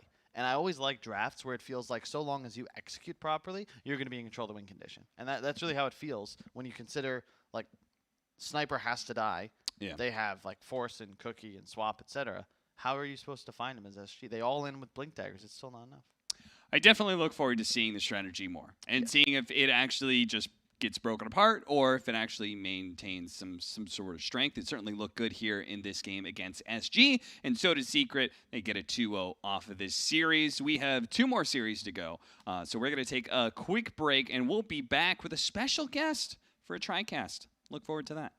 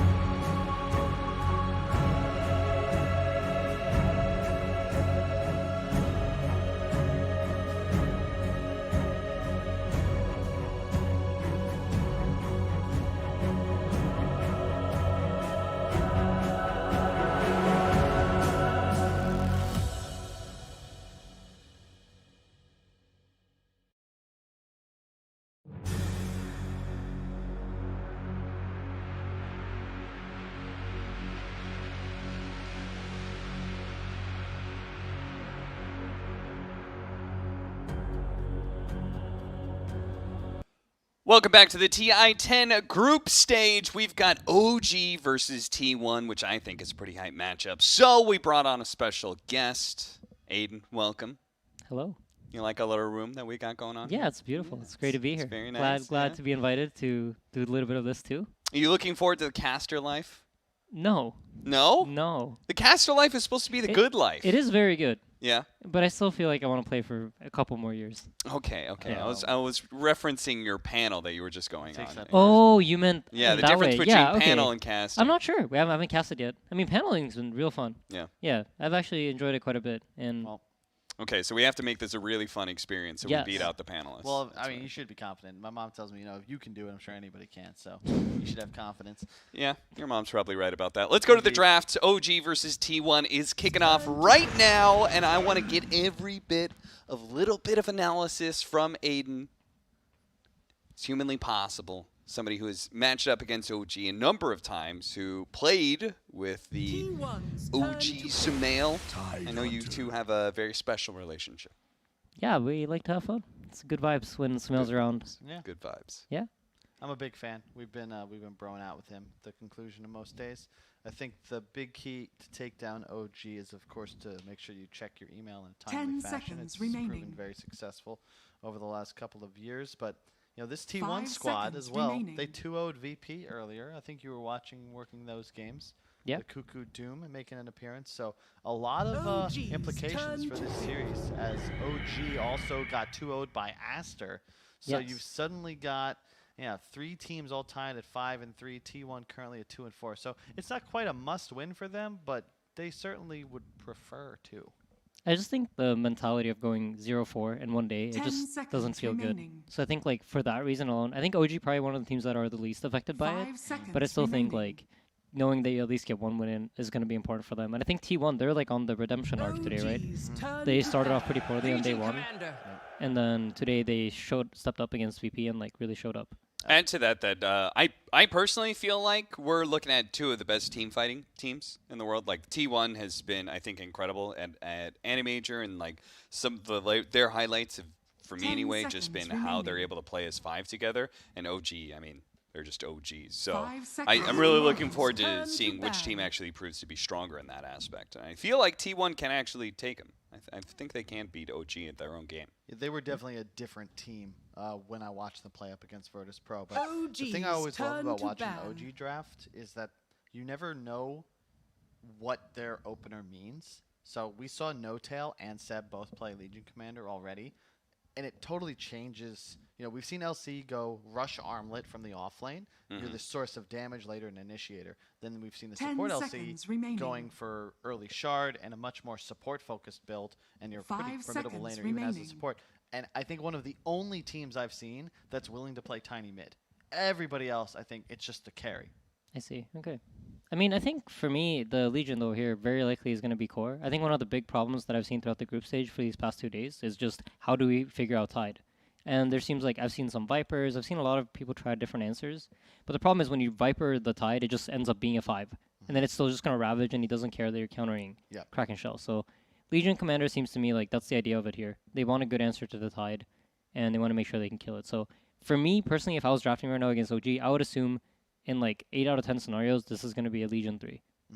It's nice against Phoenix as well, especially if that's a 5. You don't really enjoy that matchup too much, and later in the game, it's quite easy to. I mean, you get the insta-hit proc if somebody's hitting you, then you get more egg hits too. So, despite the with the purge as well, so you have a lot of ways of actually dealing with Phoenix. Remember, defensive dispel is a cleanse. Okay. It's an offensive purge. I see. Thank you, Kyle, for educating me. No worries. Some people. Kyle teaching somebody 10 else. seconds remaining. I guess that's not Dota So mechanics. you That's don't know just about language. This. You don't know 5 about this, but seconds Kyle's been remaining. teaching me for years. Yeah? Yeah, Yeah. He'd teach you a lot back in Heroes of New Earth? absolutely. Yeah? What did he teach you? Things. Yeah? Stuns are good. Stuns are Concepts. good. Yeah, I mean, you guys held on color to that. coordinations. Color coordination. Yeah. I told Cap the other day. Remember when we were talking? I think it was ESL Hamburg. You told me about how I always used to stress the importance of damage. Yeah. It's like, shit, I forgot about that. Yes. And So- I'm still upset because it really makes the game seem a lot simpler once you look at it in terms of damage. And I just didn't do that for a couple of years. Yeah, I Pete- learned so much, I forgot the important bits. Yeah, Pete Kyle just talked about, like, you know, at the end of the day, it's just which team can kill the other one faster. Mm. And then you have, like, heals that are negative damage. And, like, these things, like, stuns are, like, 0 damage. It stops damage from the enemy team. And, like, just think about everything in terms of how they affect the damage. 10 seconds And then Han is really easy. Okay. Yeah. And I responded to Kyle that OG 5 seconds took remaining. those same lessons and went on to win TI twice. And But Kyle's a very successful analyst now. Kyle's a somewhat successful analyst now. Actually, That's better. Actually, I am an award-nominated analyst. Can't you? Oh my God. This is gonna be great. Imagine when, in like a couple months from now, you're gonna be able to say, "I'm an award-winning panelist now." Yeah, that's not happening. You don't believe? No.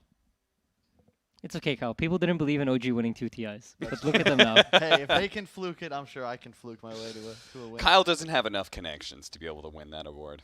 So I've been doing the panel for a Dota while. doesn't have enough connections. Sorry, go ahead. Sorry. I've been doing the panel for a while, so I'm just thinking about random stuff that are 10 not seconds related to the draft remaining. while Yeah, we're yeah, yeah. drafting. This is the perfect phase. And by I the way. noticed that both teams are 5 BMW seconds sponsored. remaining. Hype. I hope. I don't think I've ever seen that before. Well, I actually didn't even know OG was BMW sponsored. I saw it on Johan's shirt. Yeah. Not sponsored enough to get on the flag, but I guess we're giving the promotion now. So, give me a free car, thanks. You're actually a natural because this second banning phase. I know, you guys never talk about it. I think this is one of the most interesting parts of the draft. All right, hit me with the interesting analysis. I'll let of Kyle. this. I'll let Kyle start, and I'll No, follow no, up. after you. Okay, so generally the second phase of bans, you're trying to set up whatever picks you're going to go for. So the bans that you see here are probably going to be fairly indicative of what they're going to draft. Unfortunately, I haven't drafted in a 10 while, seconds so this is the kind of thing that when I'm playing, I would I see puck clinks 5 quap, I'm like, seconds okay, it's remaining. this or that. And a team like OG here, they will be like pretty sure about what's coming. I think they will expect the Doom almost. You will have like Doom, a couple of other heroes that are on the list, and then depending on which one of these they choose to go for, you're going to be prepared with the pick that they're about to pick. And I'm just stalling so I can see it and then say, yes, that's what I was thinking. That's how you, good. that's how No, you that's cast, it. right? That's That's exactly what I how learned you from do Kyle. it. Yeah, you 100% Yeah. stall, and then just when they See? pick that hero, they were like, yeah, that's what I was going to say. Yes, I learned that from Kyle. Yeah. Yeah, and there's a lot you can pick up from the legends, right? Like, you're good friends, of course, with William Lee, the coach.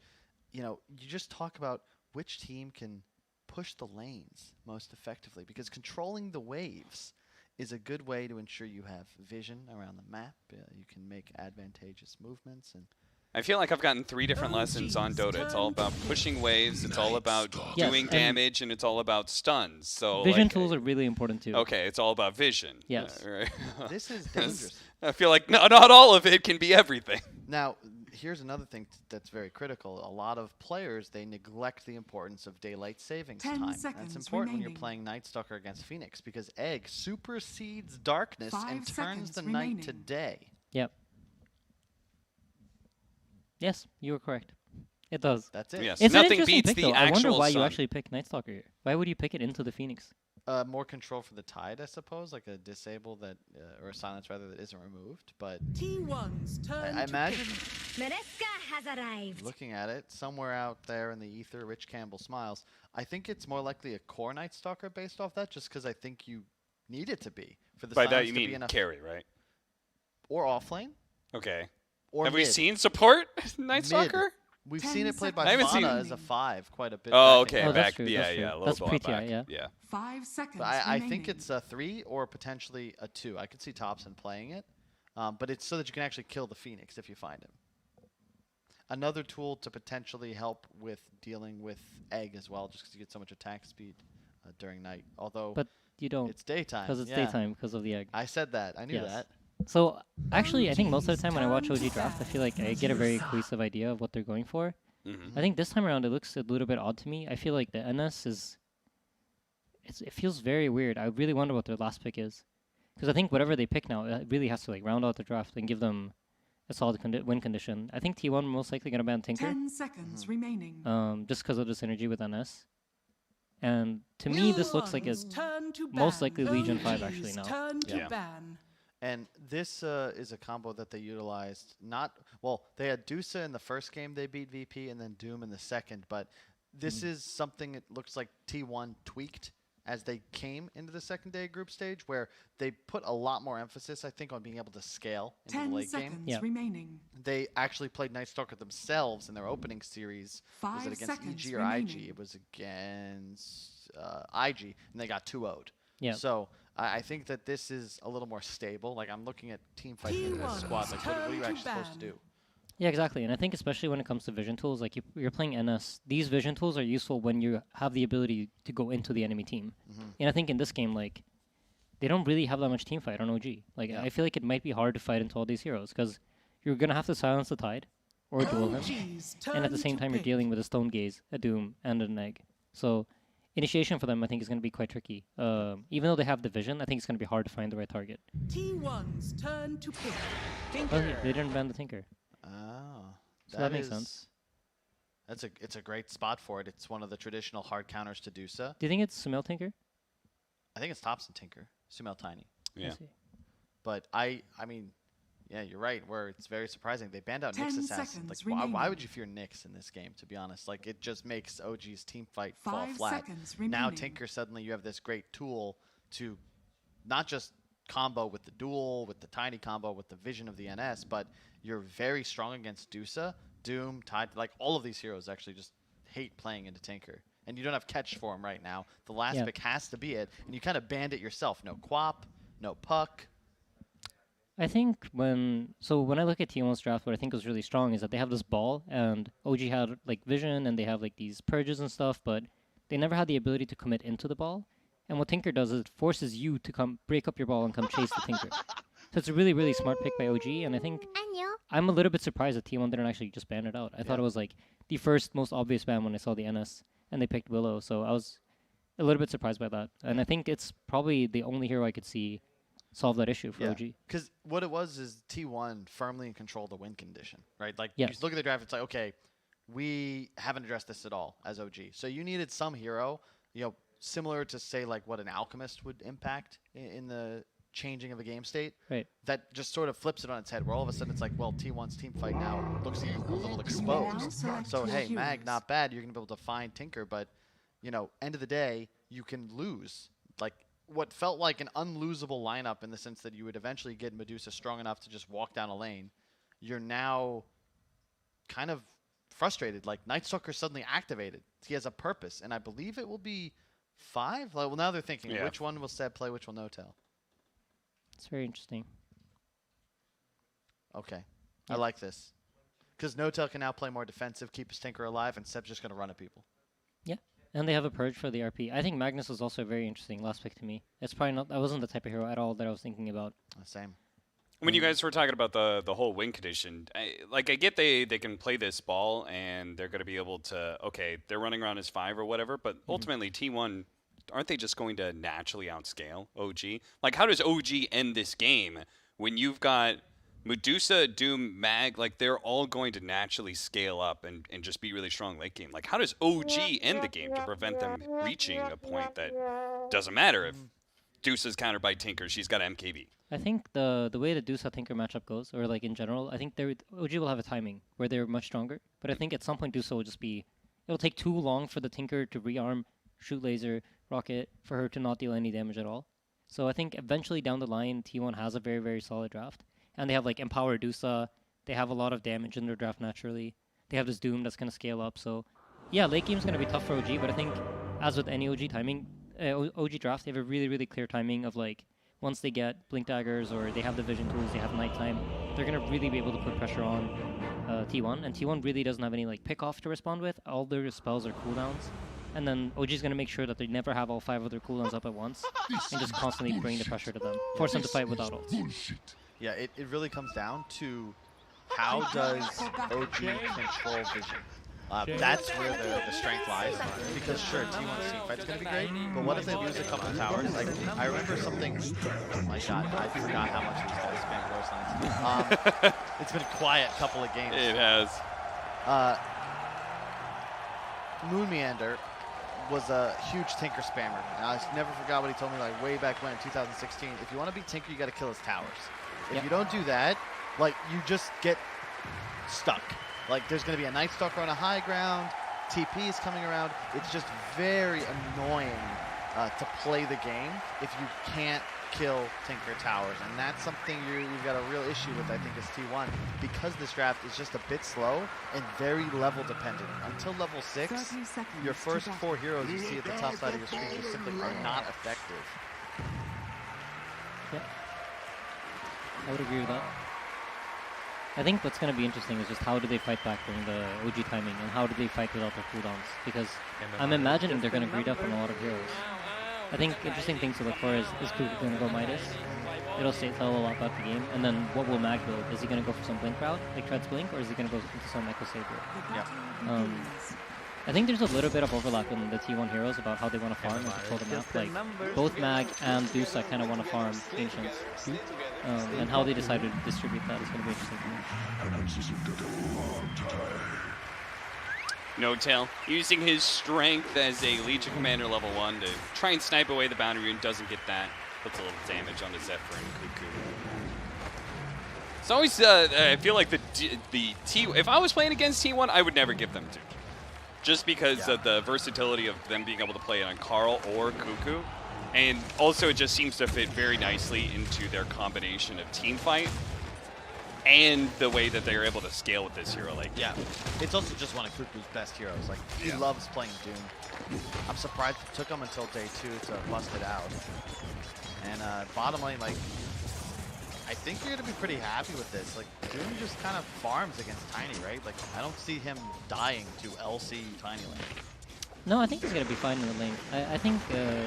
Oh, he's got him! That's first blood. Saksa commits for it. Oh no.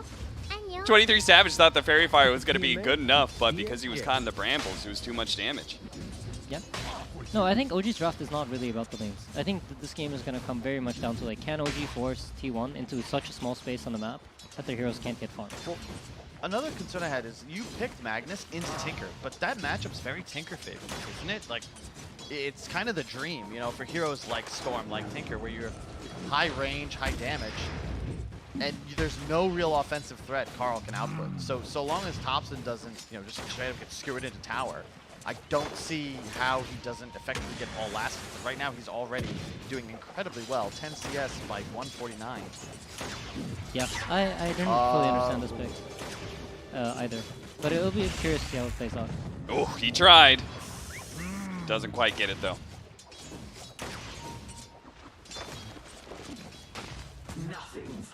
Because you also had, like, the tide already. Like, I feel like, well, we'll just see how it plays out. But I feel like your late game is kind of already secured. The Tinker was the huge issue, and I don't feel like Mag addresses it. Yeah. You would have preferred, what, a more active, like, Puck, Lina, Quaps type hero? Is that what you were looking for? I actually was thinking about Zeus. Oh, okay. Yeah. Zeus is like my favorite hero against Tinker, just because you find him immediately, and then with Aghanims, like, you interrupt the rearm or the TP very easily. Do you think they were more focused on the durability of their mid laner versus Night Stalker Tiny? Like, were they just not looking at Tinker and being like, we want to focus on these other heroes? It's possible, but the thing is, like, I feel like Zeus is really nice against Night Stalker too, because your big issue and what OG's advantage is, like Aiden was saying, is vision. And that's the part of the game that T1's draft kind of suffers in, because you'll have all this team fight, but you're not going to have any method of using it unless kind of, you know, OG's going to effectively have the initiator's advantage in every fight. They're going to be able to pick and choose their battles. I would agree with that. I think. Oh, we got him!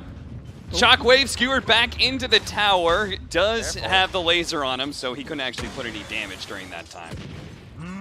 Yeah, I think for me, I was looking for something that gives them a little bit of pace. I think their draft right now, like if you're playing Phoenix, or it's just hard for them to start stuff off. They kind of have to react to OG constantly. So I was thinking more something along the lines of like Ember, Void Spirit, which are not necessarily great heroes for the game, but I think it makes T1's draft come together. And it gives them a hero to play around, a hero to enable them to make moves and stuff. I see that. I think for me, I would imagine that's what they're thinking about this Mag. He's probably going to be more of like a Blink initiator with Horn Toss and like probably just using RP to get kills for them and punishing OG when they go too deep. Cuckoo opted for the mana burn creep instead of the bigger Satyr. Tiny's a low mana hero. Yeah. Oh, look at, oh man, no tail.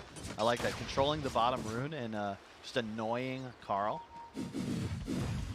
Because this, like, look at Top's now. I love this, where he's just kind of controlling the top side of the hill.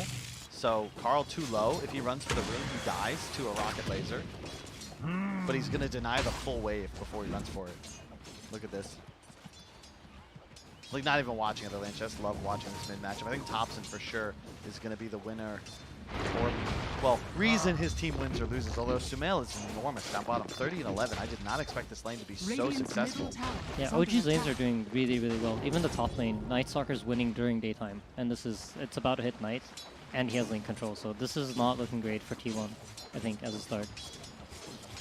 This is actually crazy. Is that supposed? I guess the first blood, right? But Seb is going like straight Vanguard too, and now it's nighttime, and suddenly this is a level 4 Medusa that feels like he's in some serious trouble.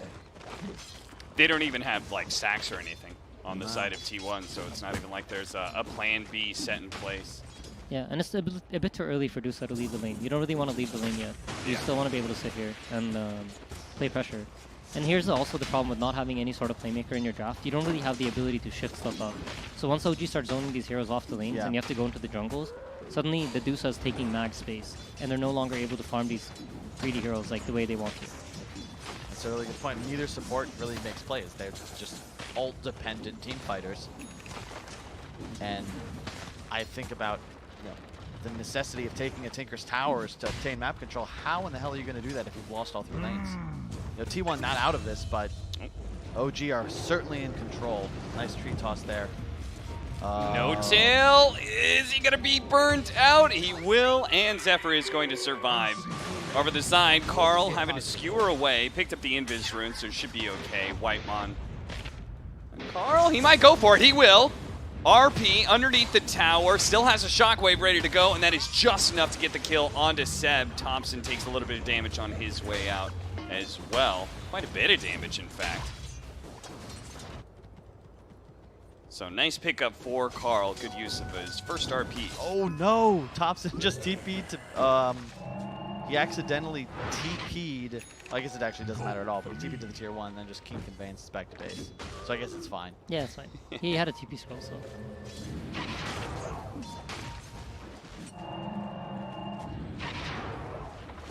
What are you looking at me for? Your face looks beautiful in profile. Oh my god. It's a side profile, right? Yes. He told me about this. Yes.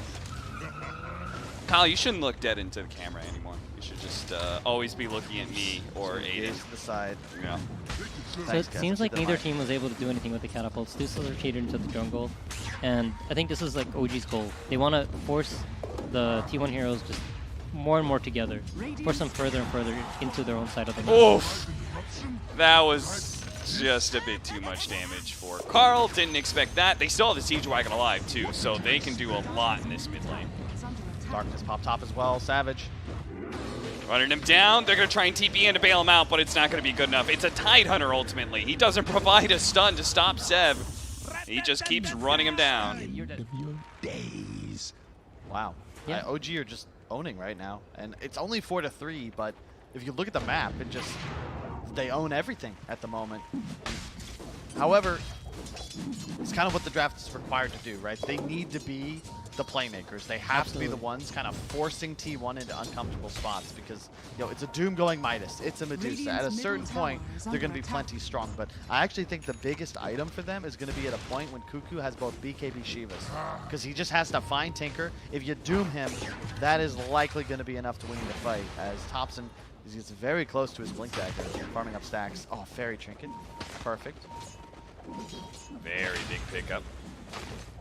So T1's going to hit their timing around 10 minutes. It's going to be daytime, and both their supports are hopefully going to be level 6 around them, and that's when they're going to be able to fight back. For now, they're just like kind of trying to get as much as they can out of the map until they get 6 supports. Come on, got to get a run over here.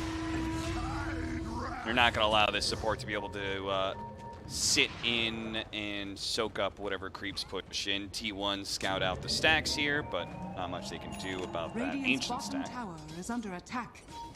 Dire's top tower is under attack. I'm curious. So I have not seen Seb do this in a while. He used to do it on. Savage needs some help. He's dead. He has out of mana. They're going to TP in now. Maybe Carl can actually bail him out. Not in time.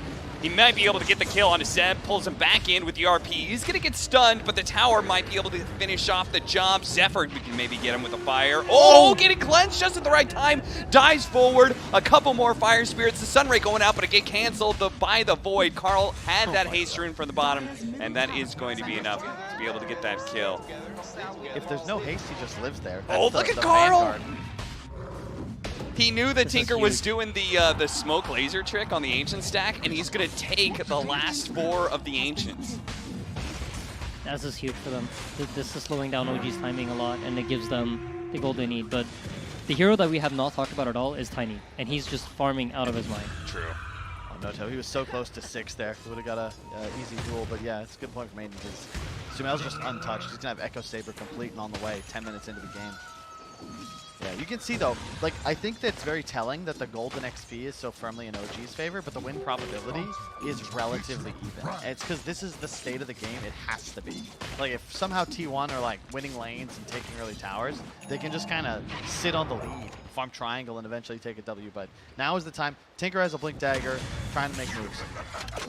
Hitting Cuckoo. They catch him in a Bramble. I think it would definitely die, as is the Fear. Might still be enough. The burst damages so much. If he gets out of vision, maybe he survives. Tinker Thompson does not want to chase that down.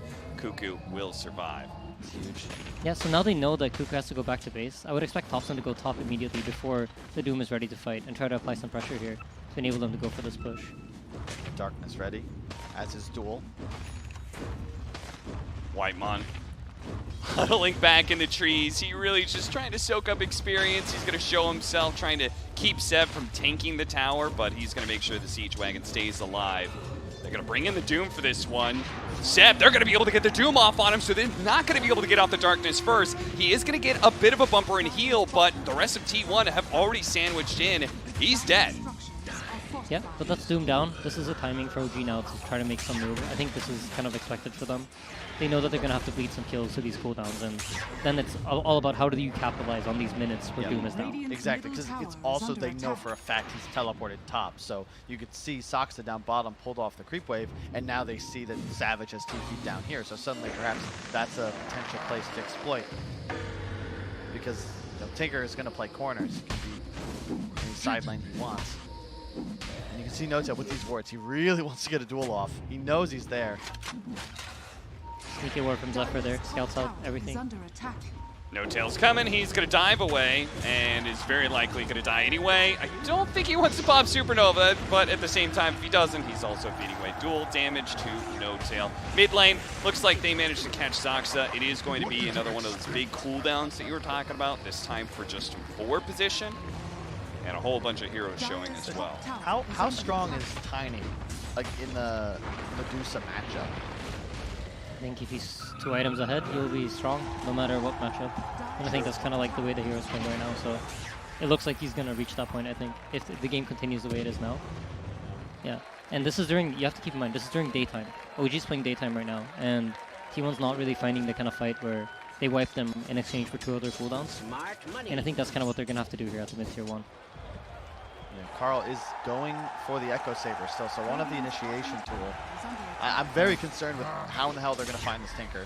Yeah, I mean T1's just banking on like, we're going to outfarm you over time. You guys might win some fights in the early game, but we're just going to try to get as much gold as possible. They're going to get the Brambles, immediately try and get the silence on a 23 Savage before the Stone Gaze, and they did get it. The Supernova is not going to be enough clearance. They throw out the Ravage as well, clipping some heroes. Sure, they're going to be able to bring back No Tail to his death, but OG, they still have plenty of firepower left. With 2 big cooldowns down, they're just going to keep on going. They get the vision, Whitemon is dead, and they can still scout out some more. Thompson, he could just keep on chasing like this. Good read by Carl, got hit by a Void, immediately teleported out, knowing that they were out of stuns. Cuckoo, the really big kill. They get Thompson is doomed. They're burning him out right now, but they can't actually keep any heroes on top of him. Is anybody going to be able to get there? Soxa, he's going to die. Traded out for Zephyr, and it looks like Thompson will survive through this Doom. It is not enough damage. That was huge. He had, that was like literally just as it was off cooldown, Doom. Yeah. If they get that kill on Thompson, that's enormous. Like, Sumail's not even playing Dota yet. He has 156 CS at 14 minutes. Yeah. Shadowblade. That is the fastest one I've seen. It's very, very fast. And they're about to make this map very, very small for T1. You're going to notice T1 heroes are going to fall closer and closer to their triangle. And that's all that OG's trying to accomplish. And then they're going to try to force fights when they know that they don't have cooldowns or when they feel comfortable with their own items. And I've played in this sort of game as well, where Doom's in trouble. Cuckoo is going to be real quickly bursted down between the combination of this trio. Fast kill, and Thompson can just be anywhere else on the map he wants to. T1, as you said, they don't have a way to catch this Tinker, so he could just constantly applying pressure. Even if he doesn't kill someone, right? Sending him back to base is still a win. It's so hard to play Dota when you just don't have playmakers. Yeah. This is why I would have liked something like Ember or Void, right? So they can fight back in these early engagements, so they don't have to always run away. But they're really banking on, like, you know, we're going to go late. At some point, OG has to breach high ground, and that is very difficult against the heroes that they have. Breaching high ground, I think, is going to be very, very hard. So OG need to keep this pressure up. Seb dodges the shockwave, otherwise may have been pulled back into RP range. But because of the nighttime vision, the superior vision from Seb, being able to get the occasional rocket damage in. I actually really like the Vanguard just because, you know, his job, he's a living ward. So just running in, like, he doesn't necessarily need to do damage, just keep vision for his Tinker. Pops Darkness now, and immediately goes for the silence onto the Tidehunter. Supernova goes down, so Seb immediately knocked back down, slowed down rather, can still fly into the trees, but he's going to be hit by Carl. RP down to low ground. Nice Sphere going up, but the Ravage is going to be able to catch Seb and stall the rest of OG just a little bit. Not enough for White Man to survive. No, he actually doesn't get hit by that tree. 23 Savage, lost most of his mana, but OG just a little bit too spread apart here, didn't focus down one hero. Yeah, so in exchange for almost all their cooldowns, except for Doom, they get the 1 kill on Night Stalker, and OG has basically everything ready. They use the NS ulti, but it doesn't matter because it's nighttime. So I expect OG now to like tempo up and try to really squeeze them into the triangle. They're just going to stay on enemy jungle. Push him out. Toss. Yeah, he certainly got him. Yeah, this is the trouble, because with cooldowns down, suddenly you're afraid. And if you look Dire Vision, if you don't mind putting your Observer cap on real fast, Cap, you see nothing. And suddenly, duel. Yeah. Duel. Not that it matters too much for a 5 position, but hey, more duel damage. Yeah, but like suddenly the lead is 6k because in these moments, you know, Lucia's not farming anything. Like, you can't play the map safely because Thompson can be everywhere, and Seb is almost permanently off map.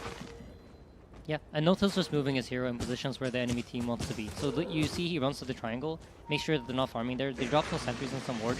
Now they are going to keep track of it, and eventually they're going to zone them in, and then they know where they are, and they can just pick them off like this. They know there's no fight back until Ravage and Egg are up. They know they're not going to get contested. Yeah, the support duo of T1, like that's what they have with no cooldowns.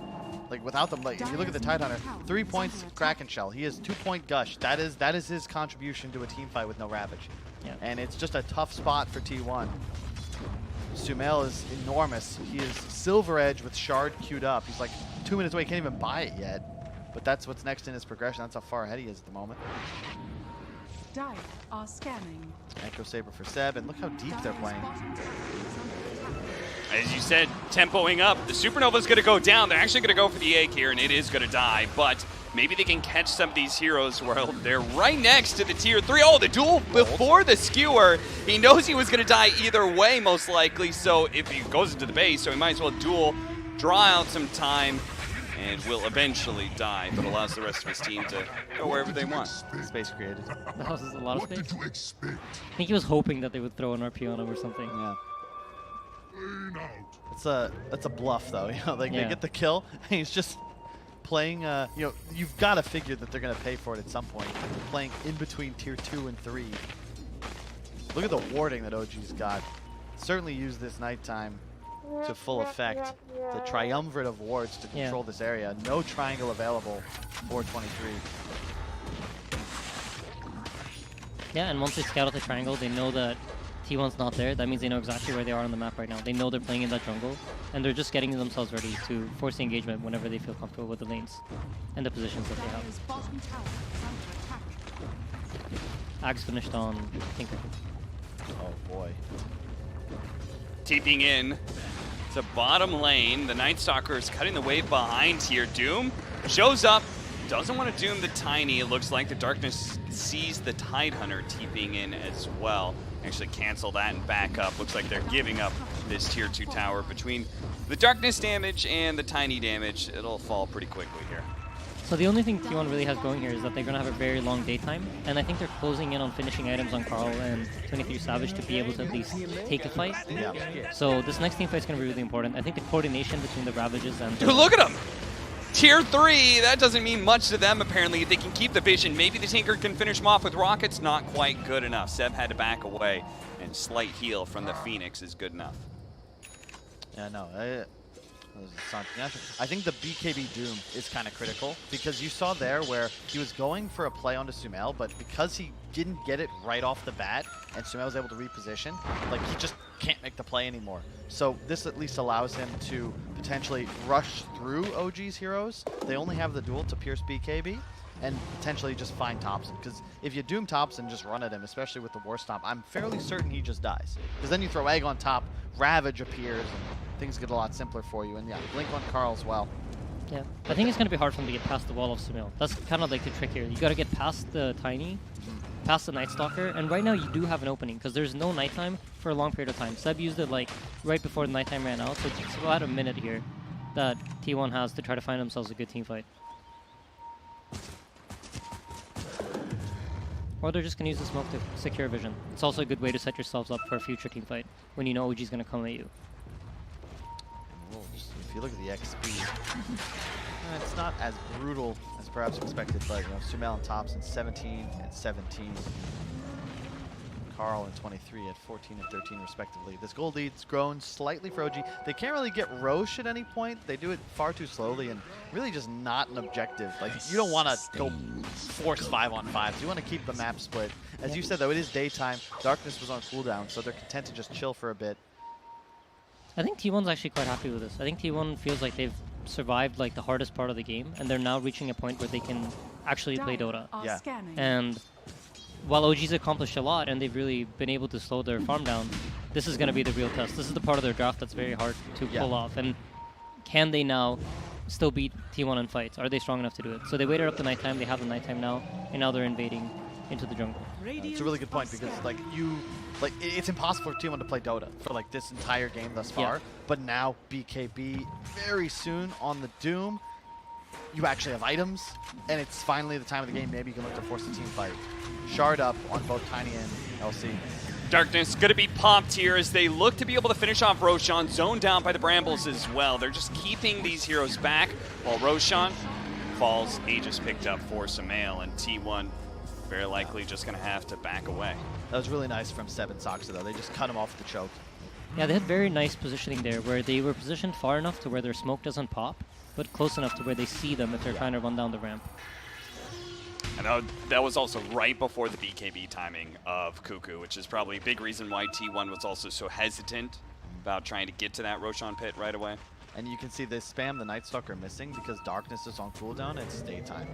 So they know this is a window for them to... Carl's gonna get caught here, and Sumail does a lot of damage. They immediately RP him. Cuckoo, nice spear coming out from Soxa. Catches Cuckoo as he TPs in. One core pickoff turns to two, and add a support into the mix. OG trampling all over T1 now.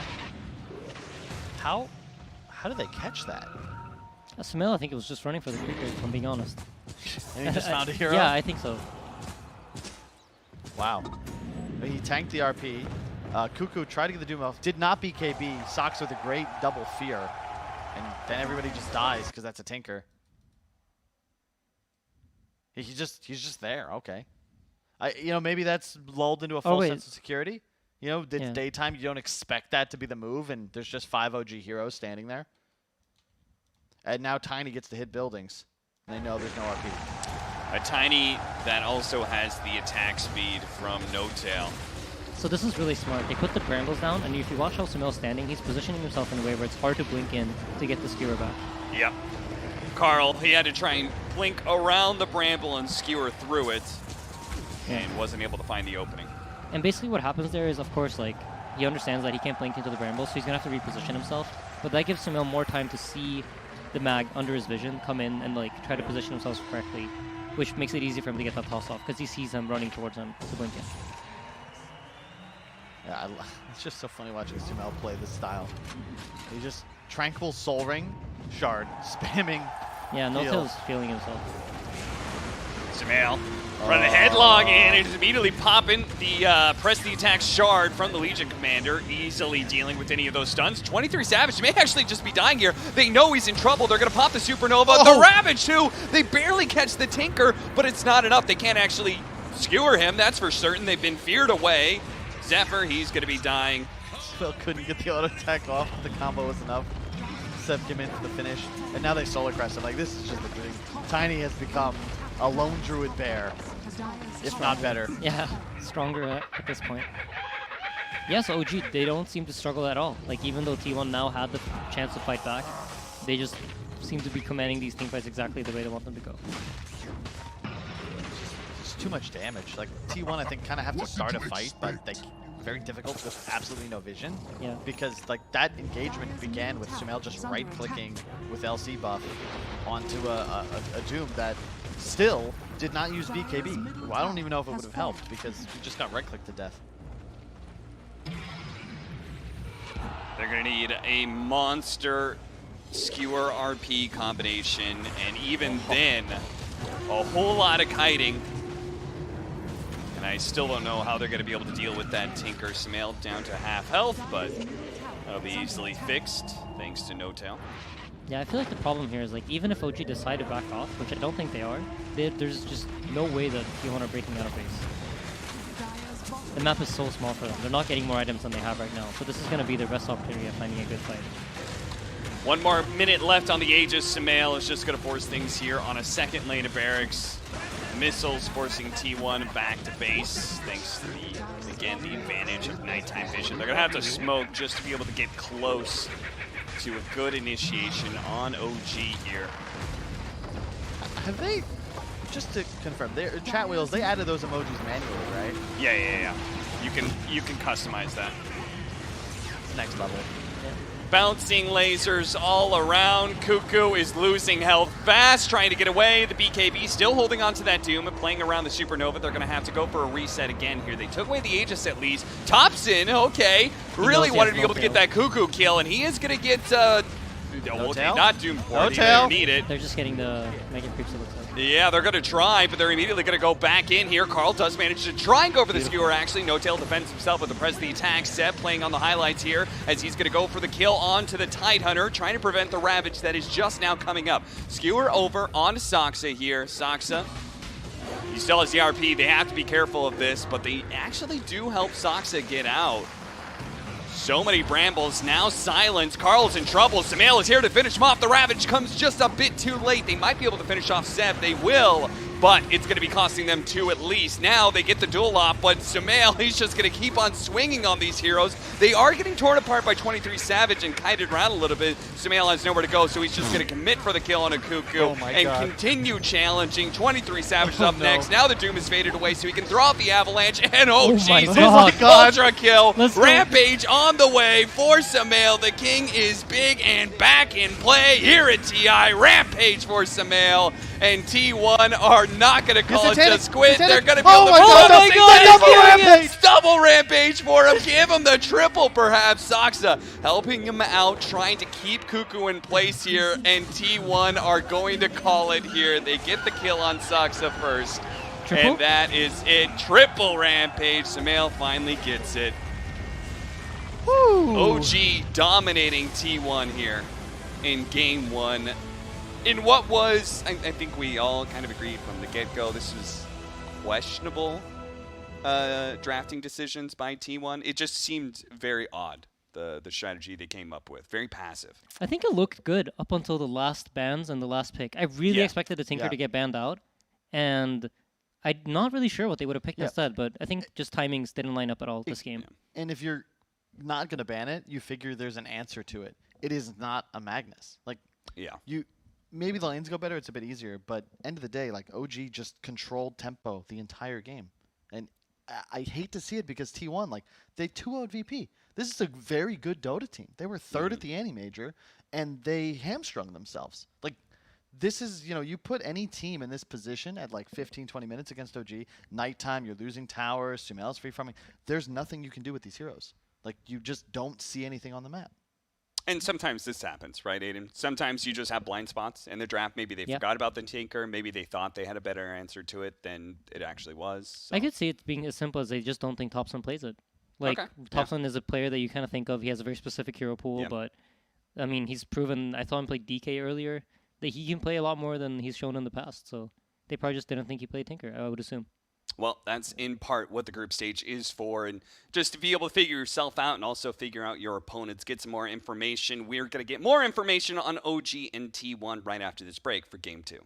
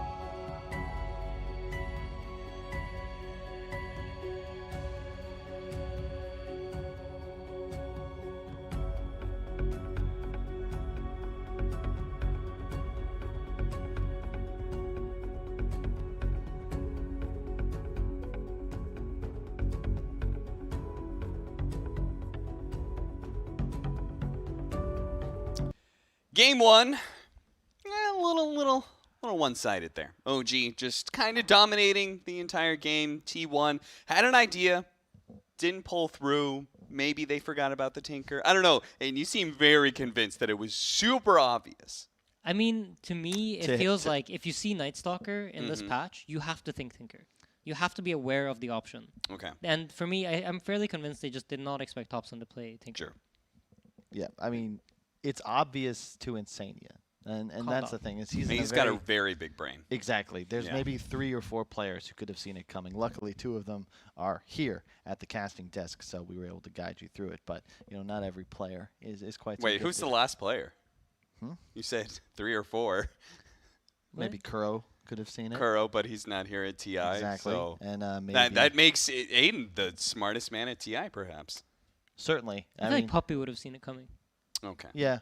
And that's the 4 of us: me, Kyle, Puppy, and. That's true. I mean, that is the Mount Rushmore of Dota right there. Honestly, when I think about it, Aiden, which one would you be?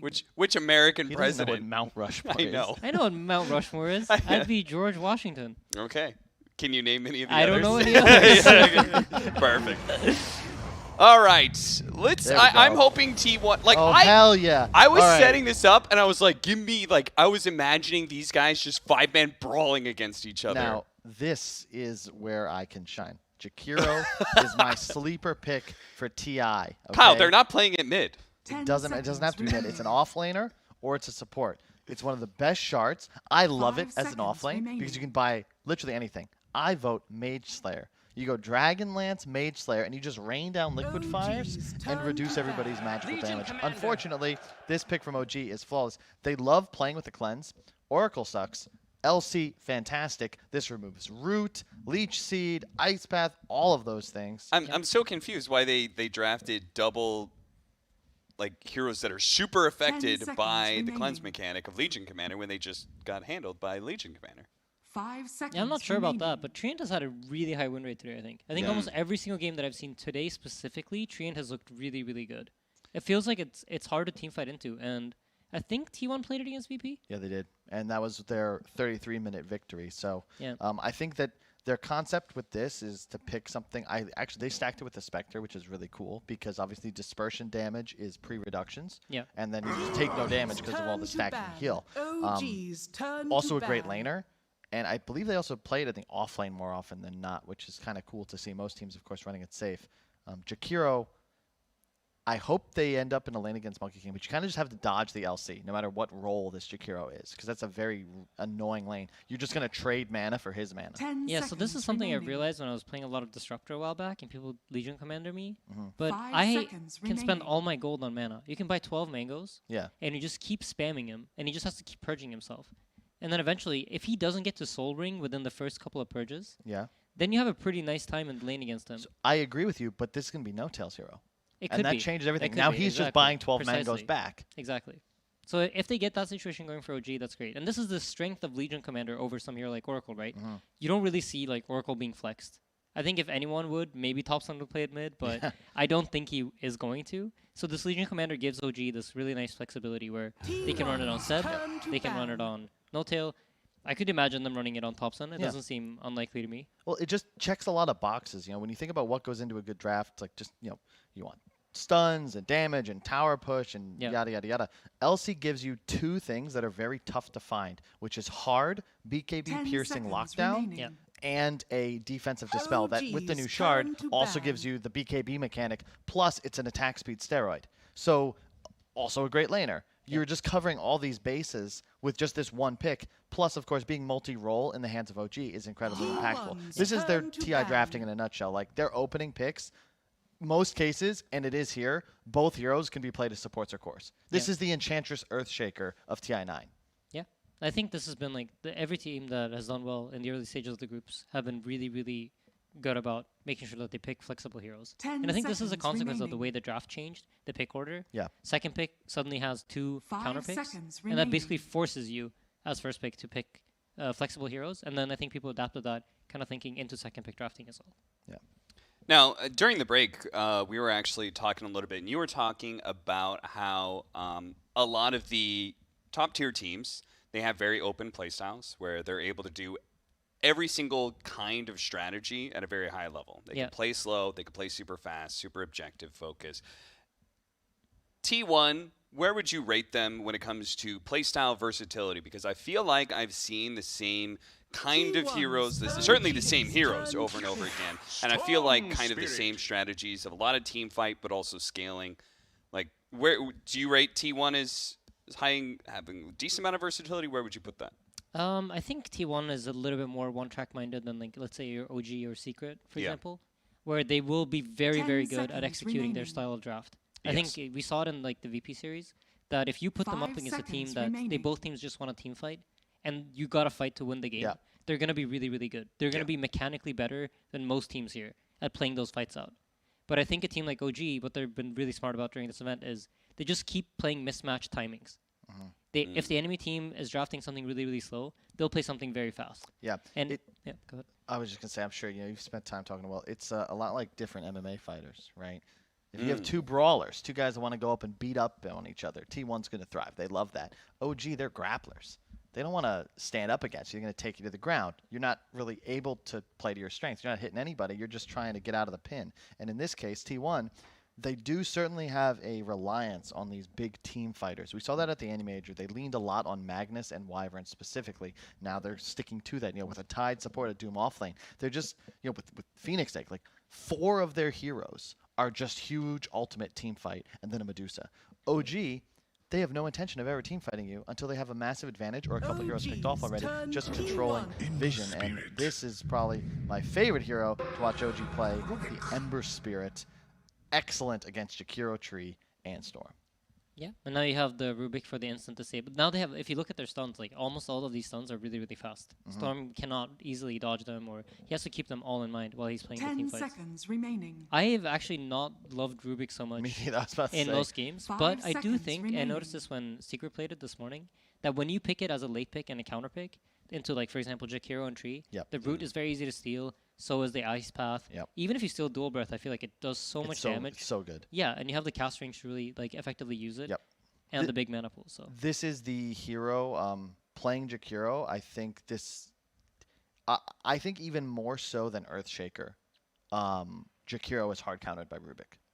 I don't know so much about it being countered. Like, Jakiro still is Jakiro, but I think Rubik becomes a better hero when he's playing against Jakiro. Yeah, like, let me rephrase. I think it's the best hero to play against Rubik. Because even if you steal Macropyre with the damage increase, that is an absurd amount of DPS. So I've played a fair amount of Rubik. I played, like, roughly 1,000 games of it.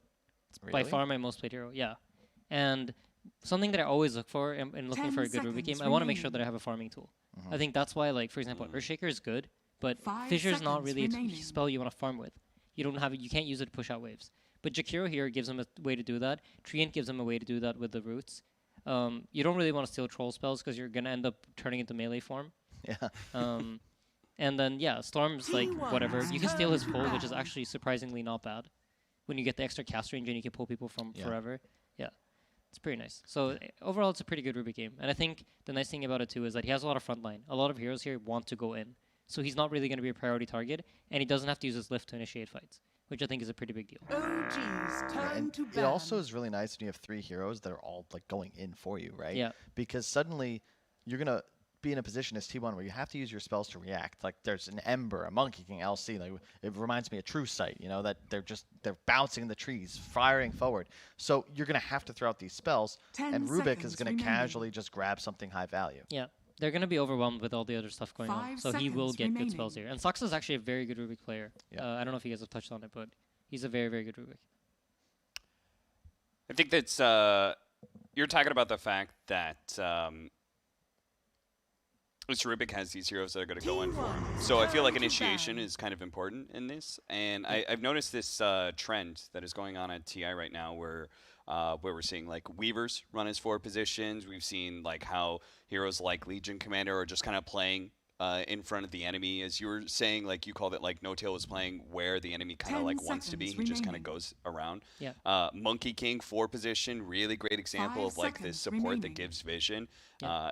I feel like OG have that vision advantage between their first 2 picks there. I'm Yeah. pretty sure Monkey King is going to be the core and Legion the support, but it could be the other way around. It could right? be literally anything here. Like it could be a Monkey King played by Thompson. You could have this Legion Rubik lane is really strong. It could be a mid Ember Monkey King 1 with a Legion 5. Like they have a lot of different options here. They could run the Monkey 4. I mean, No-Tail also plays Rubik. Thompson plays Rubik mid if they want to. Like when I look at this draft and like if you couldn't put, because here you kind of gotta, what you gotta do as T1 is you gotta go by probability. Like based on the heroes that we have, what matchups do we think OG wants? And that's how you kind of figure out which hero is gonna go where. And in OG's position here, like they just have the option of picking pretty much whatever they want based on what they want to do. Oh, I love it. I have been waiting for somebody to pick Slark, and this has all the things. Like I've always loved Slark Ember as a combination, just because you have so much in and out pressure and map control. Yeah. You have a cleanse, which I think is key. Same reason I've always loved Oracle Slark, because if you can just save him for that split second, you're now in a great position to get your own ultimate off. 5 The shard is OP. seconds remaining. That's another reason.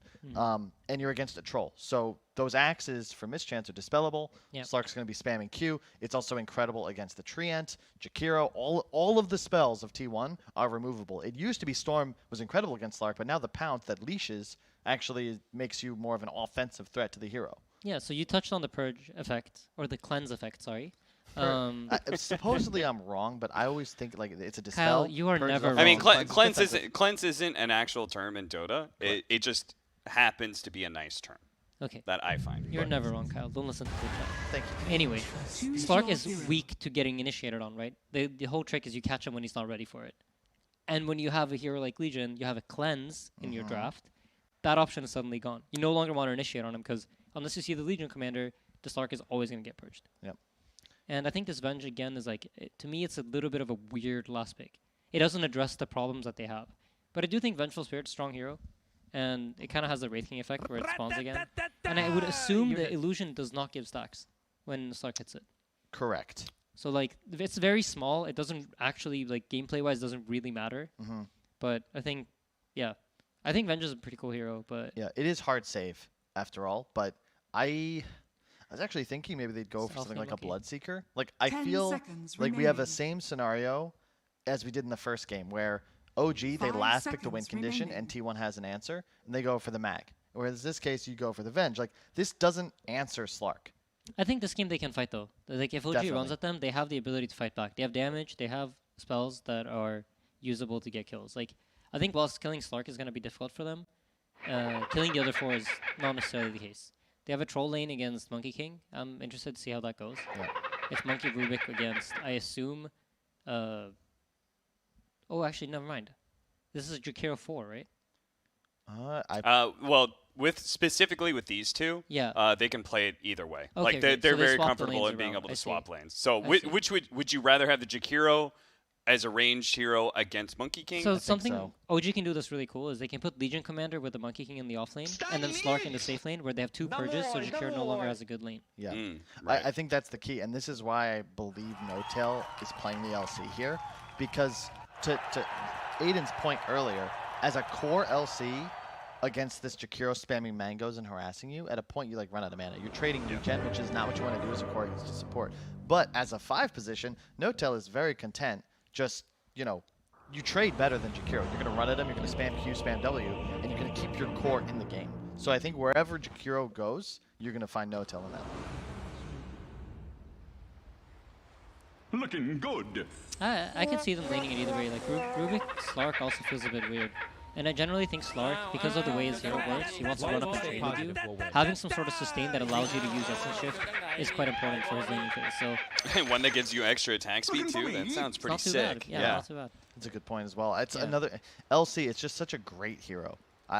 Specifically with the heroes being run right now. Yes. Tiny. Okay, Makes if they're a lot going to of do sense. Slark, that's really good. Yeah. Sven has been popular right now. That's Precisely. another one. Did you happen to see our last series?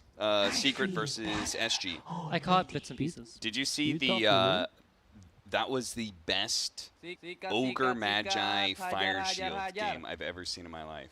No, I don't. Because, I mean, have you experimented with, I've Fire played a little Shield? bit of Ogre. It doesn't really feel like that amazing, right? I actually think it feels pretty good most of the time. Yeah. All right. Well, my experience has not been like amazing, but they were specifically played up against Sven Io, Earthshaker Core, Enchant Totem, and Mars. Told you a storm was coming. I was like, yeah, God damn.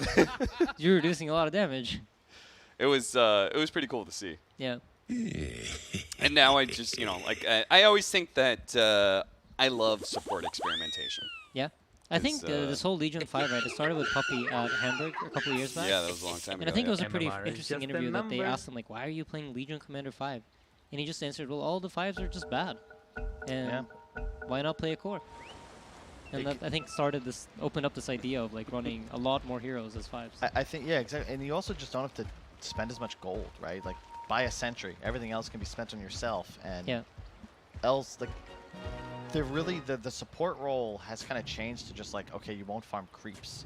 But it comes down to what's the best kit. Like, what gives my allies the most support within a game.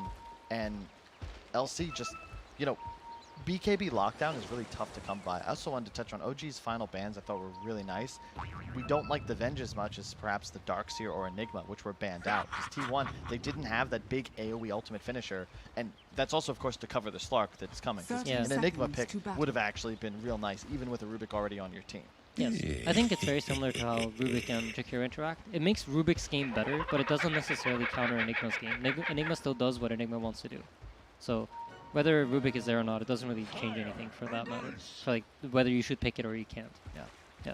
Now, for anybody who's tuning in and maybe doesn't watch a ton of Dota, can you guys break down very simply what are the strengths of T1's lineup and what are they looking for compared to OG? Okay, so I think T1, in order to win this game, they need to do well in the lanes, and then they need to use the advantage they get in lanes to stop OG from running at them. Because OG is going to hit a timing similar to the last game, where T1 is trying to farm the Vengeful Ags, they're trying to get Storm's items, and they're trying to farm up the Troll.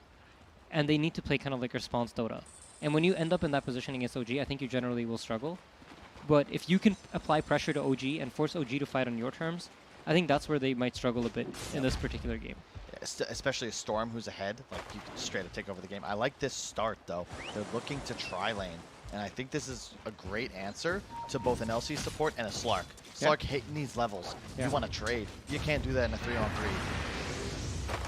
Just straight up spam the spells. So they're trying to push in the first wave here to get lane control. If you look at 23 Savage, he's trying to drag the creeps up to connect to the next lane. Perfect. Which will make the Train Protector all the more effective. Yeah.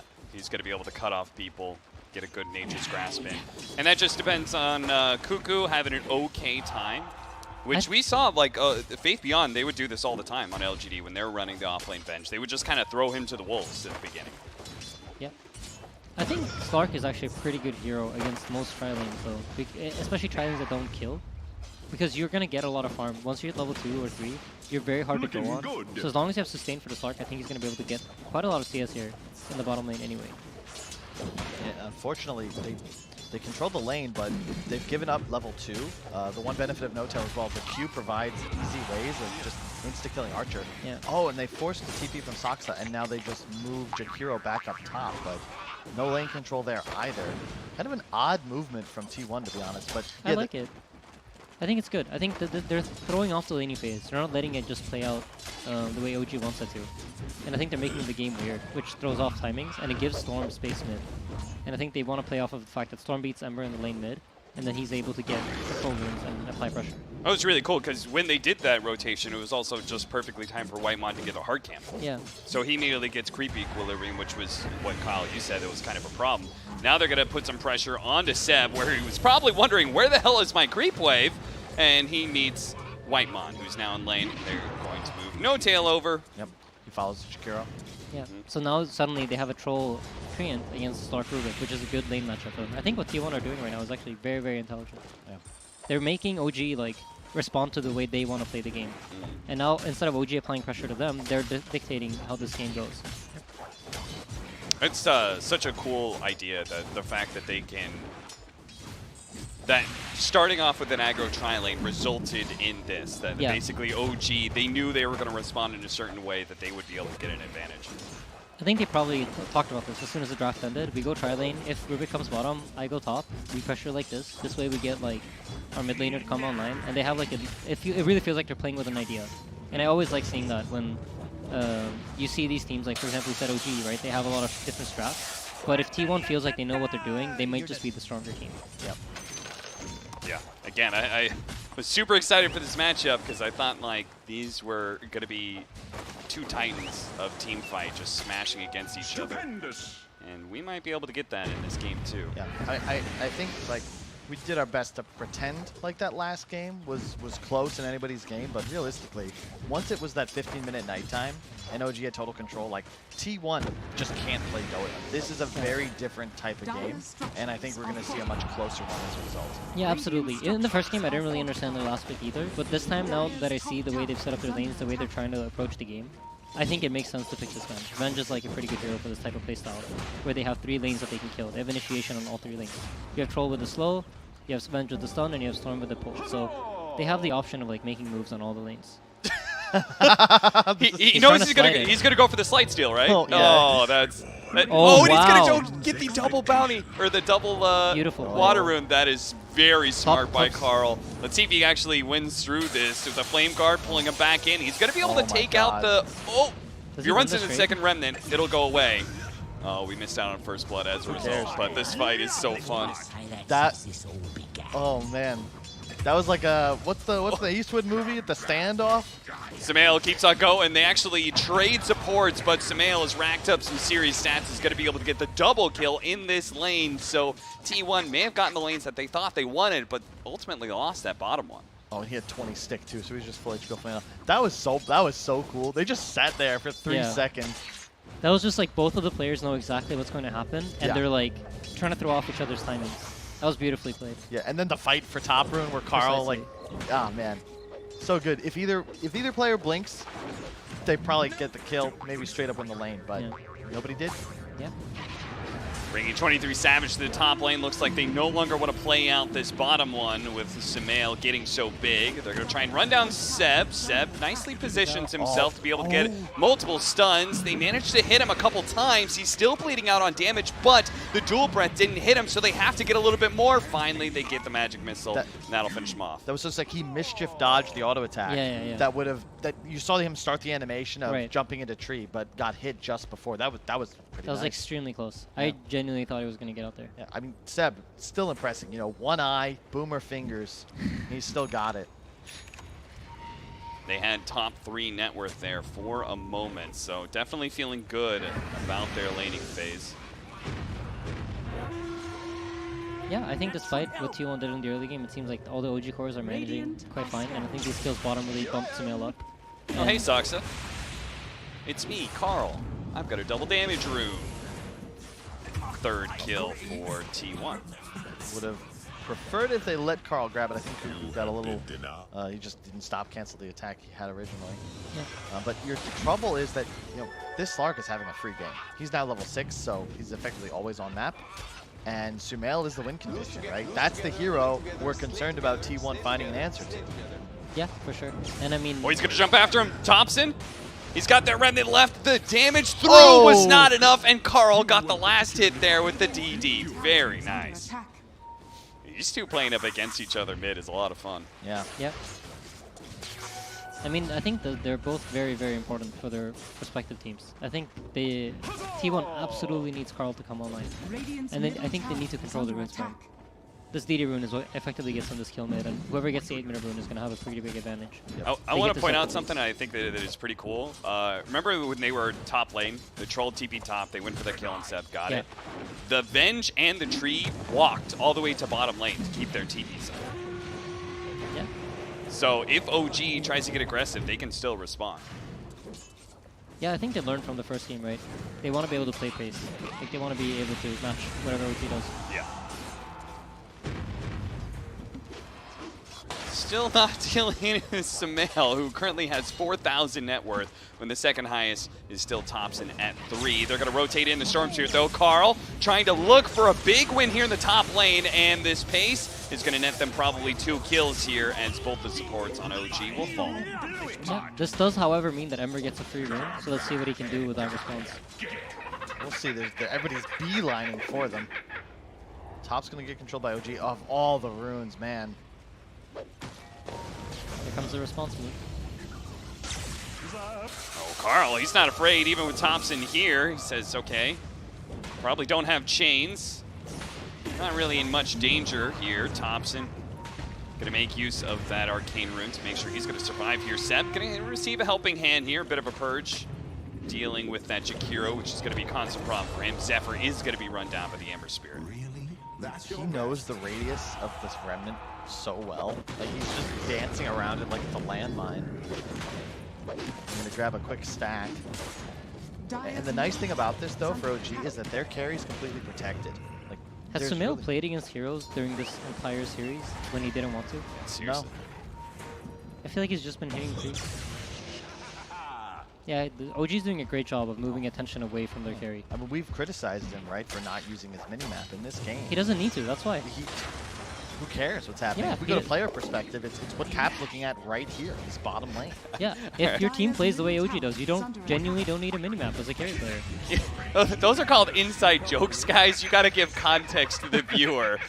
You say, we've criticized them. You didn't say it on broadcast. So what are you guys talking about? We've been joking about it the last couple of days, that if Sumail had an option to hide minimap, he would. To see more of his screen. Exactly. Mm. And that's a joke that stemmed from his time on Liquid. On Liquid, yes. And why did that happen? You would have to ask your best friend William Lee. Well, yeah, I mean, you told me he died once when he had vision, That's and you guys just memed him out of existence. Probably, I don't remember how this started, but it was probably he got ganked mid when there was a ward, and William was watching his parry perspective, thinking Sumail's gonna back off here. And then Sumail didn't. And then William was like, Sumail, use your minimap. It's good. And then we all started naming him. And then it's just set in stone. Carl's out of mana. Oh, well, actually, he does have 6 magic wand charges, so he's kind of baiting him in a little bit for one last jump away, and that jump is far enough. Sumail trying to catch him midway through. 23 Savage right in the middle of all of these heroes. Sumail not too afraid of him, as after, he's going to be at swap back. 2 seconds, he doesn't actually have his ult. Oh no, Sumail. T1 realized they made a grave error. Seb is going to be able to get off a good ultimate though, and in return, 23 Savage has overextended himself and received tips from OG. That is unfortunate. I think 23 said it best. Sumail, a bit of a blunder there. I think he was trying to like catch the storm mid-zip almost, but as you said, the mana was enough to get him out. And then Savage just kind of returns the favor. I think the storm went too far. Like I didn't expect him to be able to jump that far, so he must have had a soul ring that Sumail didn't see coming. Yeah, between Soul Ring and I think it was 6 magic wand charges. Yeah. Whitemon almost dying there. Thompson still playing the edges, looking for that last light. They are going to be able to get a nice overgrowth, lock him down with the Ice Path followed up. Thompson's dead. Sumail may just fall again if they can somehow get in front of him. They've got to swap. Sumail's going to show. There it is. Swap back. Stunned while the Dark Pact is down. And T1 holding their ground, holding the line around the Tier 1 tower, winning these fights. And this goes back to what we talked about earlier, right? If you let T1 fight, if you let them play to their limits, you put them in a position where they're allowed to play Dota, they're a fantastic team. And they're showing that here. They're holding their own against OG. Carl's balling out. He's 5-0-3. But like his score doesn't really reflect like how much he's like had to play Dota this game. Pretty much dueling Thompson since minute 2. Another kind of uncharacteristic mistake from Sumail. Yes, I am talking to you.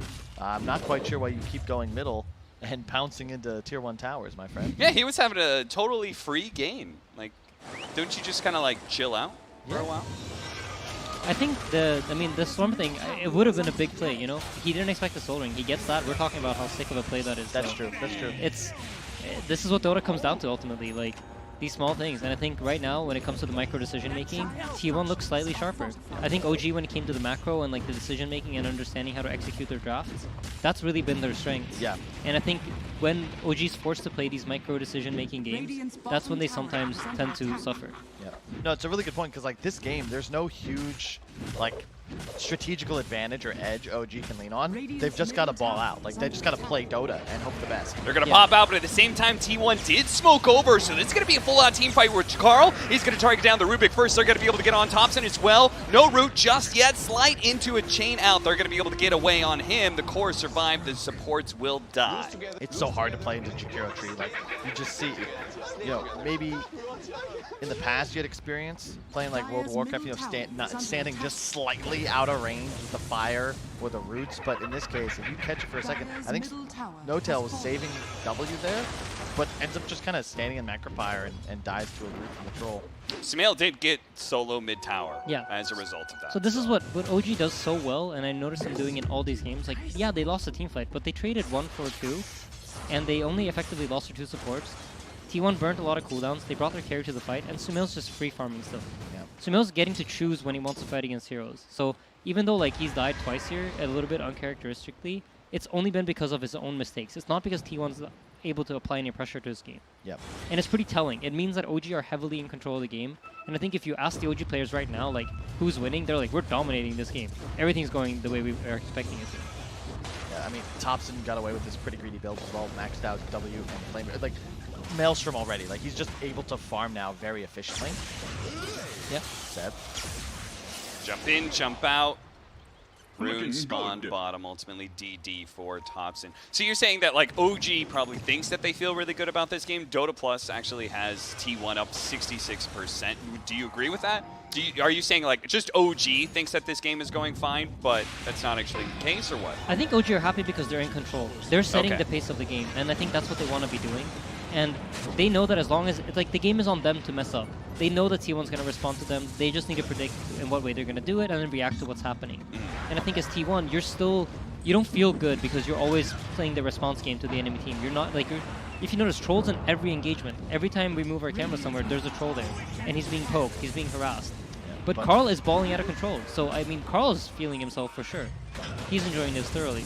Now, you say they won't feel good reacting all the time. Is that just like a general rule, or do like some players or teams prefer reacting to the enemy making moves? So I think you enjoy reacting when you're killing them and then you're getting something out of it. You know that you're progressing your game. You're getting closer to where you want to be.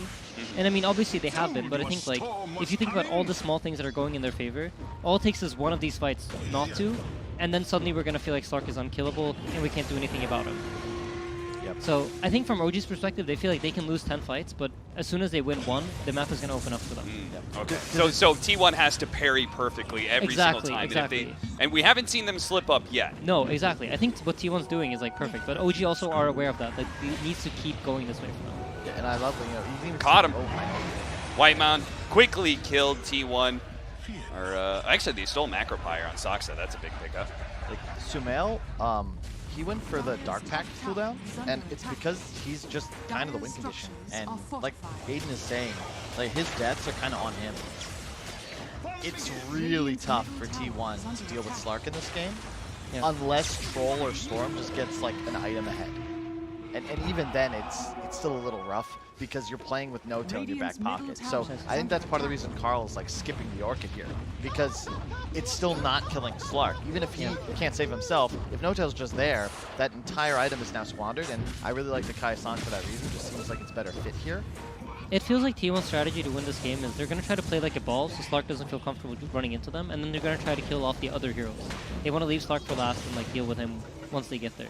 And you said early on, like, the strategy for T1, win the lanes, which they didn't actually do, but the other thing you said was they need to stave off OG's aggression and, like, during this crucial period of time where Venge, Storm, and Troll all need items. And we're about to reach the end of that, right? Cuckoo is about to get his Aghanim Scepter. And that is huge. Like, yeah, Venge doesn't help too much with the Slark, but it is a great defensive save for the Pounce, but it's also really nice against Monkey King. You can get him out of the Wukong. We saw it used offensively to get Slark killed earlier. And swapping Monkey out of, and Aghanims doesn't give charges to the Slark. In addition, it's like 2 lives, right? So you can just be this frontliner that your team kind of needs, plus damage steroid for the Troll. Yeah, absolutely. Oh, stolen Macro Pyre. That's actually going to do enough damage to be able to quickly kill Carl. Great play from Soxa and Sumail, and a big pickup too. 599 bounty for Carl. The sentry, was that just he didn't have vision of the Slark as he got close? Now, do they have the root? Not going to go for it here. Cuckoo does have this. Oh, he actually doesn't have the Aghanims just yet. The Overgrowth just off the mark there. Little awkward. 23 Savage not able to catch up to Thompson. It's just this trio that is forcing a pretty big response out of T1, but the Ags is now here for Cuckoo. I'm loving it. Just No-Tail is just so good in these games. Like, he always seems to be right place, right time. Just I think that's always been one of his biggest strengths as a player. I mean, his understanding of the map, I think, like, for as long as I can remember, I've always thought is like probably one of the best in the world. Even back when he used to play carry and used to play these Nagas and stuff, he always knew like where to be, where to cut, what waves to be on. And I think, yeah, he's utilizing it perfectly here, even as a support player. Yeah, like if Thompson doesn't have No-Tail with him there, he just kind of feeds. He's like, what's he doing, guys? But yeah. No-Tail with the immediate cleanse of the initial stun. Like the root, we heard the root animation, and it didn't seem like he spent any time rooted. Yeah, so let me tell you a secret. I learned this when I was playing with Sumail. When you have these really over-aggressive player types, like Sumail when he's mid, or Thompson, you get it for free almost, because you know they're going to run into trouble. Because you've seen it happen so many times that you can easily position yourself behind them. And if the enemy team doesn't respond to these players, they're just going to get so much out of the map. Yeah. Nice long jump from Carl is going to be able to catch. Oh no, Saksa caught him with the telekinesis and stole ball lightning. I really like that point because I've had the experience of the opposite kind of player, which is passive to a fault. And the trouble is when you play around them and they don't push their limits, you end up feeling completely useless because nothing's happening on the map. Yeah. When you play around these guys that know what to do, to get in there, that create action and chaos, suddenly you feel like you have a purpose. Precisely. I feel like occasionally our casts just serve as a sort of therapy for Kyle to be able to get over his former team experiences. I'm just here for the Dota cap. It's nice to watch good players at the best of their abilities. Long jump over. Seb going to be caught, but immediately there is going to be the purge coming out from No-Tail, but they still can keep going. Duel going out, just trying to keep the storm in place, but it's going to be a duel that is actually not won, just ever so barely. Turns around, nice stun, but mana, okay, they don't want to chase any longer, and it's probably for the best. Love Seb's builder. He had the Echo Saber queued up initially, but I think Mage Slayer, even as the offlaner, is just the right choice. It's something I love about OG is that they're always getting these items that are right for the game to help out the heroes that count. In this case, it would be Slark. I'm interested to see how this Mage Slayer plays out. Oh! Nice jukes. Jukes out of the Magic Missile. Thinking about pursuing here, especially with the Stormseer being chased away there a bit. He can come back to join the team fight perhaps, and they're going to be able to hit a nice two-man stun. Cuckoo may be the first to die, but remember he's got that extra life. Throws out a Magic Missile, keeping Sumail back. T1 do a pretty good job. They do have BKB on the Trolls, so they might be turning this. BKB, there it goes. Who's he going to target? They swap back in No-Tail, which is who they want to be able to gun for. They finally get off the ultimate. And Sumail, he doesn't have any mana. They lock him down, finish him off. Nicely played by T1. 50 seconds, he's dead for T1, turning on a dime. They're so good at kiting team fights back and re-engaging. Yeah, they're battlers, they're brawlers, and OG are playing to their strengths. Yeah, I think this game they have they have a draft that can play the game. Yes. I think OG really managed to corner him in the last draft and put him in a position that they didn't feel like they knew what to do. Yeah. But this time around, they're playing perfectly. I think one of the key things for these team fights, Vengeful Spirit is one of the best heroes against saves because you can either swap the save hero out of position or you swap the hero that you're going on out of position so the save hero can't use his spells. It's deceptive because OG, they kill the Venge and they feel good, right? But Cuckoo is fine with that. Suddenly his spells are back up. A great setup. And then Whitemon gets the double ice path to ensure the kills. And 23 Savage, I was like, man, you're in some big trouble. But he had to save the ulti, because if he pops it while he's still in Wukong's, then the whole fight just takes place under Seb. And T1 are really just done for. But because he gets it off so much later, Sumail's now out of position with no ultimate. They have no Wukongs. They really have just no save left. And suddenly things turn out A-okay. But still anybody's game. Mm-hmm. Absolutely. Anybody could do this, though. What do you think of the Aghanims on Sumail? Because I feel like that's an item for when you're snowballing hard. Like the double pounce is nice, but you know it doesn't feel like he's strong enough to just kind of get into the middle of T1 and battle at the moment. Yeah, I could agree with that. I think the idea is probably just to be able to get in, kill one, get out, or catch Storm, chase him down. Like just more disable, more mobility. I think it's always hard to question mobility. It's always so strong, especially in these types of games. It's true. Is there any way it can answer like the swap? right? He pounces one, they get swapped out of it, but he could still keep going, right? Yeah. The question, the thing is, I just fear, like, this is the Venge factor. Like, Troll's just a stronger carry. Even though Sumail's slightly ahead in the net worth, if you look at the itemization, just Falcon Blade, Maelstrom, BKB with the Venge behind you. Like, that Venge counts as that extra item. And that means, you know, Sumail won't really be able to trade too well against 23. Yeah, absolutely. I mean, for OG, it's not about the carry killing the other carry. It's more about how can you kill out the supports. Yeah. I think both the supports of T1 have been doing a great job of knowing their limits and surviving on a sliver of health. Oh, they managed to catch him, but there is going to be the defensive swap. 23 Savage is going in. He's going to try and deal with Thompson first, but a stolen swap from Sox is going to be able to get him out, but the Overgrowth catching Sumail again while the Dark Pack was down. Cuckoo dies, but immediately comes back as a Spirit, catching Seb, swapping him out of his own ultimate and keeping him in place. 23 Savage is keeping the rest at bay, and his team can deal with leftover behind Seb and go straight for Roche. I mean, the supports, Insania just said it, like, they just straight up win that fight. Zephyr also has Holy Locket, Heal Talent, and Living Armor, so yeah, you can initiate on my Storm or Troll. I'm just gonna keep you alive. It's a ridiculous amount of heal and armor, and then there's an Ice Path on 3 heroes. Yeah. Like, Sumail doesn't do damage. Something very interesting that Zephyr also did this game is he maxed out Leech Seed. I don't think I've ever seen that done before, but to be honest, I've been on the panel. It's been hard to see exact skill builds for people, but it makes a lot of sense to me when you see the game play out and how it plays out. If anything goes on the backline, he drops Leech Seed, they all get healed, they're playing like a ball, so it just gives all of them so much effective health. Yep. 35% healing increase as well, so obviously it doesn't help you with your grasp, but it just ensures that you're going to have even more sustain for your allies. Yeah. And they're really not able, I feel like you want to find Whitemon in the back of Jakiro, but it's just not a possibility. And even if you were to do so, Kuku has the swap. The Venge really seems like it's paying off. Like, we questioned it, but it gives them that ability to ball up, to your point. Because you have all this sustain and a little bit of the damage amplification, so your carry just all of a sudden 2k ahead with an Aegis. Yeah, I think the difficult part of the game for T1 was really getting to this point, getting to the point where they can ball up. OG now, I think they're going to have to try to split them up. They're going to have to force these heroes out of position and force like multiple initiations at once. They have the tools to do it. They just got to be able to like get the Ember going on one target, get the Slark in on another, because if they're all balling down on the same hero, it's just going to be swapped recently. Yeah, one nice pick off. The BKB from Thompson is caught by the Overgrowth from Zephyr. Still has decent amount of magic immunity time, but is it going to be enough to be able to get him out of this hell? As T1 surrounding him with so many heroes, and he's out of remnants. He is out of HP too. Double kill for Carl. And Thompson, BKB into the tree. A really nice job by Zephyr. Another reason the hero seems very strong in T1's hands. They needed their own tool of BKB disable. Yeah. And they've got it now. Sanjay Yash on the troll. It really feels like it's T1's game to lose now. 24-10, you got to be feeling yourselves. Still anybody's game in terms of like the gold differential, but you know, if anyone would agree with us, it's probably Seb, who hates the fact that you see net worth on the top of the screen, because that has nothing to do with who's winning in a game of Dota. It's about timing, it's about team composition. And it does feel like Dota Plus has that same idea, because even with less than 1,000 gold, 81% win rate, you got to figure T1 going to outscale.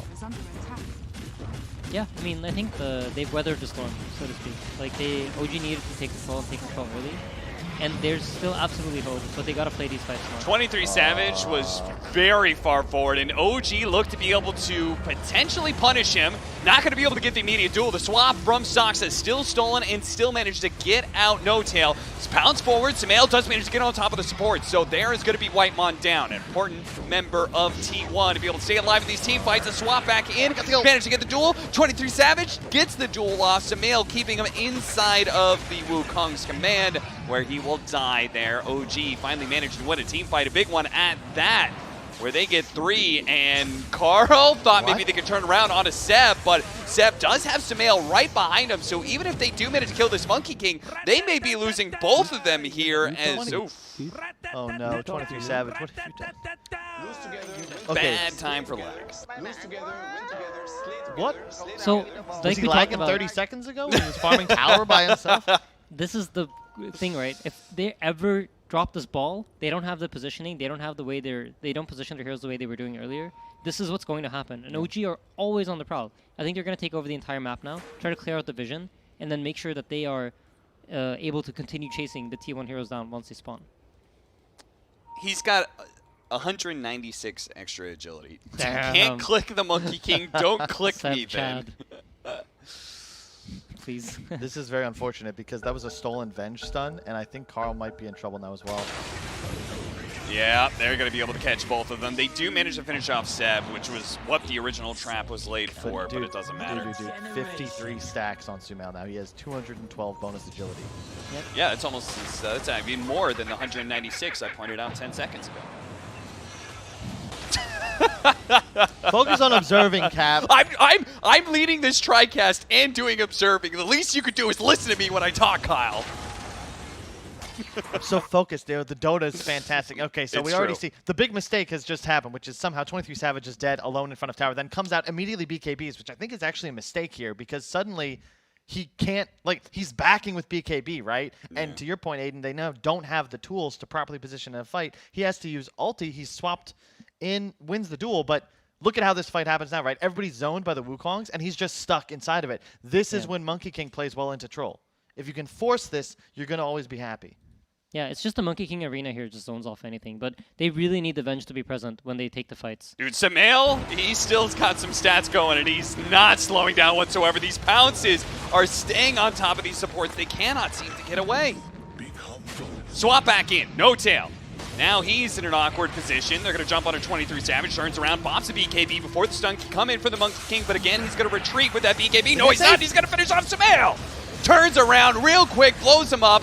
Does manage to get the swap back in, and 23 Savage heals up just a little bit. Can he finish off Seb before and stay alive? He does. Thompson's going to commit. Trying to finish off 23 Savage, does get that one. With the BKB, might be able to get two here as Zephyr. Just one slide away from dying. Actually does die to Saksa. Chaining up two, TPing out, doesn't leave a remnant behind. We'll win. No mana for the pull. We were talking to No Tail the other day. He said Fog's line is the best because you use it when you're winning or you're losing.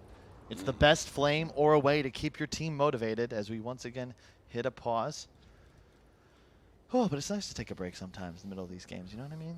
Yeah, this has been a very, very exciting game. Yeah, I like this. Yeah, It's nice like- to get the pulse down a bit. Yeah, TI Dota Absolutely. vibes. Okay. Why are you guys looking at me? You're in charge. Okay, analysts, please talk about this game state. It's paused currently. I Oh. don't think much is happening. That's a good observation. I didn't realize that. You're welcome. That's We have a 10K replay. MMR analysis You for can you right you there. can break down this replay Feel that free, I Kyle. shouted over. Well, No Tail does not have his W available. Sumail uses his Dark Pact, and then you're going to see Sumail go right back in again. He will Dark Pact. However, he does not press his ultimate button and gets immediately silenced as it fades by Carl just before he tanked that stolen Venge stun. So, Sumail dies as No Tail had no ability to save his carry. Sick timing from Carl. That was Yes, really good. That was very good. And that's what makes playing into the Slark so difficult because it's like of all heroes that kind of demonstrate the frustrating nature of Dota, it's like, did you get the Orchid? Okay, well you've won the fight. Oh, did he hit Q or R just as you did? Well, you've lost the fight. And them's the breaks. I think you gotta love to gamble if you want to play Slark. It's like Yeah. a little bit of it, right? It's a mind game of am I gonna Q or am I not? So we were having this discussion on the panel earlier about what if you showed mana bars for both sides? Like if you could see the enemy team's mana bars. A hero like Slark would instantly die, right? It would just ruin the concept of Dark Pack because you just see the mana bar. Yeah. move.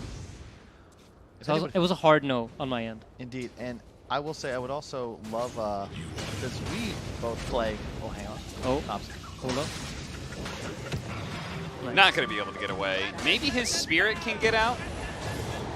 As they do have the Train Protector on the way. Yeah, they're kind of realizing they're not going to go for the Spirit at all. In fact, if anything, they may be swapped back into Doom here.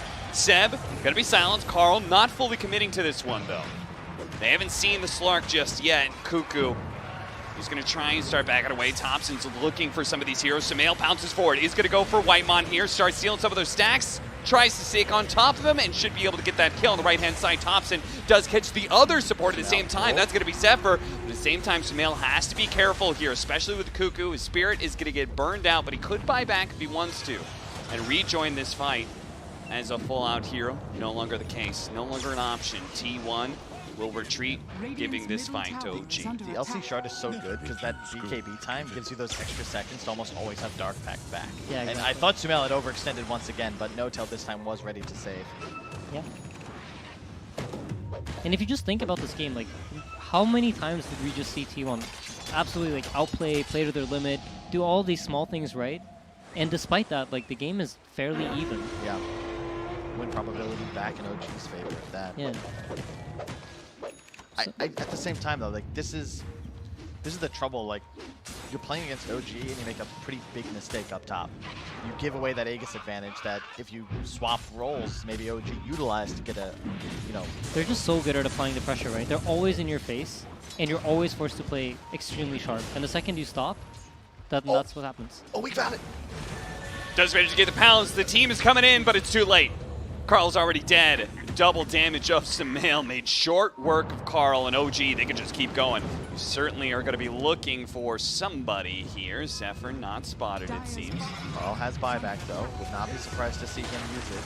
Yeah, considering how aggressively T1 is positioned, even though they're missing their mid laner, Seb, he sees this. He's spotting some heroes right now. Swap back into the ice path. That's a good hold, but he did not manage to get it in. Snare out. The troll did not get lucky, and Cuckoo will die for what he thought was going to be an Ember Spirit kill. Pounds through the Spirit, doesn't actually latch on top of him. And that is going to be the Spirit being gone as well. I can't believe T1 tried that. It was a risk, and it was not a calculated one, I think. Yeah, this is looking really, really good for OG now. They're knocking at their door, potentially forcing 2 buybacks here. And this is where things get a little spooky, just because suddenly OG have this ability to play, like, you know, T1 were kiting while they were controlling the area, but now suddenly OG's reach potential has doubled. They have the Aghanims on both cores. Seb is able to play trees. And so it's just so hard now for the Jakiro tree to set up like we saw them do so effectively in the mid game, because suddenly Sumail's just gunning for them. Yeah, OG's getting the initiation in all these last fights. They're getting the kind of jumps that they want. They want these fights when T1 is not balled up. T1 needs the ball where it feels impossible for OG to commit in. But it might be reaching that point where Sumail is now tanky enough to go in, knowing that he has no tail to purge him, and he can just apply all the pressure. Yeah, he has the Scotty as well, so Silver Edge to boot. He's feeling very good, and it also feels like a lot of these fights are starting and he already has some stacks built up, which has definitely been helping OG. Yeah. So you notice top here, he just goes in, pushes the wave a little bit, makes sure it's going in the right direction, and now he's already moving over to the next place. Notel's camping pit. I'm sure he's aware that this will be up momentarily, and there it is. T1, they know this timing as well. They're sweeping over to the Roshan pit. They have no idea how low it is. Now they get some vision. Cuckoo spots that Sumail is trying to solo it. Both teams just going to hold their side of the high ground around Roshan. Yeah, and this is like a classic standoff, right? Neither team really wants to fight into their team's division. So now it's going to be like a little bit of a strategic game of who can get the smoke. You're trying to wait here to get a timing where the enemy team is not ready. So something that you might see teams do around this time is, if you look at the clock up top, it says 33:40, right? So you know at every complete minute the camps spawn. So you know that the heroes are going to be around the jungle at that timing when the camps are spawning. Because you know they're grouped up, there's not a lot of farm on the map available to them. So that's a potential timing for you to make a move. But it seems like OG, they recognize that they're just balled up, so they send tops onto the side lane, push it out, get more info, and then make a play based off that. Oh, grabs the double damage and manages to get the pounce, and it's going to force out the swap from Cuckoo and probably get him killed as he's pulled back in by the telekinesis. His spirit will manage to get out at least. No buyback though. Yeah. However, who cares, right? You're still in the game. Sumail's being a lot more disciplined as well though with the ultimate usage. It's now preemptive, which I think has been key. The Storm Spirit had to go all the way back to Fountain, so may not be here unless he wants to make a real gun at it and go for a long, long zip.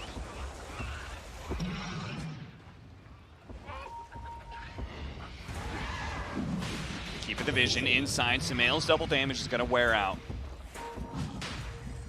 Storm's going to start TPing onto the outpost. Thompson is in. Thompson's going straight up for those supports. Sumail, not sure where he's gone into, but 23 Savage is a little bit isolated here. Cuckoo's trying to keep pace to make sure he can swap back 23 Savage to get him away from Sumail, while Seb is scaring back the rest of these heroes. Thompson's going to be able to finish off Zephyr. That's going to be first. 23 Savage looks at Seb. Carl commits with the Aghanim Scepter, pulling them both in. But inside of that Monkey King ultimate, they don't feel great. Again, the stolen swaps coming out from Soxa is going to be able to keep his cores feeling good and feeling aggressive. It's telekinesis toss back, chained up together. Toss, duel, going out. No tail. They turn around quickly, kill him. Winner, and Carl gets away before Sumail can hunt him down. But Sumail doesn't kill. He's going to be able to go for the supports and may still be able to catch Carl. Carl, no mana. Sumail bounced on top of him. They catch him. 4 dead on the side of T1. And now Roshan is going to go the way of OG. So this team fight, I don't see any other player than Topson doing this. But you notice how he just straight up into no vision, rolls in with the Ember. He knows that they're there. He's playing off of the fact that he knows that they're positioned there. That's how 95% of supports are going to position themselves when their cores are running into the Roche pit. And they get this team fight where there's like basically 4 fights going on at once. Topson's chasing supports. You have Sumail chasing 23 Savage, and you're forcing T1 to not be able to use that swap to just save whoever's getting initiated on.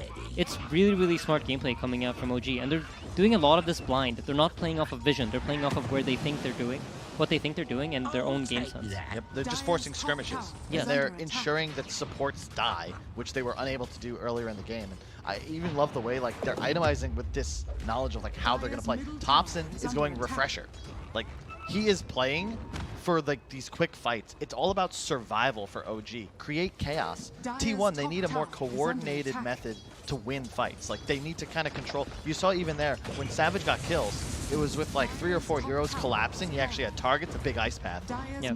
OG, they're just, you know, pre-ulting on Sumail, spamming dark packs. You got No Tail just kind of waiting in the wings to get off cleanses, and Topson's gonna have 10 remnants. How do you hit a man who's invulnerable and flying through you? And he probably is going to buy the shard too, right? So every kill he gets, that's another bonus remnant. I wouldn't be surprised to see it right after the refresher. Both very nice items for Sumail, but he's actually just going to keep the Paladin Sword. I think that makes sense just because it boosts your regen time when you're off map. It's just not really anything he needs to flicker. He has enough purge with the Dark Pact at this point that the lifesteal is just better for him. Paladin Sword's doubly effective because he's also got the shard too, Precisely. Right? Oh, good point. The Slark Shroud is so broken. Agreed. Troll will end up attacking no one if it's used. Can actually save against the semi-black hole coming out from the Storm Spirit with the Aghanim Scepter. Yep. As well. So yeah, I think for OG it's going to be important to continue taking fights like that, where they can predict where their supports are going to be positioned, and Topson can just roll in. He's just continuously going to do this, I'm sure. He's just going to jump into the backlines. He knows he has like 5 different jumps, so eventually he'll find them. There are only so many spots that they could be hiding in. Now with an Arcane. He also and the 25 talent, right? Yeah, he talented totally for Searing Chains as well. So you're just going to see him zipping back and forth, spamming chains. Here we go. Cuckoo did still manage to get the swap, but 23 Savage can't hit him right now. Sumail, his ultimate was used, still has the Depth Shroud. They're going to turn around and start doing some damage with a pull in onto Carl. They do something to Sumail, but he's going to be popping his BKB. 23 Savage responds in kind here. Cuckoo's going to fall, Spirit Form now. Huge root. They do manage to get the nice lockdown. Macropyre going out. The Ice Path can actually lock down, but Thompson Refresher. BKB still potentially up. Chase for Carl doesn't actually quite get him. Meanwhile, 23 Savage is just being kited around and ripped apart by the rest of OG. Now with no carry, T1. They're very likely going to be dying here unless Carl could do something magical by himself, but he just doesn't have it in him. Doesn't have level 25, nor the shard. Wow. GG is called. OG will take the second game here against T1. T1 definitely putting up a much better fight, but you gotta think back to that moment. 23 Savage just way overconfident in his positioning, not respecting perhaps OG's aggression enough, and I feel like that's going to come back to haunt him because this has been a story that has been there for 23 Savage for what has been a relatively young career. Last TI qualifiers, he didn't make it, and he felt like it was a mistake of his own, and many people agreed. And now he's finally here, and he's like, the nightmare's over, but I feel like that same nightmare, it's a recurring one, you know? You just can't make mistakes against OG. Topsman. I mean, they apply the pressure on you nonstop. Yeah. They force this mistake out. I don't think it's necessarily just him making the mistake, but OG are constantly pressuring you. And you saw them. They were trading out in fights all game long, but they were never really getting that far ahead. They were never really getting objectives out of it. And that's what I mean. I think OG feel very comfortable taking these fights, even though they're losing them, as long as they are setting the pace. They are the ones that get to decide what happens. We were talking about this in between games where it doesn't feel like, wins, losses, misplays, whatever, ever affect OG. Like, they lost a couple of big fights. Sumail made, like 3 pretty big mistakes. But, you make one, and suddenly we're in an even game, and it's the same OG just continuing to play some of the best Dota in the world. And I think that their ability to maintain focus and play well, like no matter the circumstances, is one of the reasons they're 2-time TI. So mechanical play, like between these two, probably even, but just like it almost sounds like OG's philosophy ends up what's reigning supreme in this series. I think it's largely, at least in game 2, it's just they are constantly in control. Even in game 1, actually, they're in both games. I feel like they're in control, despite like you can look at the net worth, but it doesn't really feel like it's telling the story. Yeah. When even OG's behind, even when they're ahead, it feels like they're equally in control. Just from the 10-minute mark onward, it just feels like they're deciding what happens. All right, well, OG definitely back in TI form as they just continue to rack up the wins. They're looking like one of the tougher teams here, at least the start of this group stage. T1, meanwhile, a little bit of setback for them, but I still feel confident, at least seeing this game 2, how they were able to play. They've got it in them to be able to go deep in this tournament. They played OG and VP today. They escaped 2-2. Yeah. I think you'll take those. Okay, I think that's fair enough. All right, thank you, Aiden, for joining us for the TriCast. Yeah, it was a pleasure. Yeah, thank you for having me. And we are going to go to a break, and then we've got one last series to go before the end of Day 2, the TI-10 group stage.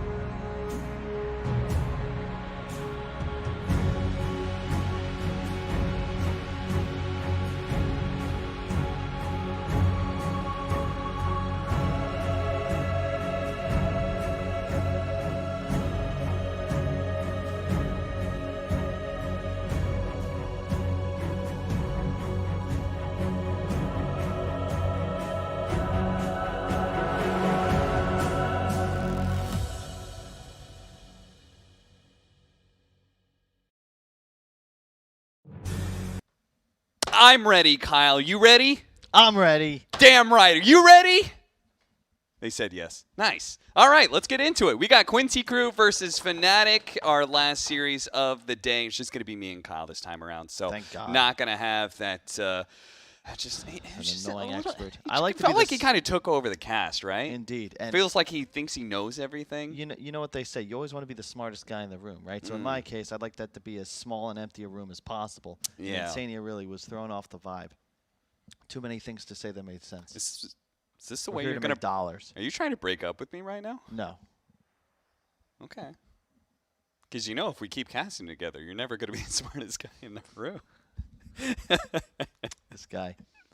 What's your MMR? Not very good anymore. Kyle's got me Please. beat by like 1,000. He used to be like 1,000 MMR below me. Now he's 1,000 MMR above me. Not just that, folks. Ladies and gentlemen, you have the privilege, the pleasure of listening to both an adequate color commentator and award-nominated analyst. That's right, folks. I'm not a color Award-nominated. commentator. Make sure to You vote. don't even know the rules of a broadcast. I'm What's a that? play-by-play commentator. Oh, I forgot. Yeah, I'm the color commentator. Yes. Also, I am also award nominated. Really? Yes. The first iteration of Esports Awards, I was in there. I didn't advertise Well, it at all because I knew. Why not? Well, this is an award-nominated cast, ladies and Yes, gentlemen. and you know what an Owen and Fogged cast is? What is that? An award-winning. No. I don't. How has Owen never won the award? That's the only reason I signed up to try and do it, because he didn't even get nominated. This guy's just balling out and ignored by the esports scene at large because they're, you know.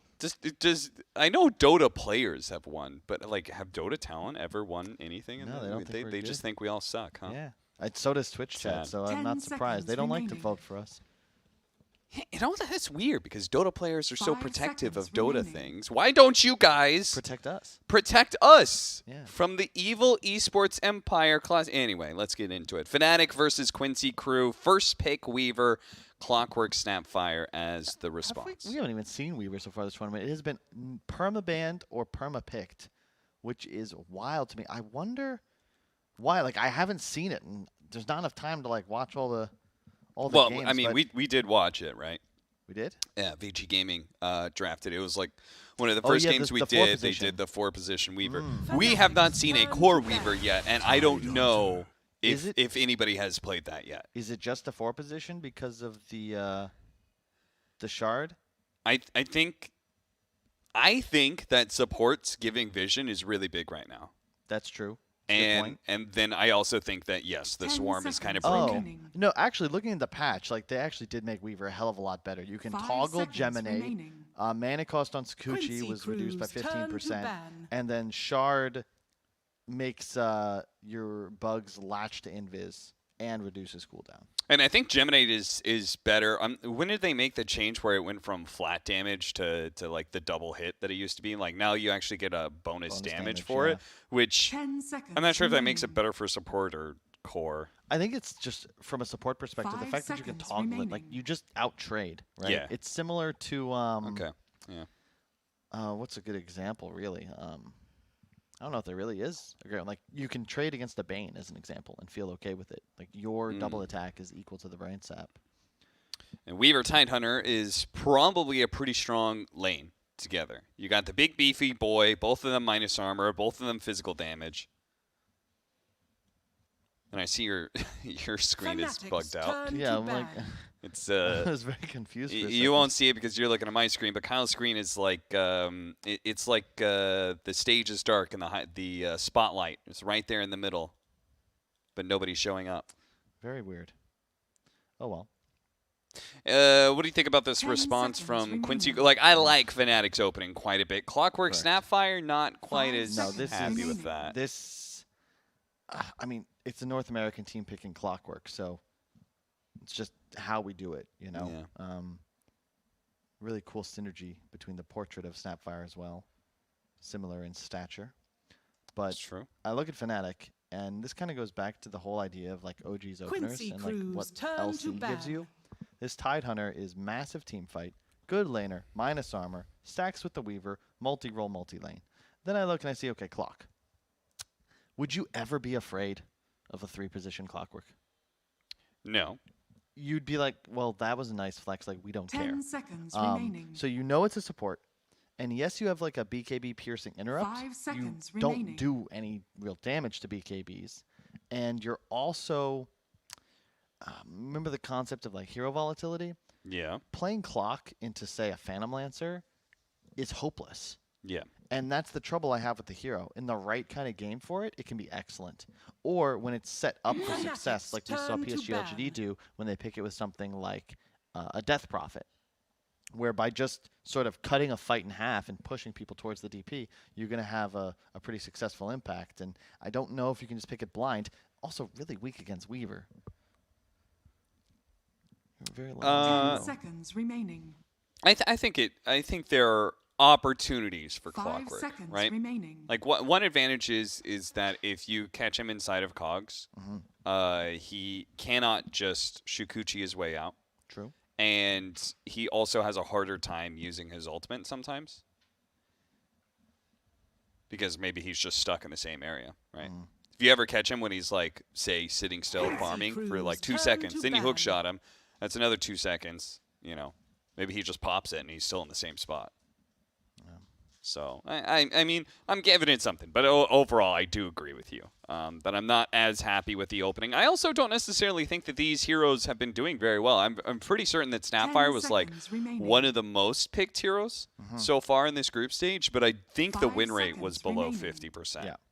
And just based on how these teams have played so far, so this was a huge day for Quincy Crew. They had 3 series after playing only 1 yesterday. They won 1 Beast Coast, got worked by Vici 2-0, and now they go up against Fnatic at a Fnatic 2-6, Quincy Crew 1-5, and also currently in last place. They're the only team in the group with just the 1 win. So this is big. I think both teams in must-win scenarios, nobody wants to just go home from groups. Can I see that groups again? Because there's such a massive difference. Group B is so top-heavy. They've got LGD and Vici Gaming, who for me are probably like 2 of the 3 best-looking teams right now. Like I think they just both look insanely good. Team Secret is obviously always going to be pretty good, but I'm not convinced by like those bottom Quincy 4 Crew's names. turn to pick. Like Beast Coast and Elephant are probably going to do all right for themselves, like probably top 8, something like that. But Fnatic, SG, Team Spirit, and Quincy Crew, none of them have super impressed me just yet. Fnatic, I think we cast 1 series of them and we were like, okay, they're pretty decent. I think it was against Vici. Yeah, they went 1-1 against Vici, but then they lost to SG. 10 seconds remaining. And they went 1-1 against Elephant. Man, 5 Virtus Pro seconds had a remaining. bad day today. Oh, did they? They got 2-0'd by T1, and then they got 2-0'd by IG. And they went from tied for first to out of upper bracket. Yeah, that's a rough day. Either way, Fnatic, however, I believe recovered a bit. No, sorry, they have gotten 2-0'd by SG. That one hurts. Yes. And That was a disappointing one for me because I thought Fnatic was like, okay, maybe they can actually be in contest for upper bracket. And like, I don't think SG is bad. But I also think that if you want to be top 8, for example, you probably need to be beating SG. I think SG is going to be like a pretty good gatekeeper, like 12th through 16th. Agreed. And you're now in a position where you're kind of playing for elimination in a way because you're, if Quincy beats you once, you're tied. If they beat you again, suddenly you're tied for last place with fewer games to make up. I will say, Quincy Crew do have a road of redemption ahead of them, possibly, because they started off, they don't look good, but think about who they played against, LGD and Vici Gaming. So if they can kind of pick themselves back up, say, okay, we got thrashed by possibly 2 of the best teams at this tournament. They went 1-1 with Beast Coast. Okay, we've have like matchup against those guys for the longest time, Okay, now we get to play against some other international teams that we are more likely to beat. Yeah, and this is one of those like storied matchups, right? You look at both these teams; they're probably thinking, they're bottom halves, right? But they had potential. I think dark horses for a lot of people. Quincy Crew, they were top 6 the last major, but the road. They were also to get top there, of their bracket in groups, or top of their groups. in TI8, and I think upper bracket in They've TI9. been upper bracket 2 TIs in a row, Cap. But you know who they ended up facing? That's OG, both times in a row. Poor, like, how unfortunate is that? Yeah. And I think the famous story, we were talking to No-Tail about it, was at TI9 when OG had the choice of who they wanted to play against. They said, we don't care, flip a coin. Admiral Concar. Which They made that very public, too. they did? Okay. Yeah. Because that is, that's why OG shows up at TI when other teams don't, right there. And, you know, No-Tail even joked, like, there was a team they might have been rooting for the coin to land a certain way. Yeah. But 10 seconds that's remaining. confidence. And think about what messaging that sends other teams. Like, it's a mental game at the end of the day. And I think OG certainly understand that. But let's get into this draft. So Fnatic, Wraith King, one of the main counters to Doom. And then, of course, Kunkka, very effective against Tide and Weaver because it's a disable that can't be removed. Fanatics turn to ban. Do you like the laning matchup against Void Spirit as well? I think you do, right? Yeah, I do. It's just you hit for more damage. Void Spirit never really threatens kills on you, although it is tough at times to land your spell combos. Void Spirit, of course, very mobile.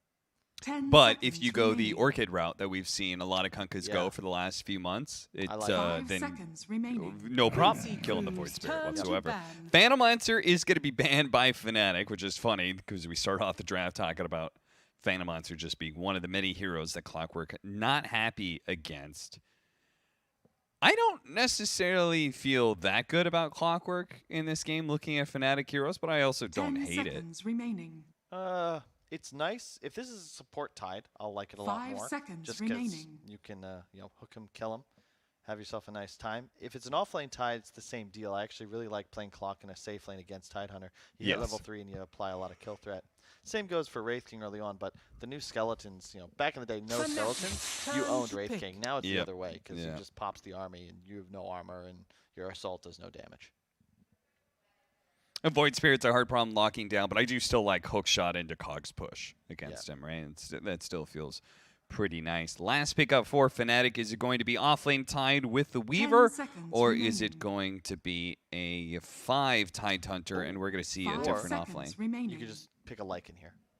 The death special, Wolf Bite the Wraith King, Okay. Yeah. No. Okay. That is... And this is definitely like a C Dota thing because I've seen T1 lean on the Wyvern a bit as well. And I think the hero is just kind of dead, quite honest. But into Doom Kunkka as well, it's not ideal. No Storm, though, no Quap.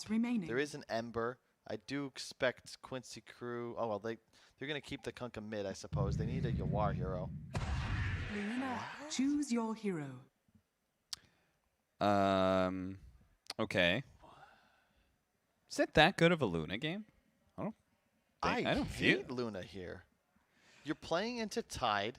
Like, you've now given Wyvern a great game. And I love playing Wraith King into Luna. Yeah. You just run in. Yeah, Luna is so dependent on her burst of Eclipse.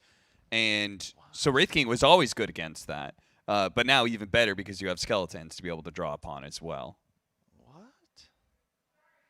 I just feel like there were better heroes to pick here, like Illusion Core. Even I would be very happy, perhaps even with a Naga Siren. It's not perfect, but there's a lot I feel like I would have liked before I picked Luna.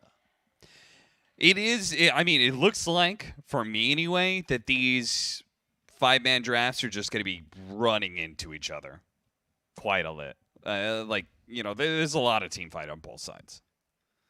So it'll be fun to cast. We'll see how it goes. LOA is going to be playing that 5-position Clockwork that we're talking about, so not super surprising there. It just occurred to me, we did like a Clockwork 5-position, I think it was day 1 of the group stage. I don't remember who was playing it. It was LG. LGD, yeah. So we did like that. Y was able to get like a lot of vision, and I feel like, again, this is just a big thing right now. Supports that get vision is a massive advantage. Yeah, definitely. So there are definitely some upsides to it. Says Here we go. Quincy Crew versus Fnatic. Quincy Crew bottom of the groups right now, but they've already had the toughest teams to play against. Fnatic, they played against some of the tougher teams as well. In fact, they won one against Vici Gaming, which is part of the reason that they have that slight lead over Quincy Crew, and I believe tied up with SG Esports. So both of these teams really need a win here. Fnatic to be able to secure themselves out of elimination. Quincy Crew to be able to get out of that bottom slot. And a 1-1 would kind of keep everybody on edge. Ward for Ward, and is going to be spotted by Fnatic. I will say though, they go for the Doom mid, so a bit of a wrinkle. This somewhat guarantees a real farm Doom because obviously Void Spirit, you're not going to crush this lane by any stretch of the imagination. And they keep the Kunkka top, which does make a little sense. It's a higher armor hero, and it's also just significantly stronger, I think, in that lane. So want to do what they can to deal with Raven. Lose together, win together, slay together. Quincy Crew got to make a decision of what runes they're going to contest here. All right, there we go. Move to left-hand side. LOA is still going to try and contest the one in the triangle here, but if he's not careful, Fnatic will catch him in the process. And he makes 3, gets out. Everyone gets their bounty rune. Nobody does any stealing. And off they go, running back to the lanes now. This will be a very curious bottom lane, I think. Clockwork against Tideweaver with a Luna. Not, you know, when I think about the way like Tundra played this Luna lane, which I think, and I think even though they're not here at TI, they did it the best. It was with an Abaddon, you know, Pangolier, this really strong, durable hero that could, you know, gain survivability through the spell usage. Clock doesn't really have that, and I just don't think they're as effective of a trader. What do you think about this, by the way?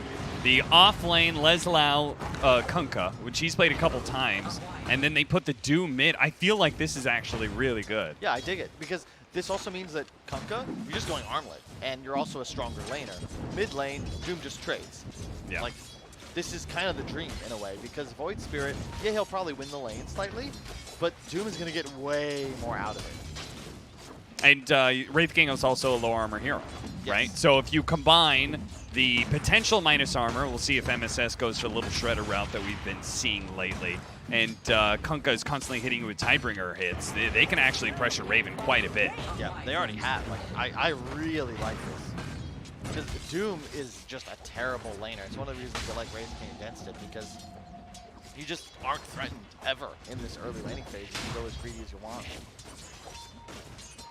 The lane I'm really worried about for Quincy Crew is its bottom lane. Both carries, I think, are going to have some problems. Yeah, it certainly seems like it. Both of them have already been under assault of a number of enemy hits. Hotkey problem for Quinn. Win together, slay together, for some slay reason, together, always slay together. unbinds keys. I wonder if it's something to do with the Devour and how it gives you extra abilities. But then again, I guess in theory that would be the same. That would happen to Rubik all the time.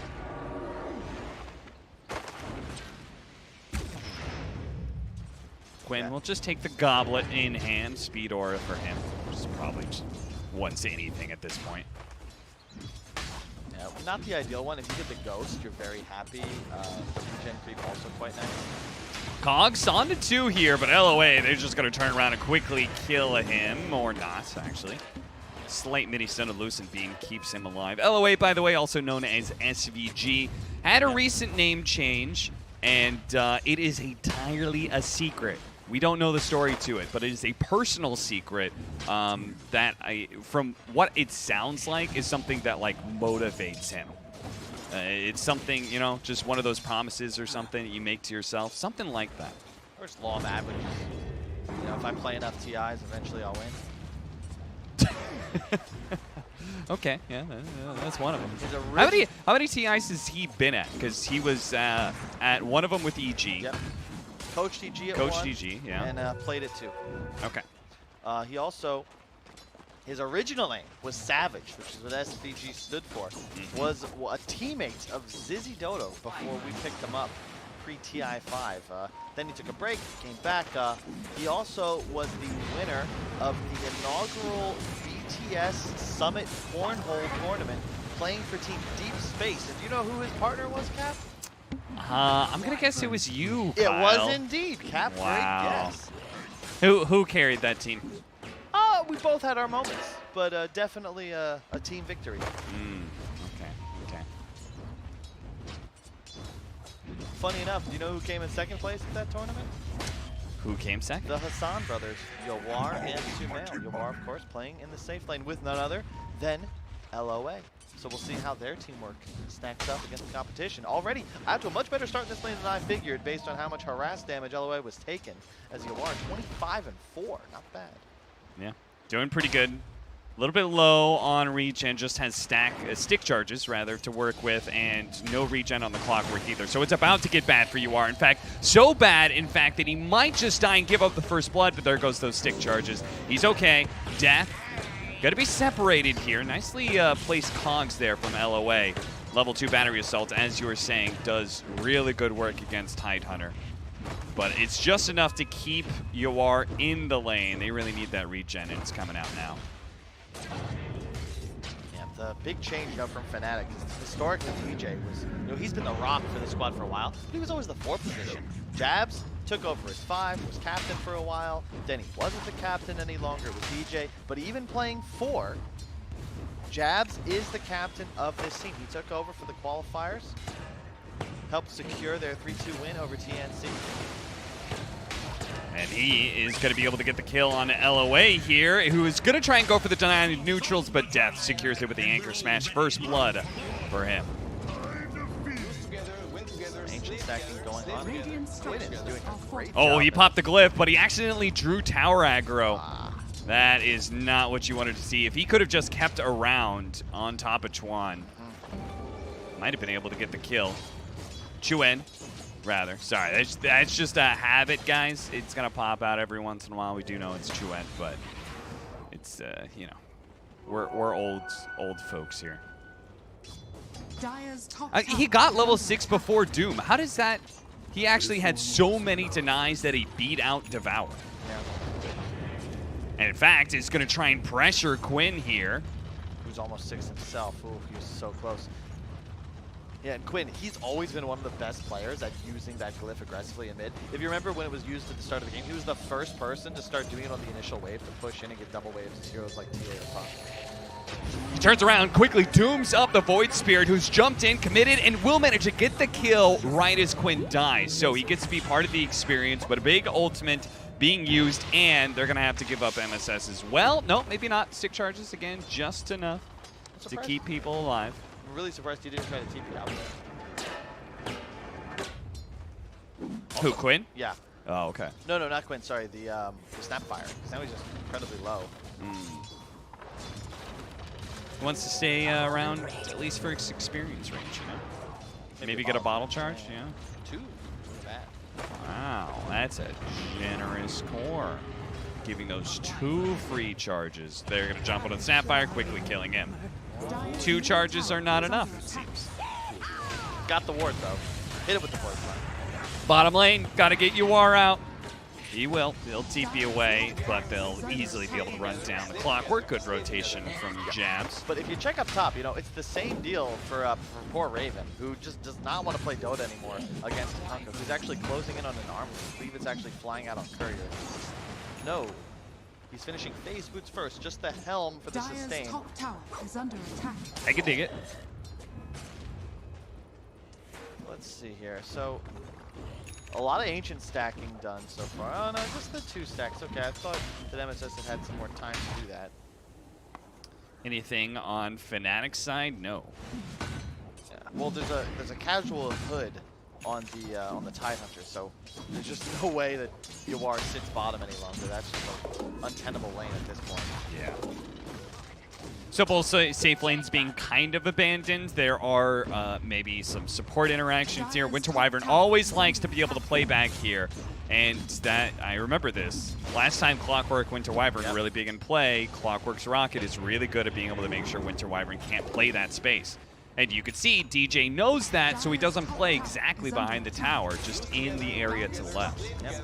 Always fun to watch these players do those little adaptations as more knowledge comes into the meta. Doom soon active for Quinn, so he's trying to play a little aggro here. Maybe find Raven before he skills the ultimate. As I love this from Japs. Maybe one of the reasons. Yes! There you go. Why is Weaver a first pick and always played as a 4? Well, maybe that's why, because these carries want to rotate out of lane, and Weaver just follows them. Very annoying. DJ is not giving this up so easily, still hanging around. The tower does fall. Bottom lane, something similar, but ALOA does not have the same kind of mobility that a Winter Wyvern does. He will die for this. Quincy Crew is a tower ahead, though. This bottom tower is pretty healthy. That is time. Quincy Crew could do something. They could try and pressure mid. They could try and defend bottom. I doubt they want to because Tidehunter Ravage is up, but maybe they just want to spend time farming. Yeah. I think both teams, you know, probably focusing more on limiting mistakes this game. This series, really, you know, both up against the ropes in a sense. Never good to look at the standings and see yourself tied for the bottom. Yeah, you don't have that same kind of leeway as the other teams to be able to play that carefree Dota. You're going to be thinking constantly about, oh God, I don't want to be going out 17th, 18th, not even have a chance of being able to get into the good money, where all you have to do is win one best of one. I mean, it's a huge, I mean, just what, I think 16th, 600? Got to be able to lock down 2 here inside of the cogs is Quinn, getting the Doom onto Death. Now, he should be able to run him down. I don't think there's anything stopping this. Death will eventually burn out, and they still manage to get the kill onto the Weaver. He died to the bugs. There goes Death. He also falls. Nice catch by LOA, captain of Quincy Crew. It's unfortunate their Death, Hood of Defiance is not dispellable, and he did not get it off before the Doom came out, otherwise he lives. Yes, the Doom is pure damage, but the fire that did most of the work is not. Quite unfortunate for Death, as now Quincy Crew suddenly in possession of all 3 top spots in the net worth, and their cores are very annoying to deal with. You know, Yawar's going to be safely farming jungle. Doom is just manufacturing gold thanks to the Midas and Max Devour. And Les Lau, like, he's got 2k health with Armlet active. Yeah. Quincy Crew maybe winning the lanes, something that they talked about in interviews, is something that they've had to get really good at. They've had to overly focus on being good at lanes just because Evil Geniuses is in their region. Yep. Underestimated by many teams here. Again, their record may be poor, but they've played against some of the best teams in this group stage. Meanwhile, Fnatic, I highly doubt that any teams were looking at them and not expecting much. I mean, Fnatic is the second best Southeast Asian team, a region that is just full of talent. And only got 1 team in, so you're expecting that second team that makes it through that brutal qualifier that had to go through was really going to show up. And we did see some really good stuff out of Fnatic, specifically in the fact that they won 1 feature gaming. They looked really nice there. Stun going out onto Les Lau. He's just trying to slow down this push in the mid lane, but it's going to be given up. Quincy Crew giving away free real estate to Fnatic, and they're immediately going to go for a smoke play. Moving up and catching potentially Yawar. This would be a really nice move. Fnatic can get it. They see where the courier's going to as well. Yawar, he's run out of time. He's not going to be able to dodge this one. In comes the nukes. They've got the haste rune on Chuen to be able to keep up. So all Yawar can really do is turn and fight. The Eclipse is going to go down. Here comes his team. Only does so much damage. The team is coming in, but I don't think they're going to be here fast enough. They only need a little bit more. Simulate, he's outrunning it. The Weaver's going to be able to run him down ever so barely. Jumping back, the Void Spirit Chuen. Oh, the Doom comes out. That's going to be able to purge out the haste rune away from him. Jabs. Oh. He actually got it, Jabs. Oh, that was dirty, dirty, dirty. Well played. Gets the deny on Chuen, taking it away from Quinn, who's certainly looking forward to being able to get the kill on the enemy mid laner. No such luck. That was so close. So MSS, I think if he had recognized, Jabs got the final finish on Yawar as the pig pole faded. Otherwise, he gets the wand off and likely lives. But he had a shot there to get a Q off before the auto attack. He could have scatter blasted Jabs in the face. Jabs. All right. may be just a little bit too full of confidence after that sick deny play, and it's maybe going to get DJ killed as well. The cookie doesn't quite land, but Quinn sees him. Torrent spots him as well, and they get a secondary kill on top of that. 5-7 now to the favor of Quincy Crew, who are up 2,000 net worth. But we haven't seen the big team fight ability, right? The Ravage, I think, has still never been used. And the thing for Fnatic that's a little concerning is they're playing against 3 cores that are scaling you gotta very be fast. careful. You said Kunkka's really nice against Tidehunter for this reason. You've got to disable that Tidehunter cannot deal with, and trying to cut creep waves behind tier 2s against the Kunkka, Kyle, I feel like that is a recipe for disaster. Yeah, I mean, if there's anything that I think that the C region has been criticized for when coming up against these international teams, we just saw in our last series with 23 Savage, they can be a little over-aggressive, somewhat ambitious with their positioning. And in that case, yeah, if you're farming in front of tower, maybe that's okay. Your Wraith can come help you out. But to your point, you're behind the tier 2. Behind the tier 2, there's no hope for survival. Yeah. And you can't afford to give away these kills. We haven't seen a Ravage yet, and Quinn's going to have a BKB. He's a recipe away. Yeah, he was supposed to be, I think part of the reason he was farming so aggressively is he was closing in on that Blink Dagger, really wanted to finish it up in this next minute or two, and then he can go play with his team. They can try and take a big team fight. But now that's been stalled out, and as you said, maybe stalled out to a point that Quinn can get his BKB before that initiating item is up. Twent does have an Aghanim Scepter coming in, so they are going to reach a pretty nice timing at about 2-3 minutes. Yep, they're going to go Deso on the Wraith King as well. So yeah, they're playing for this mid game. And you know that they understand the state of the game. They got to be strong in the mid game and not just play this really slow game against Doom Luna. So Blink on the Tide, you'll have an Aghanims on the Void Spirits, and suddenly you have this massive burst potential, and Wraith King going for maximum DPS. It's not bad. I dig it. And Jabs, you got Vessel. Do you think this this draft that we're seeing here from Quincy Crew, do you think any of this is kind of picked up from the other Southeast Asian team, T1? Yeah. Right? Like the prominence of the Doom and just how they're itemizing and just playing pretty, like, the way they're playing right now kind of reminds me of T1, where they know they've got this really sick timing where they feel good about their late game because they've got Doom, who naturally scales up, and they're going to feel good about offlane Kunkka as well, and they're going straight for BKBs to ensure early team fight. Yeah, I think it's the dream. Like, you look at Fnatic, their whole lineup is countered by BKB. Sure, Wraith King's going to hit hard, but you're going to have plenty of damage on the side of Quincy as well. And they also have the benefit of the Ghost Ship buff, right? 40% damage delayed. Yeah. Very nice against big team fight abilities.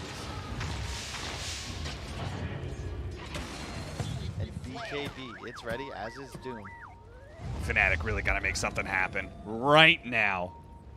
The Doom BKB is ready to go. They can still out-execute, like even just getting a good Blink Ravage and catching Quinn off guards would be nice, but LOA in a good position to be able to break a smoke. Doesn't know it just yet. Jabs, he's going to be revealed. The boat actually going out early. They did know this was happening. They got the vision out. They're going to be able to get a really nice Winner's Curse from DJ to be able to bail out Jabs, potentially get him out with a Ravage on top. BKB is ready to go for Quinn. They're going to be able to fight this out still. Yuar comes in. They're throwing out the magic damage onto Death. The Hood of Defiance is keeping him alive pretty a long time, but eventually he will fall. But now Raven is here, able to push out the damage. The BKB timing of the Doom. He went that full 9 seconds just to be able to kill a Tidehunter, Kyle. That's all they got out of that. And then the other BKB of Yuar doesn't do a damn thing. Yeah, that was a really nice fight there. Excellent curse from DJ. Just delays the inevitable. Sure, you lose your Tide, but that just gives the Void Spirit more and more time. Suddenly he's got Step Up again.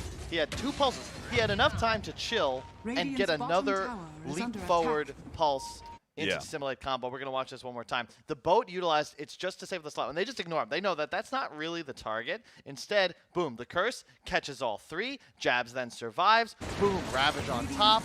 And all of a sudden, you're feeling yourself. Bottom lane, holy crap, that's a lot of damage to the tier 2. Yeah, Twin just got caught in the mid lane through a combination of just a bunch of little stuns that he was not expecting. Quincy Crew just sandwiched him with 4 heroes all of a sudden. And Quincy Crew, they're playing fast. They're like, okay, that first BKB charges didn't go so well, but now we got to pick off the Void Spirit. Let's go take something here. There's no Ravage, and they have 3 BKBs. It is go time. Yeah.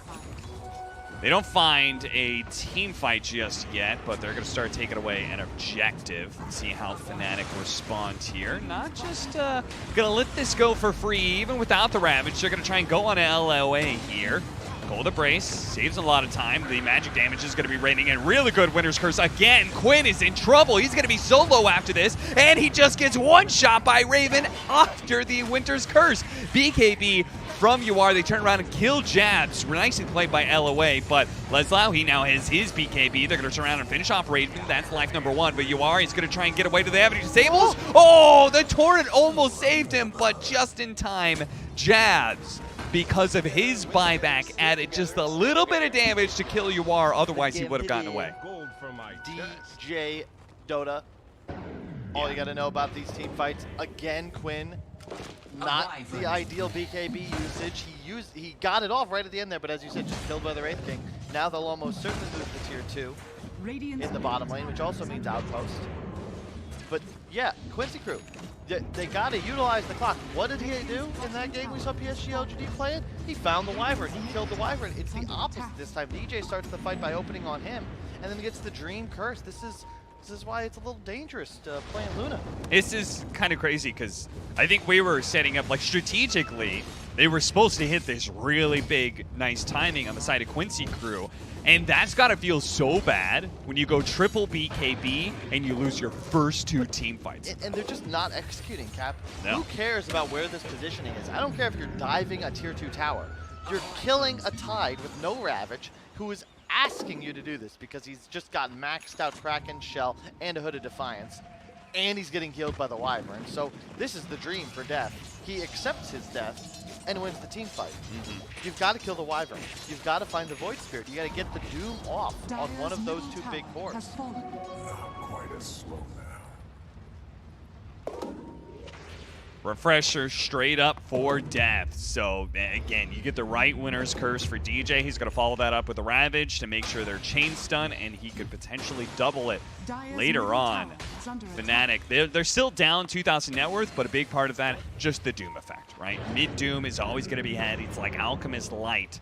So Fnatic, in reality, probably feeling pretty good about this game. 66% to their favor. Chuen doesn't actually get the Dissimilate. Oh, he was on cooldown. Fortunately, he did have some steps, and there was no hook shot or anything. In fact, speaking of hook shot, he's going to turn around. Raven's going to jump inside of that hook shot. Quinn this time around is going to be trying to find that Winter Wyvern. Does manage to get into the Cold Embrace. Both the Wraith King and the Tidehunter die inside of the cogs. LOA eventually does get burnt out, but they do get him. Quinn, meanwhile, killed the Winter Wyvern. Mass buybacks coming in from Fnatic, and they're going to be able to focus down this Doom, who no longer has his BKB. The rest of Quincy Crew call it quits with so many buybacks being used, but at the same time, Chuen, he's not calling it quits on this chase. He managed to catch up to Leslau, pull him back in with the Aether Remnant, and yes, there is the final stun that's needed to ensure they surround him. Raven getting the double kill, and with the damage they have from Desolator, they could probably do Roshan.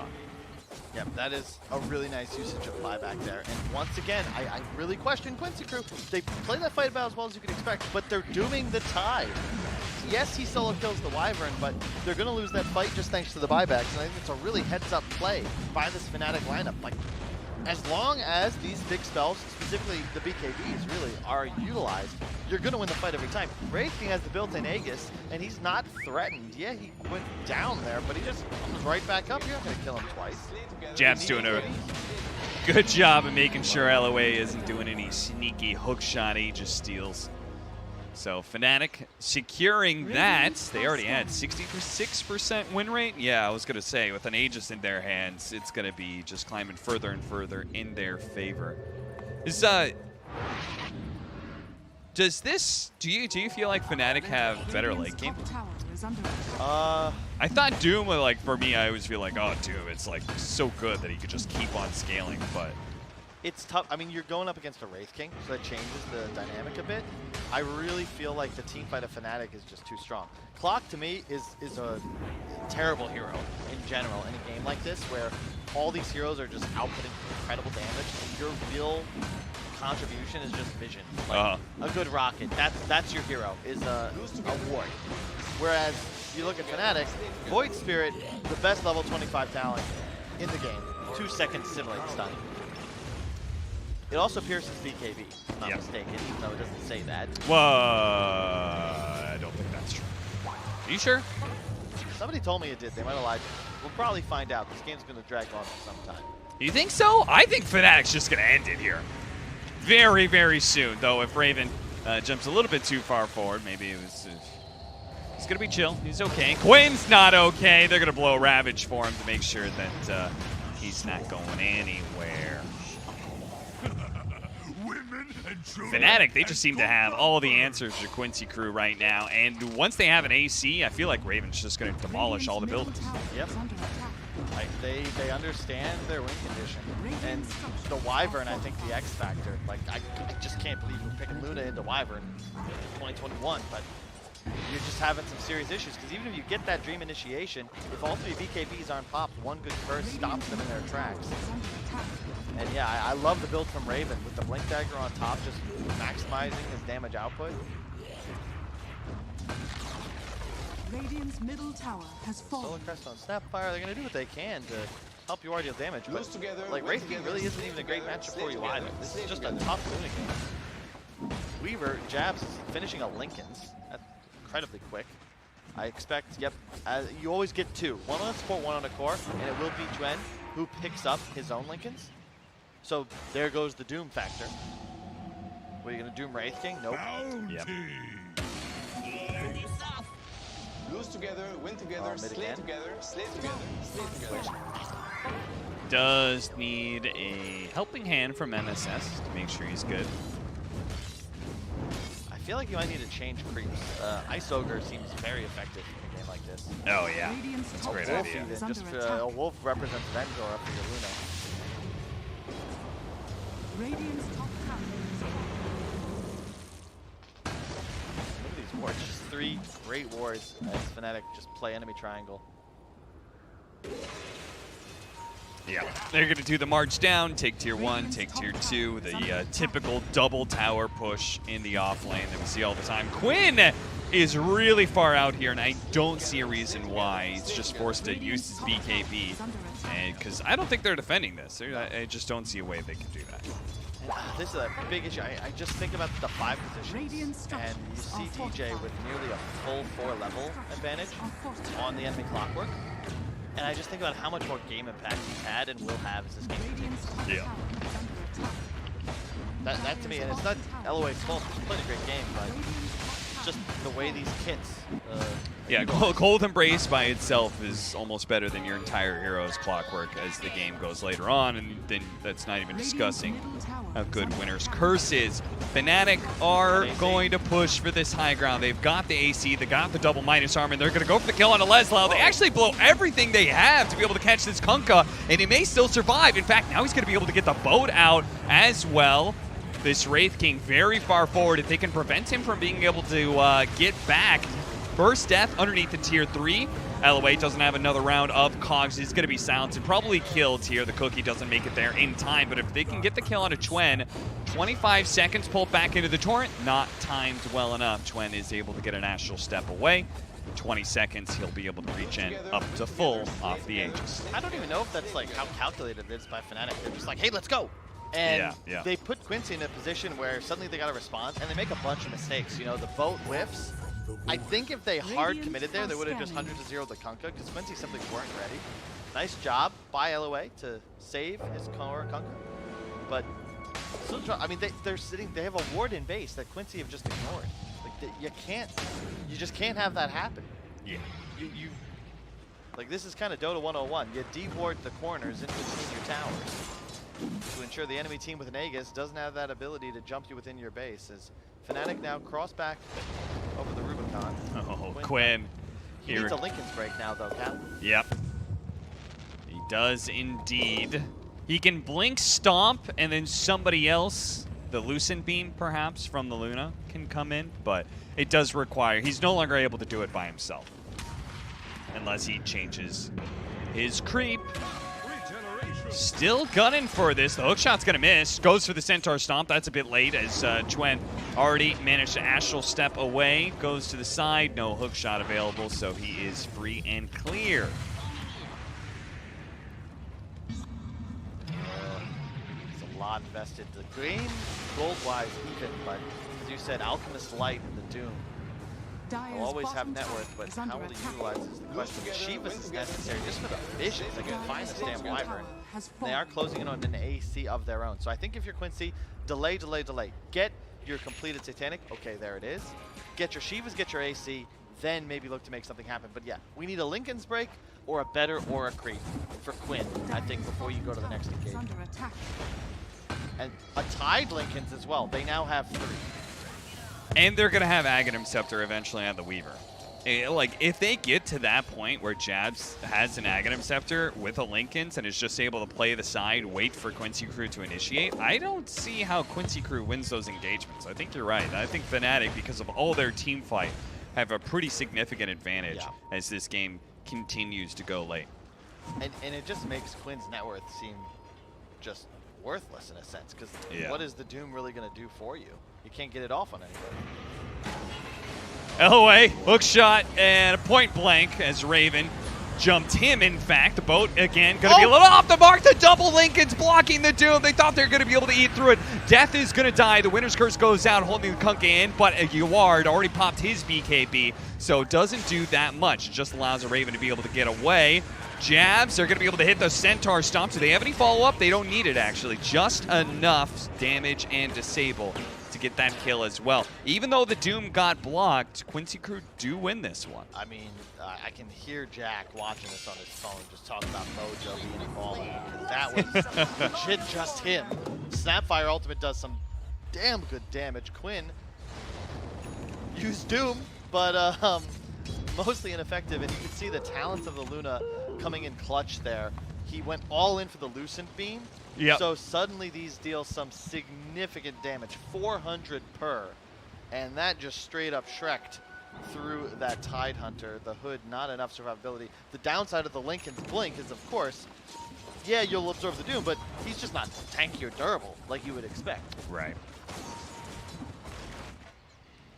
This is, I feel like Yawar is building for like the 7 slots. Yeah. You know, like, this isn't the dataless shard build that we've seen before. This is a different kind of build, much more sustained focus. But he is eventually still going to go that, right? He's going to go Butterfly, then back for the dataless, then maybe Scotty into shard or something like that. Butterfly just really nice because you see the Wraith King going for his BKB. So you can have that little bit of an edge before the MKB is complete. There is the BKB coming out. And I actually, you know, I look at the net worth and I'm starting to wonder if Fnatic maybe over-invested in Lincoln's now that I take a second look at it. Because, like, I always like 2. 3 might be excessive. That's a lot of gold spent to deal with Doom, but consider the net worth charts. You know, Leslau, he's got an AC BKB. Yawar is farmed. You're missing out on some critical auras and offensive tools now, right? Yeah. Well, which one would you say needed to change there? Tide Hunters. Tide? Okay. Either Tide or Void Spirit. But he was going to go for a Refresher, and the Refresher isn't useful if he's getting doomed every fight anyway. True. So is there a different item besides Refresher instead of Lincoln's? Maybe just a Halberd even. Like just a Vlad's perhaps? No clue. What about about no Lincoln's on Jabs, and he goes for a faster Aghanim Scepter? That could be really nice too. I actually might look at Chuen just because I think he scales a lot better with like the Octarine he has queued up, or maybe Sanj Kaya. I just love Void Spirit with Sanj Kaya, especially because you're getting Spell Amp now on both Astrals, on both Pulses, and then late game very effective with the Dissimulate, of course. Also, he went for the Spell Amp talent, so makes that Sanj Kaya even better if you would have gone that route. But Mojo with the Shard also, that's something to look for. That point blank stun, very effective. There's the Shivas. Now they need to control vision. You gotta find DJ. That's the key. A rocket or a Quinn. Butterfly complete. On to Yawar. Roche is up the shard. They see the heroes coming, but BKB just in time before the blast can land. Leslau walks away. BKB down. Do it with flair. A golden thread.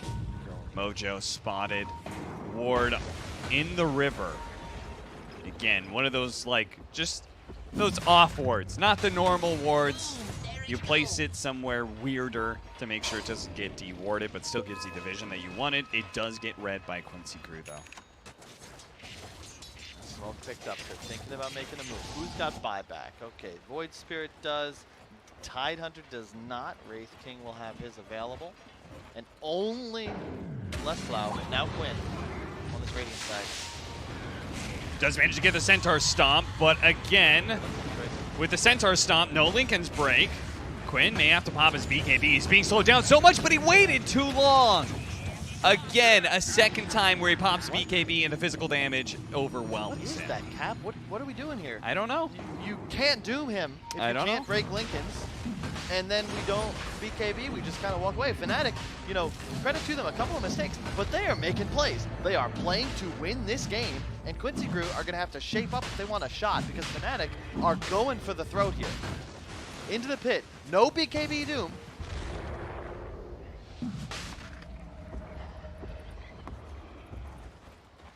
At this point, Quincy Crew, they need a very successful smoke, otherwise they may have just bought back for absolutely nothing and may still give up the Roshan if they don't continue playing around this area. Sure, they do have the rocket that's constantly scouting, but the Wraith King does it pretty fast. Leading things off, Raven breaking the smoke here. They're going to spot the Luna and try and poke at him, see if they can force out the BKB. Nothing just yet. Roche is very low. Boom, there it goes. Nice positioning from Fnatic, playing back to their vision. They have 2 wards in the area. That's where they want to take this fight. They're pinging out the one that they know that, yep, there it is. Beautiful from Japs. Control the vision in the pit. Small hit onto Raven. If they could somehow take away that reincarnation for free, it'd be very nice, but the Cold Embrace is going to heal him up quite a lot. MSS sees that the mid lane has a double siege wagon pushing in, so while this stall is happening, he can just kind of pop the mid creep wave, and they can start getting some mid tier 2 damage for free. Dire's middle tower.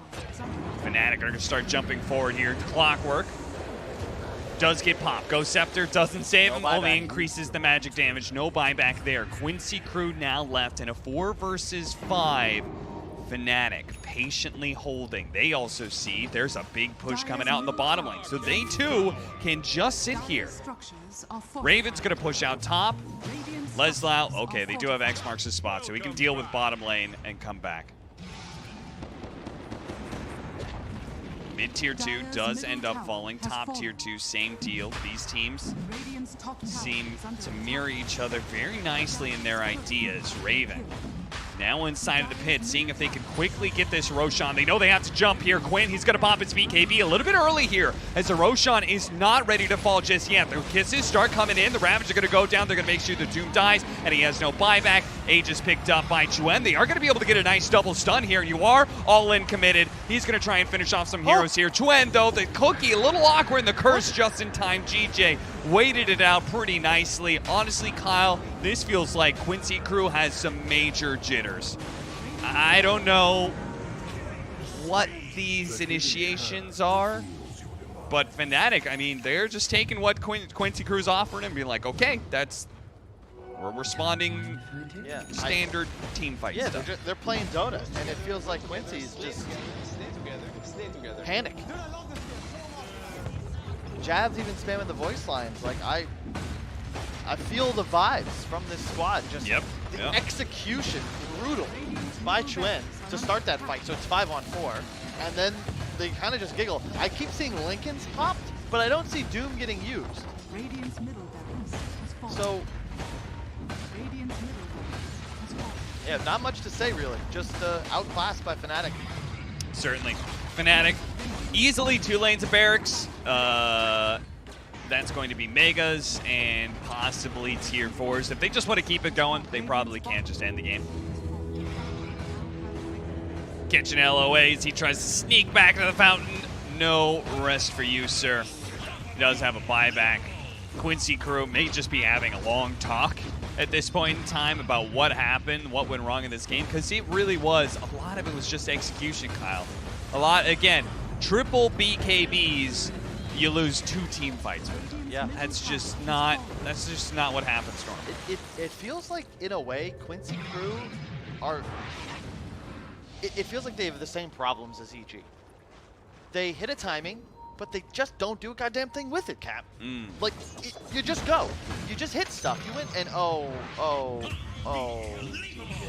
What happened? He cursed Clockwork, then blinked away. I didn't even realize he did it because he was so far away.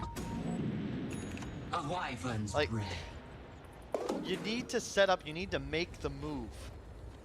And it just didn't feel like that occurred in this game. Whereas Fnatic, you know, Raven doesn't have a death. Man has played near flawlessly. Yeah. And they are just brawling, taking it to him. My path leads to riches. Filipino carry seeking his own sort of redemption after an extended period with TNC and with Cuckoo specifically.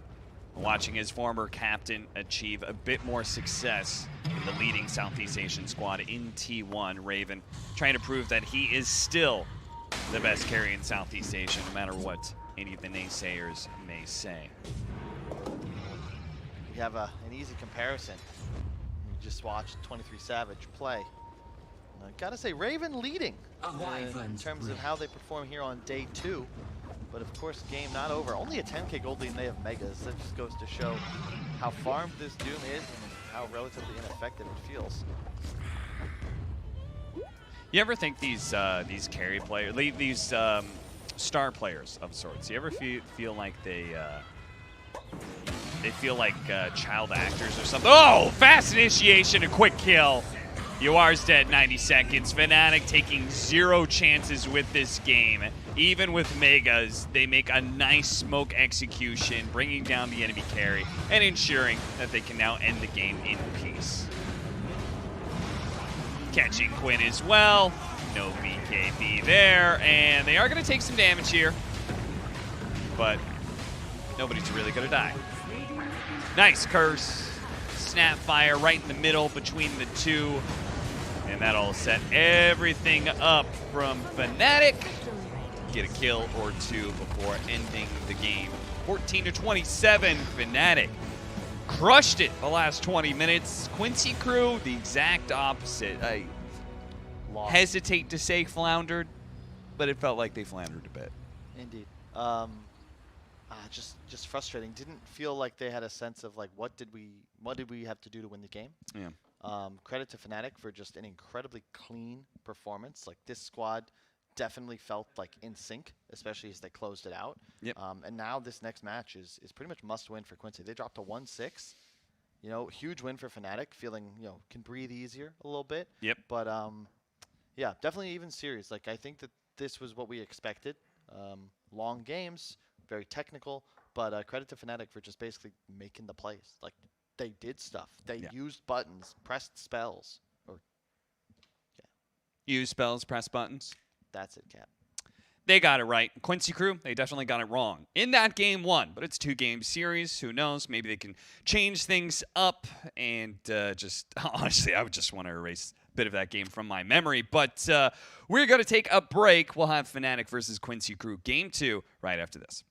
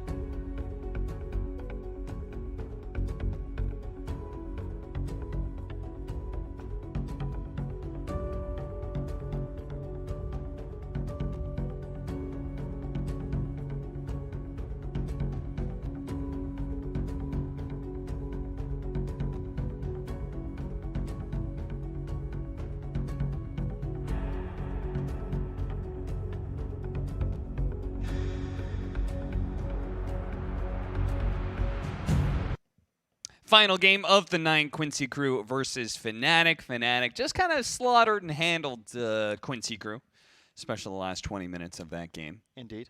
And we'll see if it happens again going into Game 2. Anything you want to change draft-wise? They already have. We'll hop into it in a moment. But they banned Weaver. Don't give away Weaver. That hero seems to win every game that we witness it in. It's played as 4. Jeb's definitely owned. And, yeah, other than that, I don't know. Play with more pizzazz, more, what's the word? Gumption? No. Actually, yeah, if they were a little more like Forrest Gump, I think they could. They needed to be go-getters. They need to get stuff done, take chances.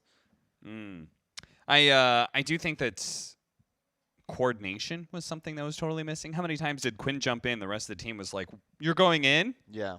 I didn't know that.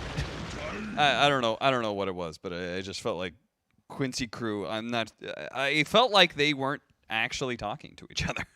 Yeah, I did feel like that sometimes, and you know, credit to Fnatic though. Like we are putting a lot of emphasis on Quincy Crew's mistakes, but if you think about that fight middle where there was the missed comms and the 3 BKBs, but they still lose the fight, like that was well done by DJ and company, right? They had vision. DJ really killed it. Yeah, I didn't think we saw a bad curse. Like he just kind of owned.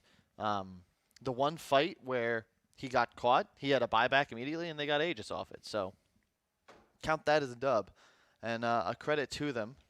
Just wanted to check in. We are one of the later streams. I believe one is already done, and that was because Beast Coast made short work of SG, which doesn't help Quincy Crew because they lost 2-0 to SG, and everybody else seems to be taking them down.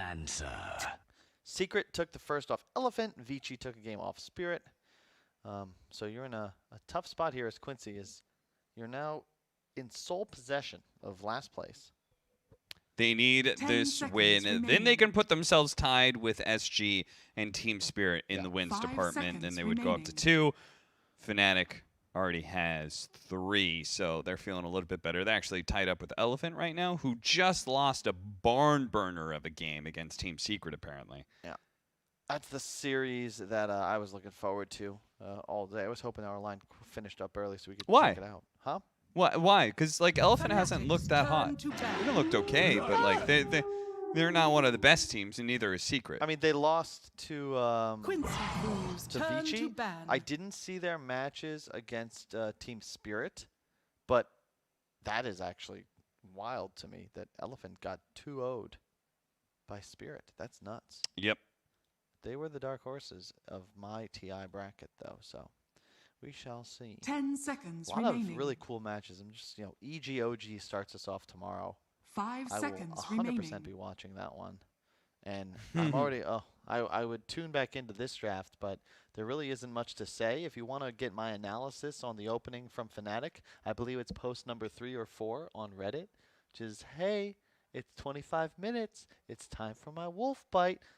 That's effectively the strategy, as Tiny with Shard and Lycan with Aghanims is just bonkers. Sumail literally drank tea and laughed about how stupid it was last night over tea. And then we spilled some more tea. Poured more tea? I don't know. It's a euphemism for gossip. Yeah, spill the tea is gossip. 10 seconds remaining. Yeah, maybe Quincy Crew feels like they have a good answer to it, but I certainly look at that combination and say, okay, that looks mega broken. I think we had this conversation when it showed up first yesterday, and it was like, I thought that Lycan Ursa was like the strongest combination of that. 5 seconds remaining. And now I've seen Carry Tiny with it in action, and it's no, that hero's way stronger with it. It's absolutely bonkers. Quincy Crew do have this really nice lane combination. I'm presuming it's Earthshaker 4, Veno 3, but it can mix it up. But there are a couple issues. One, Death's Lycan, I think, is his best hero. Yeah. 2, it's bugged.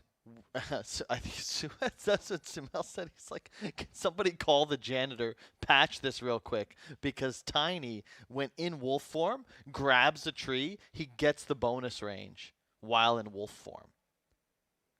And he doesn't think that is intended or balanced. Why wouldn't that? Because it's an ability that's giving you additional range. Why would that not work like that? True. Metamorphosis works the same way. You can attack in range form as a wolf. Sure.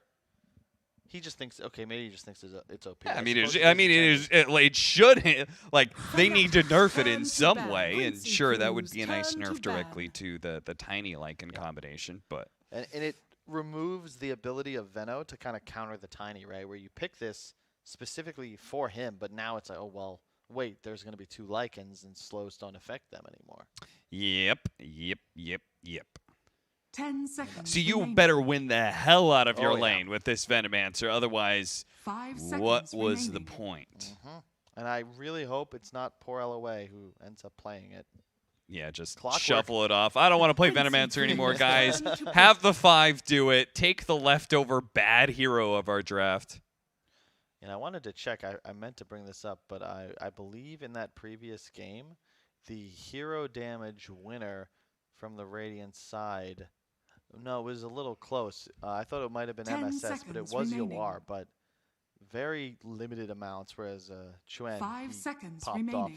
It's kind of wild when you have like a hero damage score of 28,000 being top for a game, but it's just because there wasn't really too much battling going on in that previous series. Yeah. It's very specific clashes that happened. All right, Storm Spirit, Abaddon, Snapfire, Insania. He showed us how. Fanatics. 3 bans means they want something specific. How do those 3 heroes show that they wanted Winter Wyvern? Oh, Storm is just very difficult to deal with when you have 3 heroes that have really, incredible control of heroes in front of them and absolutely nothing doing if somebody happens to pop on top of them. Shaker Wyvern specifically hate playing against Storm. Remaining. They also hate playing against Spectre, but you already see Lycan Tiny, so I don't think you need to ban that out, but do expect Fnatic to double down on some high reach. I wouldn't be surprised to see something like a Disruptor either. You're going to have a lot of tools of acquiring vision, and I really like Disruptor in this game already. Cleanses could be quite nice. If there were a game for a support Legion Commander, perhaps this is it. Yeah. Legion Commander Tiny. We saw that before with OG. Looked pretty good. Make it a Lycan Wolf as well. Even scarier. Snapfire, same deal, right? Good ban against Winter Wyvern because you want to be able to cold embrace people, and that just leaves free Mortimer's Kisses. Hey, look at that. Good call, Kyle. What's the other one? You're a genius if you call it. Certified genius for today. All day I'll call you a genius. Oh, no. Maybe they just go for something like a Rubik here. Remaining. I'm not a huge fan of it, but it's possible. 5 seconds remaining. Maybe they just go for the Ogre and double down on the buffs. No. Oh, it's a really nice Phoenix game. Okay. Quincy. Yeah, I could dig that. Rubik. Wow. You should have stuck with Rubik. You should have stuck with Rubik. Why don't I have confidence in myself? You dumbass. You literally debated me, my partner. Could have been called a genius. Instead, you're a dumbass. remaining. I mean, it was really good. You said 3 heroes. Fanatics One of them got turn picked. to Well bat. played. Medusa is going to be their attempt to respond. It's similar in the game that OG played it, where you just have so much in front of you. You're always going to get nice spells. If you grab Curse, that's game-breaking. Yep. Fisher, that's awesome. And Venomancer, I remember talking to 10 Misery about this. I always saw Rubik as a great counter to the Veno Quincy because Cruz, Gale's great, turn to as ban. is the Veno wards, but you don't get Poison Sting when you steal the wards. So it's not quite as powerful, but It's a good Fanatics vision turn to tool ban. nonetheless. It's always useful in that regard, right? yeah, it's just a nice pick, right? It's a good game for it. You want to have that quick little lift stun, and I think supports, especially when it comes to TI time, they just like playing Rubik. And it's the same as in the game against Jakiro. If you see Earthshaker, 10 it's a good seconds Rubik game, remaining. because stealing a Fisher is pretty nice. Yep. 5 seconds yep. remaining. especially with the increased cast range. All right, so Invoker, going to be banned by Quincy Crew. Don't want to deal with a Quaswex Invoker. Quincy you gotta ban Sniper if you're Quincy Oh, Crew. yeah. You have to ban Sniper. They didn't ban Sniper. Well, they tiny liken Sniper as cores. That feels like too much to me. Surely you want something aggressive right now on the side of Fnatic, right? Yeah, Void Spirit's still in the pool. Ember Spirit's still in the pool. Bat I think Rider? one is okay. That was the good ban from Quincy because I think that draft. Oh, they did ban it. Yeah. Impossible to play against if there's a bat. Like drag him back to your support Legion commander. 5 seconds Yeah. remaining. Chuen, his most played heroes this season. Ember Spirit, Lesh, Puck, TA. Not a bad Lesh game. Yeah. Lesh was banned by Fnatic themselves, so. Void Spirit. Could Death Prophet, but it's a bit rough. You don't really need tower damage. You kind of just need something comfortable. And looking at the lane, you know that Quinn is going to get that final pick on you. So you don't want to have something that can get abused in lane. I just love Fnatic's lineup right now, though, man. This just feels like they took everything that's working right now. Yeah, like in this group stage, they're just like, all right, these are the things that worked and crafted a lineup out of it. These are just great heroes. Yeah. Very good. We've seen Mars against Medusa. Quincy Doom mid. turn to pick. Puck it is.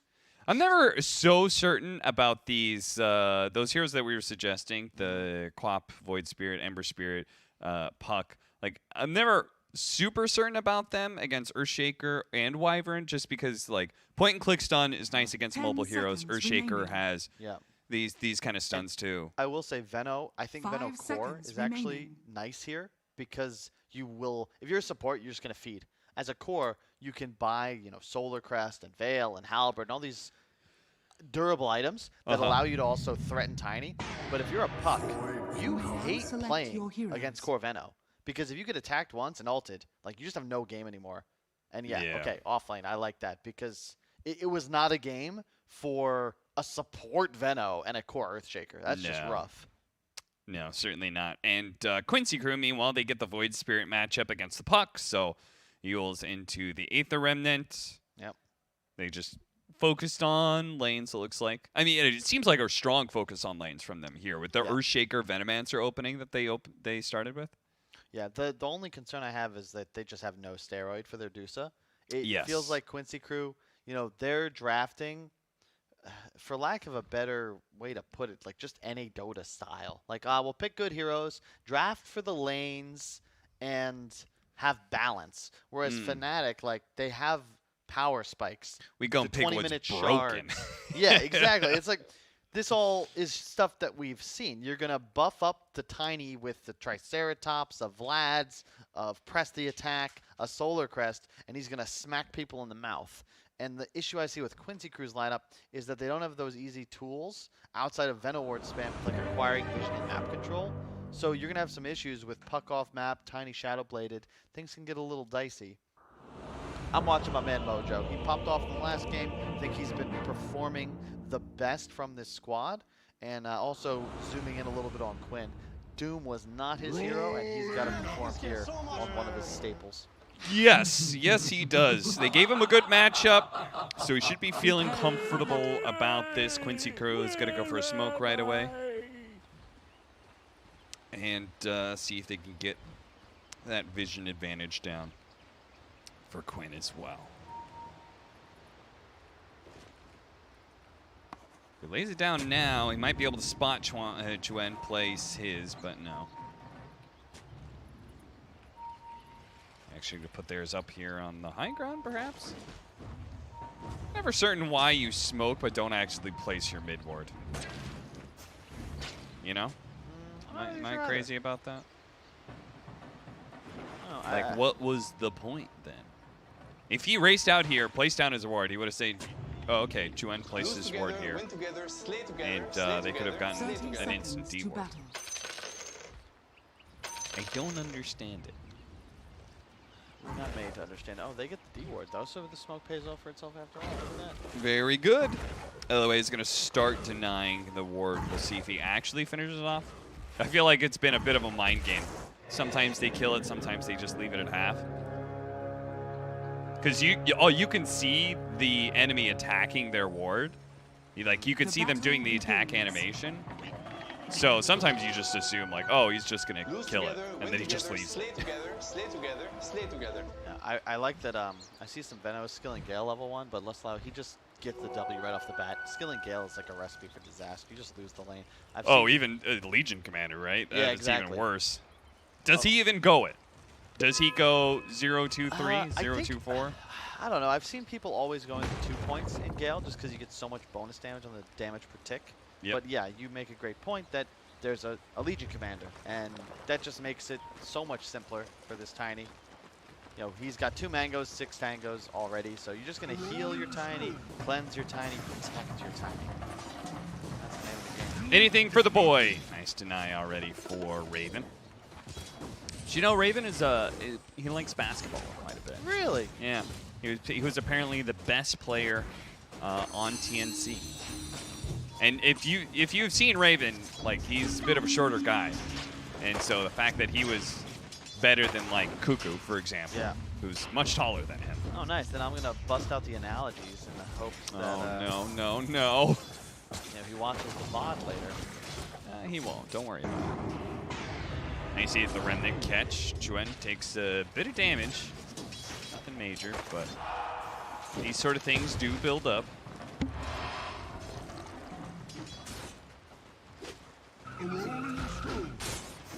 Yes. This should be a funner one. I think that previous... Ohio Quinn? That was a little spooky. I expect more from Quincy this game, but they're playing against some of the most broken heroes in Dota right now. And they got it. They got the Gale, and they don't get the first blood. In fact, they get denied. Oh, boy. First blood for Raven, and he claims the last hit onto DJ as well. Double disaster for Quincy Crew. Yeah, because now he just brings back more regen and some items for Tiny. That is... And you also leveled up Venomous Gale in part because they got level 2 first. Yeah. So they're like, okay, this Legion Commander who's been spamming overwhelming odds, he doesn't have the counter to it yet. Oh, that hurts. That's so well played by Raven, though. I'll be very happy. Mid lane, slightly in favor of Quinn to be expected in this Void Spade versus Puck matchup. Bottom lane, a little scary because, you know, the difficulty with Deuce Wyvern is that while you're going to be ahead in the lane, like, you're not pressuring the Lycan, which means, I think he did correctly read. He was like, oh, I'm so slow that I might just die, but I don't think his TP would have gotten him out in time anyway. Yep. Probably just dead, but he has boots, so we'll just do the quick walk back to lane. And end of the day, he tanks a lot of the damage, and that's what I'm talking about, where Death, you know, he starts with a Quelling Blade, no items, and now all of a sudden he has Helm of Iron Will at just 3 minutes. But 10 and 6, you're very happy with this, considering the status of this lane, the way Lycan is played.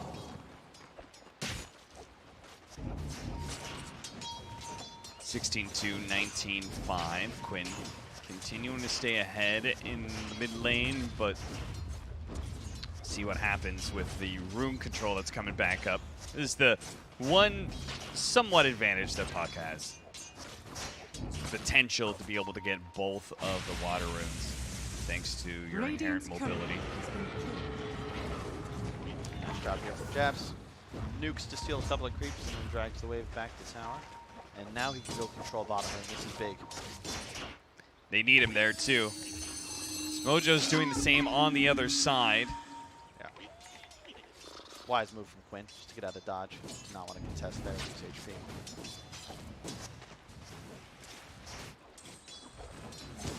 See, top lane. Going all right. I mean, this is a rough one for a Tiny, even after the really nice moves in the earlier game. It's just tough. Like, this is a Venomancer. They pick it to deal with the Tiny. He's saving the point too. I do expect him to go max wards if Raven continues to play a little more passive. Yeah, you want to just be a farming machine on this Venomancer, right? Because you got to build up into some serious items that allow you to be able to survive against the Tiny burst or Puck tries to jump you, right? Like, you got to be able to build like Hooded Defiance and such. What in the hell is that? That is Suns fan. A deep sigh. You know that was one of those voice lines they were probably reviewing like late at night. Like, God, what is this? What else? What is? Oh, it's all terrible. Oh, jeez. Fisher block, very nice. Legion Commander isn't here. They can keep going. They can do a lot of damage. Legion is far, far away. They're going to try and body block him away. Raven will finally receive the help from Press the Attack, and healing salve as well. So he's actually going to be kind of good here. Yeah, the big thing is going to be which mid player gets involved first. Expect the 6-minute rune to play a role here. Yeah, in which case, eyes on the supports as well as the 6-minute rune coming up, right? Yep. Like, if Mojo is allowed to take a moment to secure the top rune, that may pay dividends for Leslau, depending on what Quinn picks up. Here we go. The moment of truth. Will it spawn bottom? Or will it spawn top? Regen for Chuen. Okay, not ideal in the sense that you can't just go immediately kill the Deuce of bottom who's playing in front of the tower, but you're not going to complain about some Lose free together, jungle win camps. together, slay together, slay together, slay together. Death, a bit lower than the Venomancer in farm, but I think that's kind of expected, right? You're a higher value hero. Yeah, for sure. You're also a hero that can dumpster Venom out. Oh yeah. Level 3 Wolves now closing in on the HOD. You're still very, very happy with this as Death. Nice invade. Hang on. Puck. Oh, he was thinking about trying to do the stack, but it's going to get swiped. At least a decent amount of it. They're going to try and catch Quinn here, but I don't think he's too scared. Gets a little bit low here. Still has another raindrop coming up off cooldown, so goes for the TP out. LOA protects him a bit. Probably going to lose their captain. Run down. Jabs takes the kill. Weird that he stuck around like that. They did unfortunately get their D ward off before, so there's going to be no way that ward survives. That was just so, I respect it from Quincy Crew. They made a move. Quinn just blew everything on the, was it a triple or quad stack? Yep. And then gets back. We'll have the phase boost complete once he finishes this wave. Top lane, a lot of pressure. 3-point wards. Starting to get really tough for DJ to camp under this tower. He's spotted. He's not too happy about it, and if he tries to sneak away, Mojo is going to cut off his retreat. Or maybe cut the creep wave entirely, pulls it to the easy camp, and then resumes his post of sorts. Dire's top tower is under attack. Raven just farming whatever stacks they can get out of the jungle to finish off his Echo Saber. It's right under that ward, thankfully. So Quincy, they know that ward was placed because they had the initial vision, and they're going to get it right now. But bottom coil.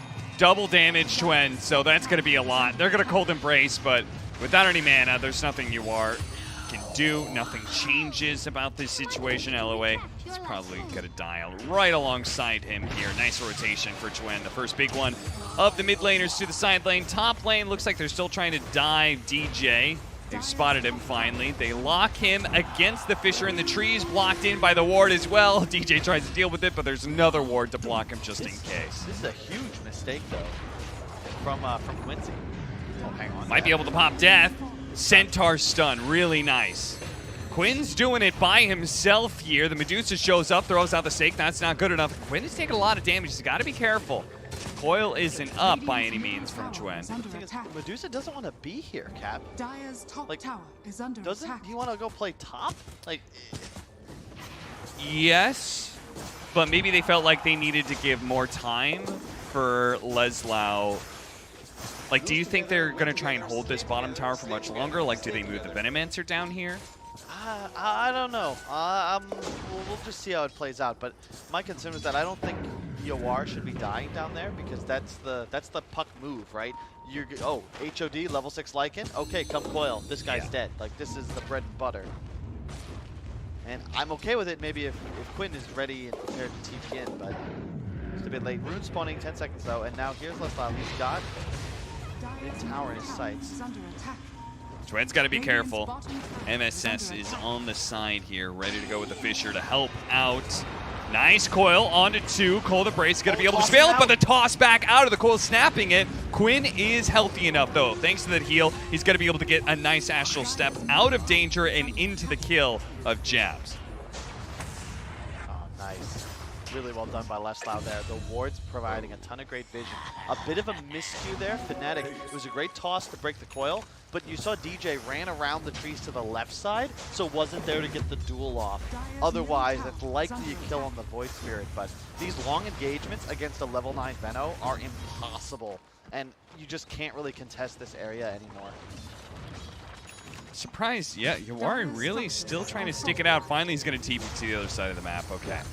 Meanwhile, like, everything else is going quite well for Quincy Crew. They have 3 of the 4 top net worth. They're about to take the mid tower, which will make it 3 of the top net worth. And I'm presuming Mojo's, yeah, he's doing pretty well for himself. 1,500 net worth, closing in on, or gold rather, closing in on Blink Dagger. I just want to also point out one of my favorite things. Look at Death and his items that he has queued up. Yeah. It's got to be one of the heroes that like can be planned out the most in advance. Oh yeah, because that's like 8,000 or 9,000 gold that he is 100% going to spend on those items with nothing in between.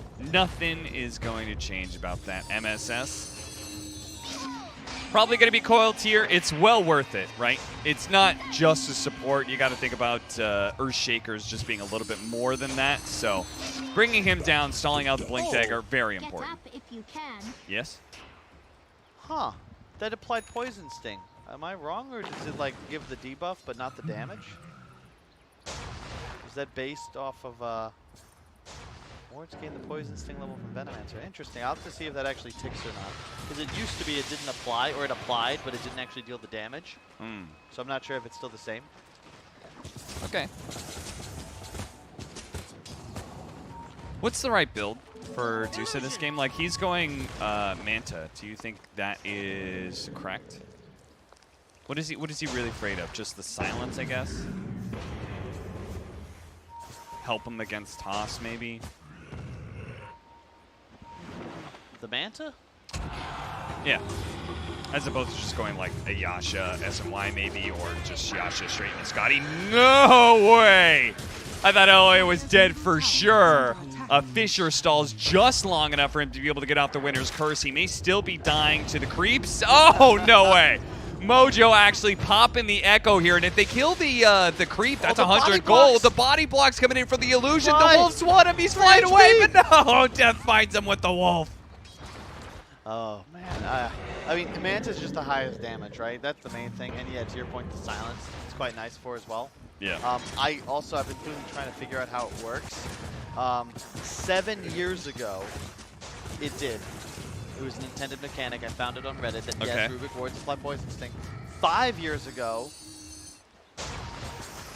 they lose it if he steals a different spell. I can't find anything more recent, so we're gonna just have to watch the game and see. But I remember because I know for a fact it used to be that you didn't get it because we picked Rubik into Veno against Misery's team. It might have been Optic, and it didn't work. And then we felt dumb and Radiant's lost. bottom tower is under attack. Either way, coil.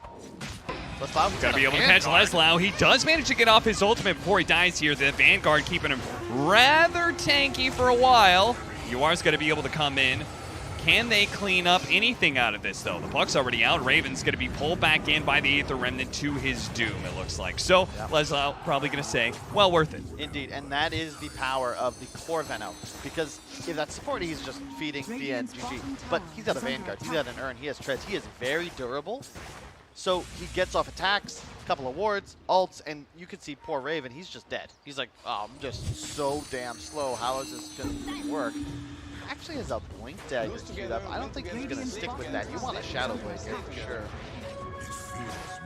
But you are getting a lot of space, closing in on the Manta. It definitely feels like Quincy are a lot more composed in this game. I feel like part of that's because Quinn can actually play Dota. The teams with Doom have not fared well so far today. Oh, have they not? Yeah, I guess they have. At least.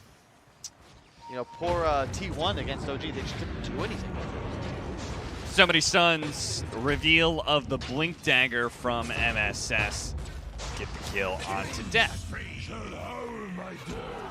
Very nice, very nice. I like that there's actually going to be a Crimson Guard coming out from the Veno. Quite effective against the creep army that we can expect from the Lycan. Not a huge fan of it against Tinies because he hits so hard. You're not really going to absorb enough damage, perhaps, but it's just good for survivability, right? Like it's not a problem by any means. Yeah, damage on block always feels better against many smaller instances of damage, right? Rather than one big one. Once again, Quinn running around, finding pickoffs. Fnatic. I'm not sure, do they have to be so split up in this game? Because it feels like they're just max efficiency all over. So the red opposed Pipers goes right. Sorry, I'm prioritizing. Yeah, no, that's fine. Poison Sting is applied by wards, but when Rubik dies, the current wards surviving do not apply Poison Sting because you need to have the spell stolen for that to work. I see. That's an interaction that, you know, I guess... Take to your grave. Yeah. Remember it in 5 years from now. And remember where you learned it. Until it's changed, in which case you're going to be wrong again. Indeed. Aghanim Scepter almost done for Quinn. It's huge. That's a power spike for sure. And suddenly they can just go straight for this puck, who is doing what he can. It's a big decision coming up, though. Look what's queued. Both Blink Dagger and bots. Which will he buy? I think it'll be Blink.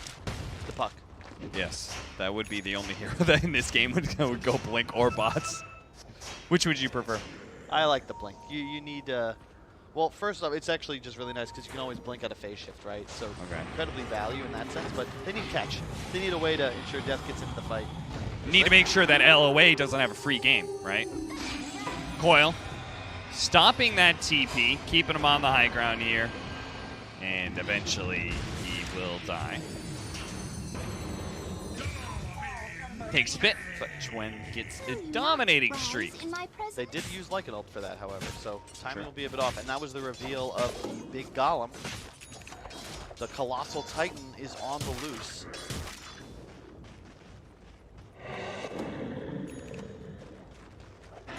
There he goes. Look at the big lad go. 262 damage a hit. Boy's a beast. Boy's indeed a beast. They're looking to take control now. Fnatic, they have their sights set on this tier 2 bottom tower. Radiant structures. In fact, they're going to just kill it with creeps because... Save the creep, DJ! DJ! Yes, DJ. Press the attack the creep. You can do that, right? No. Heroes only. Good job, Cap. Let's test. Yeah, good test. Can you do it on creep heroes, Kyle? Yeah. No. What? You can't press the attack a bear? I've seen that before. Okay, you might be right about that. And you can press the attack creeps too, can't you? Don't think so. Stall for a moment. I must Google Furies. 8-8, 18 minutes in. That's a classic stall right there. Just talk about the score. You know, you're making sure everyone's on the same page on the pace of this game.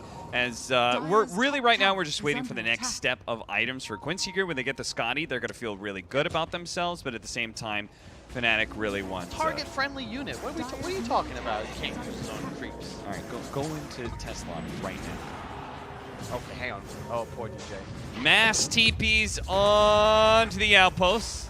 Gonna get DJ. Reminder, this is just a support Legion commander, so if they overcommit for it, the silence on Fear Shaker. If they can keep him alive, he can get off a good Echo Slam here. They do manage to finish off DJ. Poking at MSS from a distance, the tree thrown at him with the big boy Ancient Granite Golem doing some work right now. Leslan taking a lot of damage from this thing, even through the Crimson Guard. The orb lands on top of him, but at the same time, he's trying to picky himself away, jumping in. Quinn is actually just all in on the Golem, and it saves Leslau's life. 250 gold there. Raven waiting to see if anybody will drift too far up. That doesn't feel fair, Cap. Like, yeah, he's gotten everything he possibly can to live against the creeps, and it's just not enough if they chase him and chase him and chase him.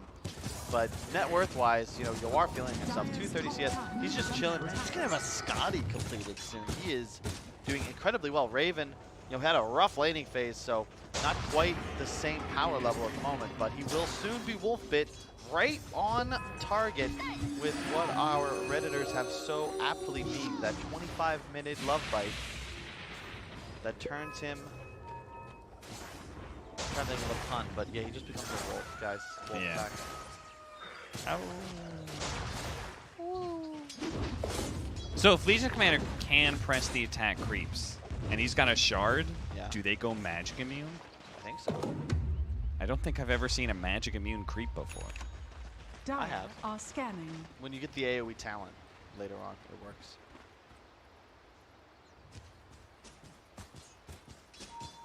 No say? No? Not convinced. Scotty is going to be done right now for Yawar. So they will actually hit their time. They're ready to fight right now. Yep. And Fnatic, they're going to stall for another 5 minutes. Yep. And that very likely means we're going to see some objectives give it away to Quincy Crew unless Fnatic manages to outplay them. So maybe Roshan. They don't have the best physical damage, though. Yep. No minus armor or anything. Just doing what he can to do with the bottom lane, has the regen. Quinn shows bottom, and Fnatic Smoke move to the other side of the map now. Right move, and they're going to take the output. Chuen, though, is going to be found, but Blink jump in. They need more damage, though, and they didn't have it. He should be able to blink away, jump over to an orb. Uh-oh! He's still going to be caught by the Venomancer. He's going to phase shift, but the Poison is already there, and I think it's going to take him down. Oh, he's hitting the trees. He's actually good. Wow, what a beast. Nice job. Like, he had to be in trees and just pray there wasn't a Veto Ward placed on top of him. Lestat missed the guess. Right, or off to the right by a few hundred units. But you really wanted to fight there if you were in a great pickoff. Now no dunk. Things are a little more troubling because the problem is bottom lane. Quinn like loses to the creeps. Like he's at half health. Like he had a regen room, came back to battle and lost half HP to just this Golem and Wolves. Lose together, win together, And Death, he's 1,300 gold away from the Aghanim. Lose together, win together, slay together. That's when it starts getting really scary. They get BKB, shapeshift the Tiny, and give him also the Shard, which is not the focus of DJ right now. We'll see if he builds Solar Crest or Shard first. I'm presuming Medallion, Shard, then Solar Crest is the build. Yes, yeah, I think so as well. The Shard's just too good. Like the BKB factor, but more importantly, you get the 2-second CD reduction. 13 to 11 is pretty significant, 20% more uptime on the special attack. Sometimes, it doesn't matter how long it takes. If the enemy can't fight you, you can take Roshan. That is true. Bit by bit. Are they? Oh, they see Quinn. This could be huge. It is Coil huge. first. DJ could even go for the duel if he wants to, but it's not necessary. Nice pickup. Very, very nice. Surprised they're not going for the tower here. I guess, they're afraid of a buyback. They did not see, I don't think, that he had completed bots, so they, realistically could have potentially just gotten a tier 3, maybe even a Rax there. Instead, they will claim mid-tier 1. The camper is still alive, actually. Slay together, slay together. Some big items coming up. BKB Tiny. Shard about to be finished on DJ. 10 more gold. There it is. There it is. Doing a really good job. The Quincy Crew that reached that timing, they got Roshan but traded Quinn for it. I feel like Fnatic very happy with the pace of this game, and I wonder what Dota Plus says very heavily in the favor of this Medusa. Do you really think that matchup is just I don't Dusa, think Dota Wyvern? Plus factors in what we know, which is the love bite. Yeah. Dota nowadays has more plot twists than some of the later episodes of True Blood, where I feel like many of these patch changes were inspired. And when you do get the benefit of both... Oh, hang on. just to mess with? I mean, they do have this Winter Wyvern just kind of waiting in the side. He could pop out. They got to be careful, though. Raven is now here. The Stone Gaze does go off in time. Raven's not going to be able to do too much. He has to be able to run away, and he's being slowed down by the Scotty so much. They need to be able to do help him out somehow, but Yoar just keeps on blinking forward. Got to be careful with the lack of mana. Nice use of the shard there, being able to cleanse up Raven, but he's going to be blocked in by the Fissure, not able to be able to get out. Lesla looks to be able to slow down Jabs. Jabs grabs Enchant Totem, does what damage he can, but ultimately it's going to be 2 pickoffs to the favor of Quincy Crew. This time it's Fnatic's turn to just get a little over here. I like the poke, but Raven, my man, you were not bitten yet. The Aghanims was on the way. Like an ult ready. Wolf Bite ready, not used. It is the repeat of Quincy Crew's miscue after their triple BKB timing where you waited for all this time. You have what makes your draft broken, and you just don't get a shot to use it. Yep.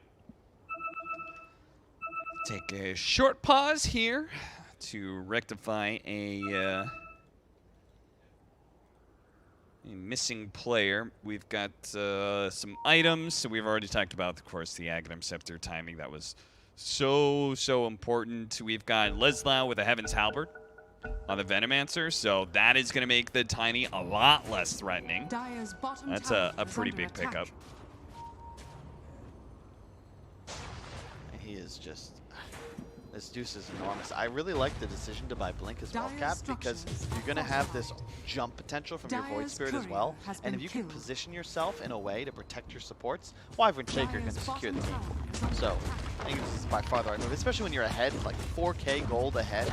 You can afford to get a little luxury in terms of your positional tools.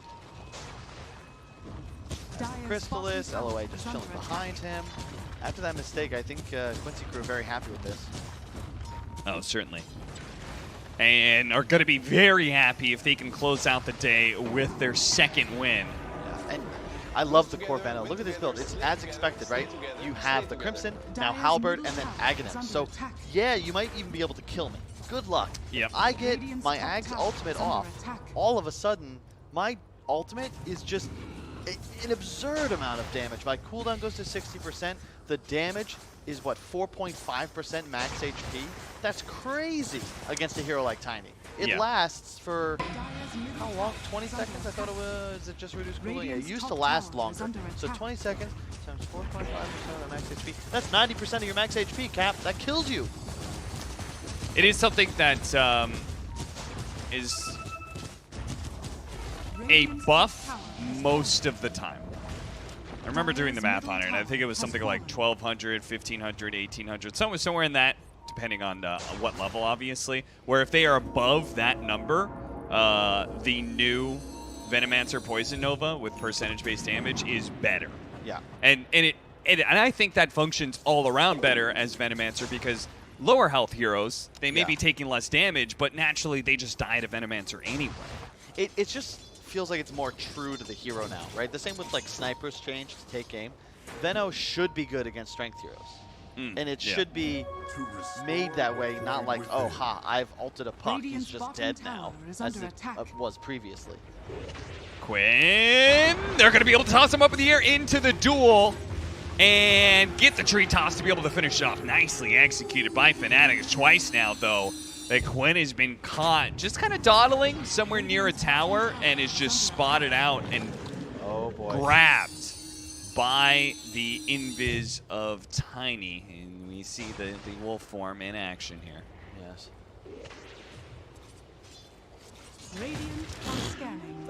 Come on. You can't see animations, Cap. How is it fair? That is a big, big wolf. And he's got a big, big stick. That you can't see. That you can't see. It's an invisible stick, yes. Radiant's top tower is under attack. But it's very big. That should help. Magic stick.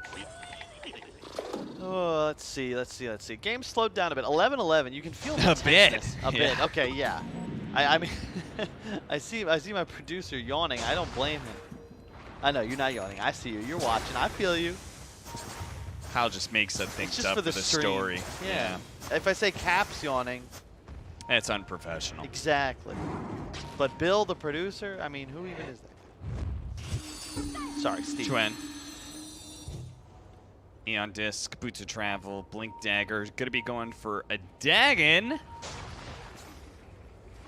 And Gem on MSS alongside the Blink Dagger. Whoa. No changes for him in a while. Like that Quinn with the shard now.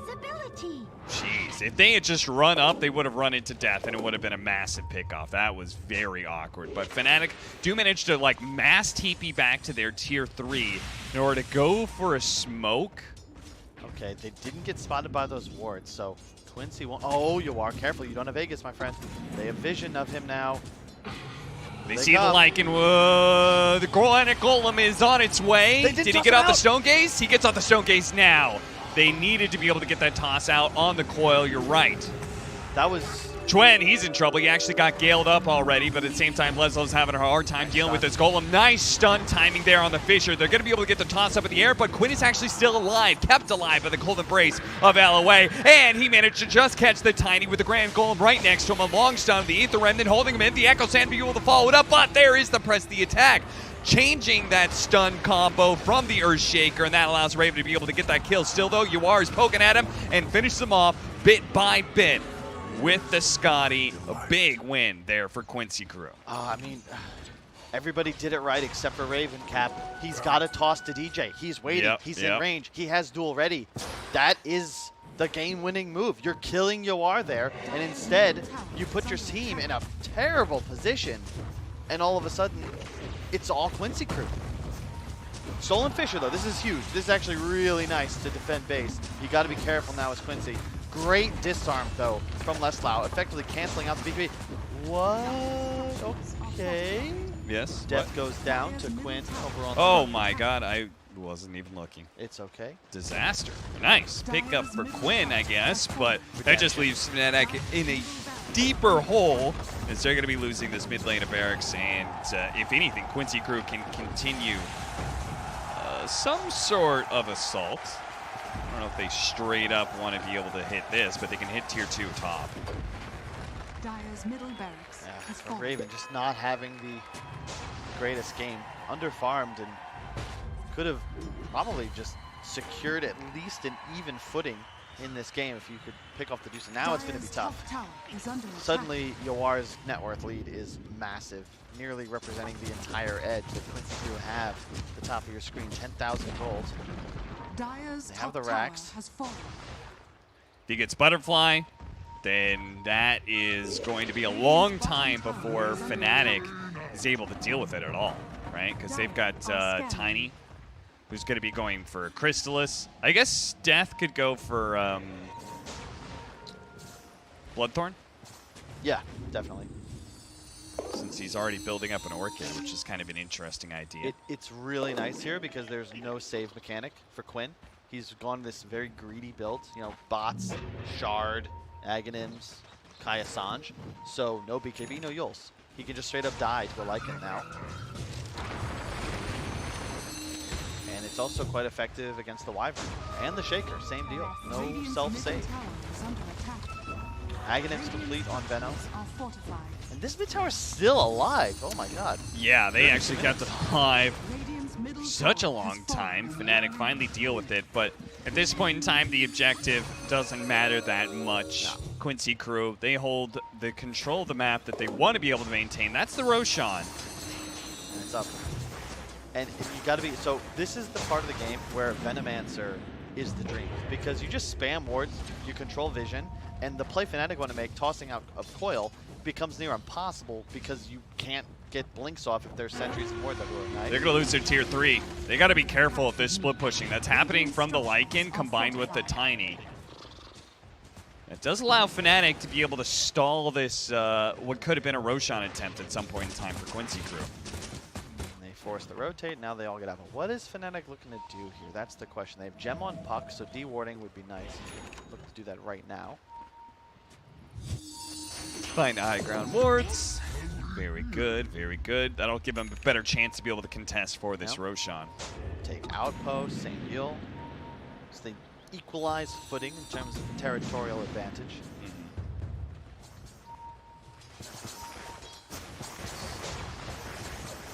Jabs holding on to the Fissure, but it is fading. And there's the talent, big one. Poison Nova duration plus 5 seconds. All of a sudden, this Venomancer ulti is just brutal. And I just love Lesla in this build. Shiva's next. He is so tanky. And into the pit they go. Quinn. Just very brave taking this, but it's going to be LOA that's going to be found. Not quite bursted down the Golden Brace, but the magic damage comes through. The double picked up for DJ. Raven going to be chased after. Quincy crew really want this Roshan, and they really want to be able to kill Raven. Yawar needs to be able to keep this damage on Raven. I'm sure there's no blink away, and they've got him. His BKB running out. No more press the attacks. Chuen on the other side of things is going to just orb away. Quinn's going to chase after him with this haste rune. Now, not going to be able to get it. Roshan for Quincy crew. Miscommunication there. Death ran clockwise, as did his Tiny. So even Hasted, he couldn't catch him. Raven ends up going down, and Death had to escape before he became an extra casualty, as he knew that those supports were en route to post buyback. But just, again, Fnatic, just a little bit of miscommunication here. You can tell it's so annoying playing in a game like this because you have to get these supports. They did a great job doing so, but Venom wards everywhere. Medusa blinking at you, and he's so far ahead, 10,000 gold ahead of your carry, that playing into this Medusa, you can't actually target him. It's not real. Yeah. He's even got the shard now. Very tanky. Yeah, do you want the shard without the Aghanim Scepter? The other option would be, I guess, the Winter Wyvern, Cold Embrace. Yeah, I think it's fine for Medusa. Okay. I think it might tempt LOA to get out of position, just increase the strength of the Medusa's tankiness, because LOA is going to be playing like a screen and a half away anyway. Yeah. Dire's top tower. You never know. I mean, Jabs is one of the only single targets, so if you do get a Mystic Snake bounce back onto him, it's going to feel pretty good. Extra mana that you get, you are hammering the buildings. Fnatic looking for a way to respond. Yeah, you can see the line. They know what's coming. Quincy crew are prepared. Look at the positioning. The supports as far back, and now they create this wall, the barrier. Talk about basketball. They go into the 5-point diamond formation. The vulnerable parts as far away as possible as the rest of the team just runs in. The Remnant's thrown out. Yawar starts looking to be able to intercept. They do have that big stone wall, trying to do what they can. They manage to get the nice curse onto the puck here. If they can chain this up, it's just going to be Chuen dead. But he managed to, with the Eon Disc, get off the phase shift. Not able to blink away, though. Looks like a bit of poison, and he should be dying here. The Wolf comes back in, though, looking for Leslau. But again, saved by the Cold Embrace. LOA's positioning, allowing him to be able to keep everybody alive while members of Fnatic are getting picked off. Nice steal, though. A Poison Nova helps, but it only hit one, though. That was your shaker. Quinn is going to look to end it with alongside UR, and Quincy crew will get their second win of this group stage, a much needed one at that. Again, ties them up a little bit more with team spirit. Somebody else, SG Esports. Indeed, and this was really their bread and butter. I would have been very concerned for this team if they were to lose with this lineup. Like, this is what they need to continue doing. That first game, just rough. Like, Quinn is not a Doom player. Sorry, Quinn. Love you. Not a Doom player. Keep him on a Spirit. You are on the hard carry. Leslau on this Mike, the Beastmaster, the Venomancer. Control the map. This felt much better. This looked like it does when EG gets ahead, keeps the lead, maintains it, and eventually just overwhelms. Credit to Fnatic. They kept it in. I really just point back to Raven. He tosses up when he had to toss right. Yeah. That changes the entire scope of this game. Yeah, they would have 100-0 the Medusa instead of losing a team fight. Exactly. It's like a massive shift. So both of these teams definitely things to be able to improve on, as that is the name of the game for the group stage, right? As long as you survive, just be constantly improving, right, as you go into playoffs. It's just limiting the mistakes. To the other one, you get the Aghanims timing. You make this play on Yawar near the bottom tier 2. You don't Wolf Bite. So you have this great timing. It's not used. So both teams, it really feels like their worst enemy is themselves. You see the potential. You know that they have skill, but they've just got to perform. So that's the end of the day. Get some Zs. Big day 3 coming up for these teams. Really for all these teams that are just trying to stay for elimination and keep their dreams alive. TI10. That's right. The last full day of groups is tomorrow. We have another day, a 4th day of groups, but that is only 3 series, I think. A little bit shortened. Potential tiebreakers in the mix as well. Exciting stuff for TI-10. But that is it for this broadcast. We're going to take a good night's sleep. Be back with you tomorrow for day 3.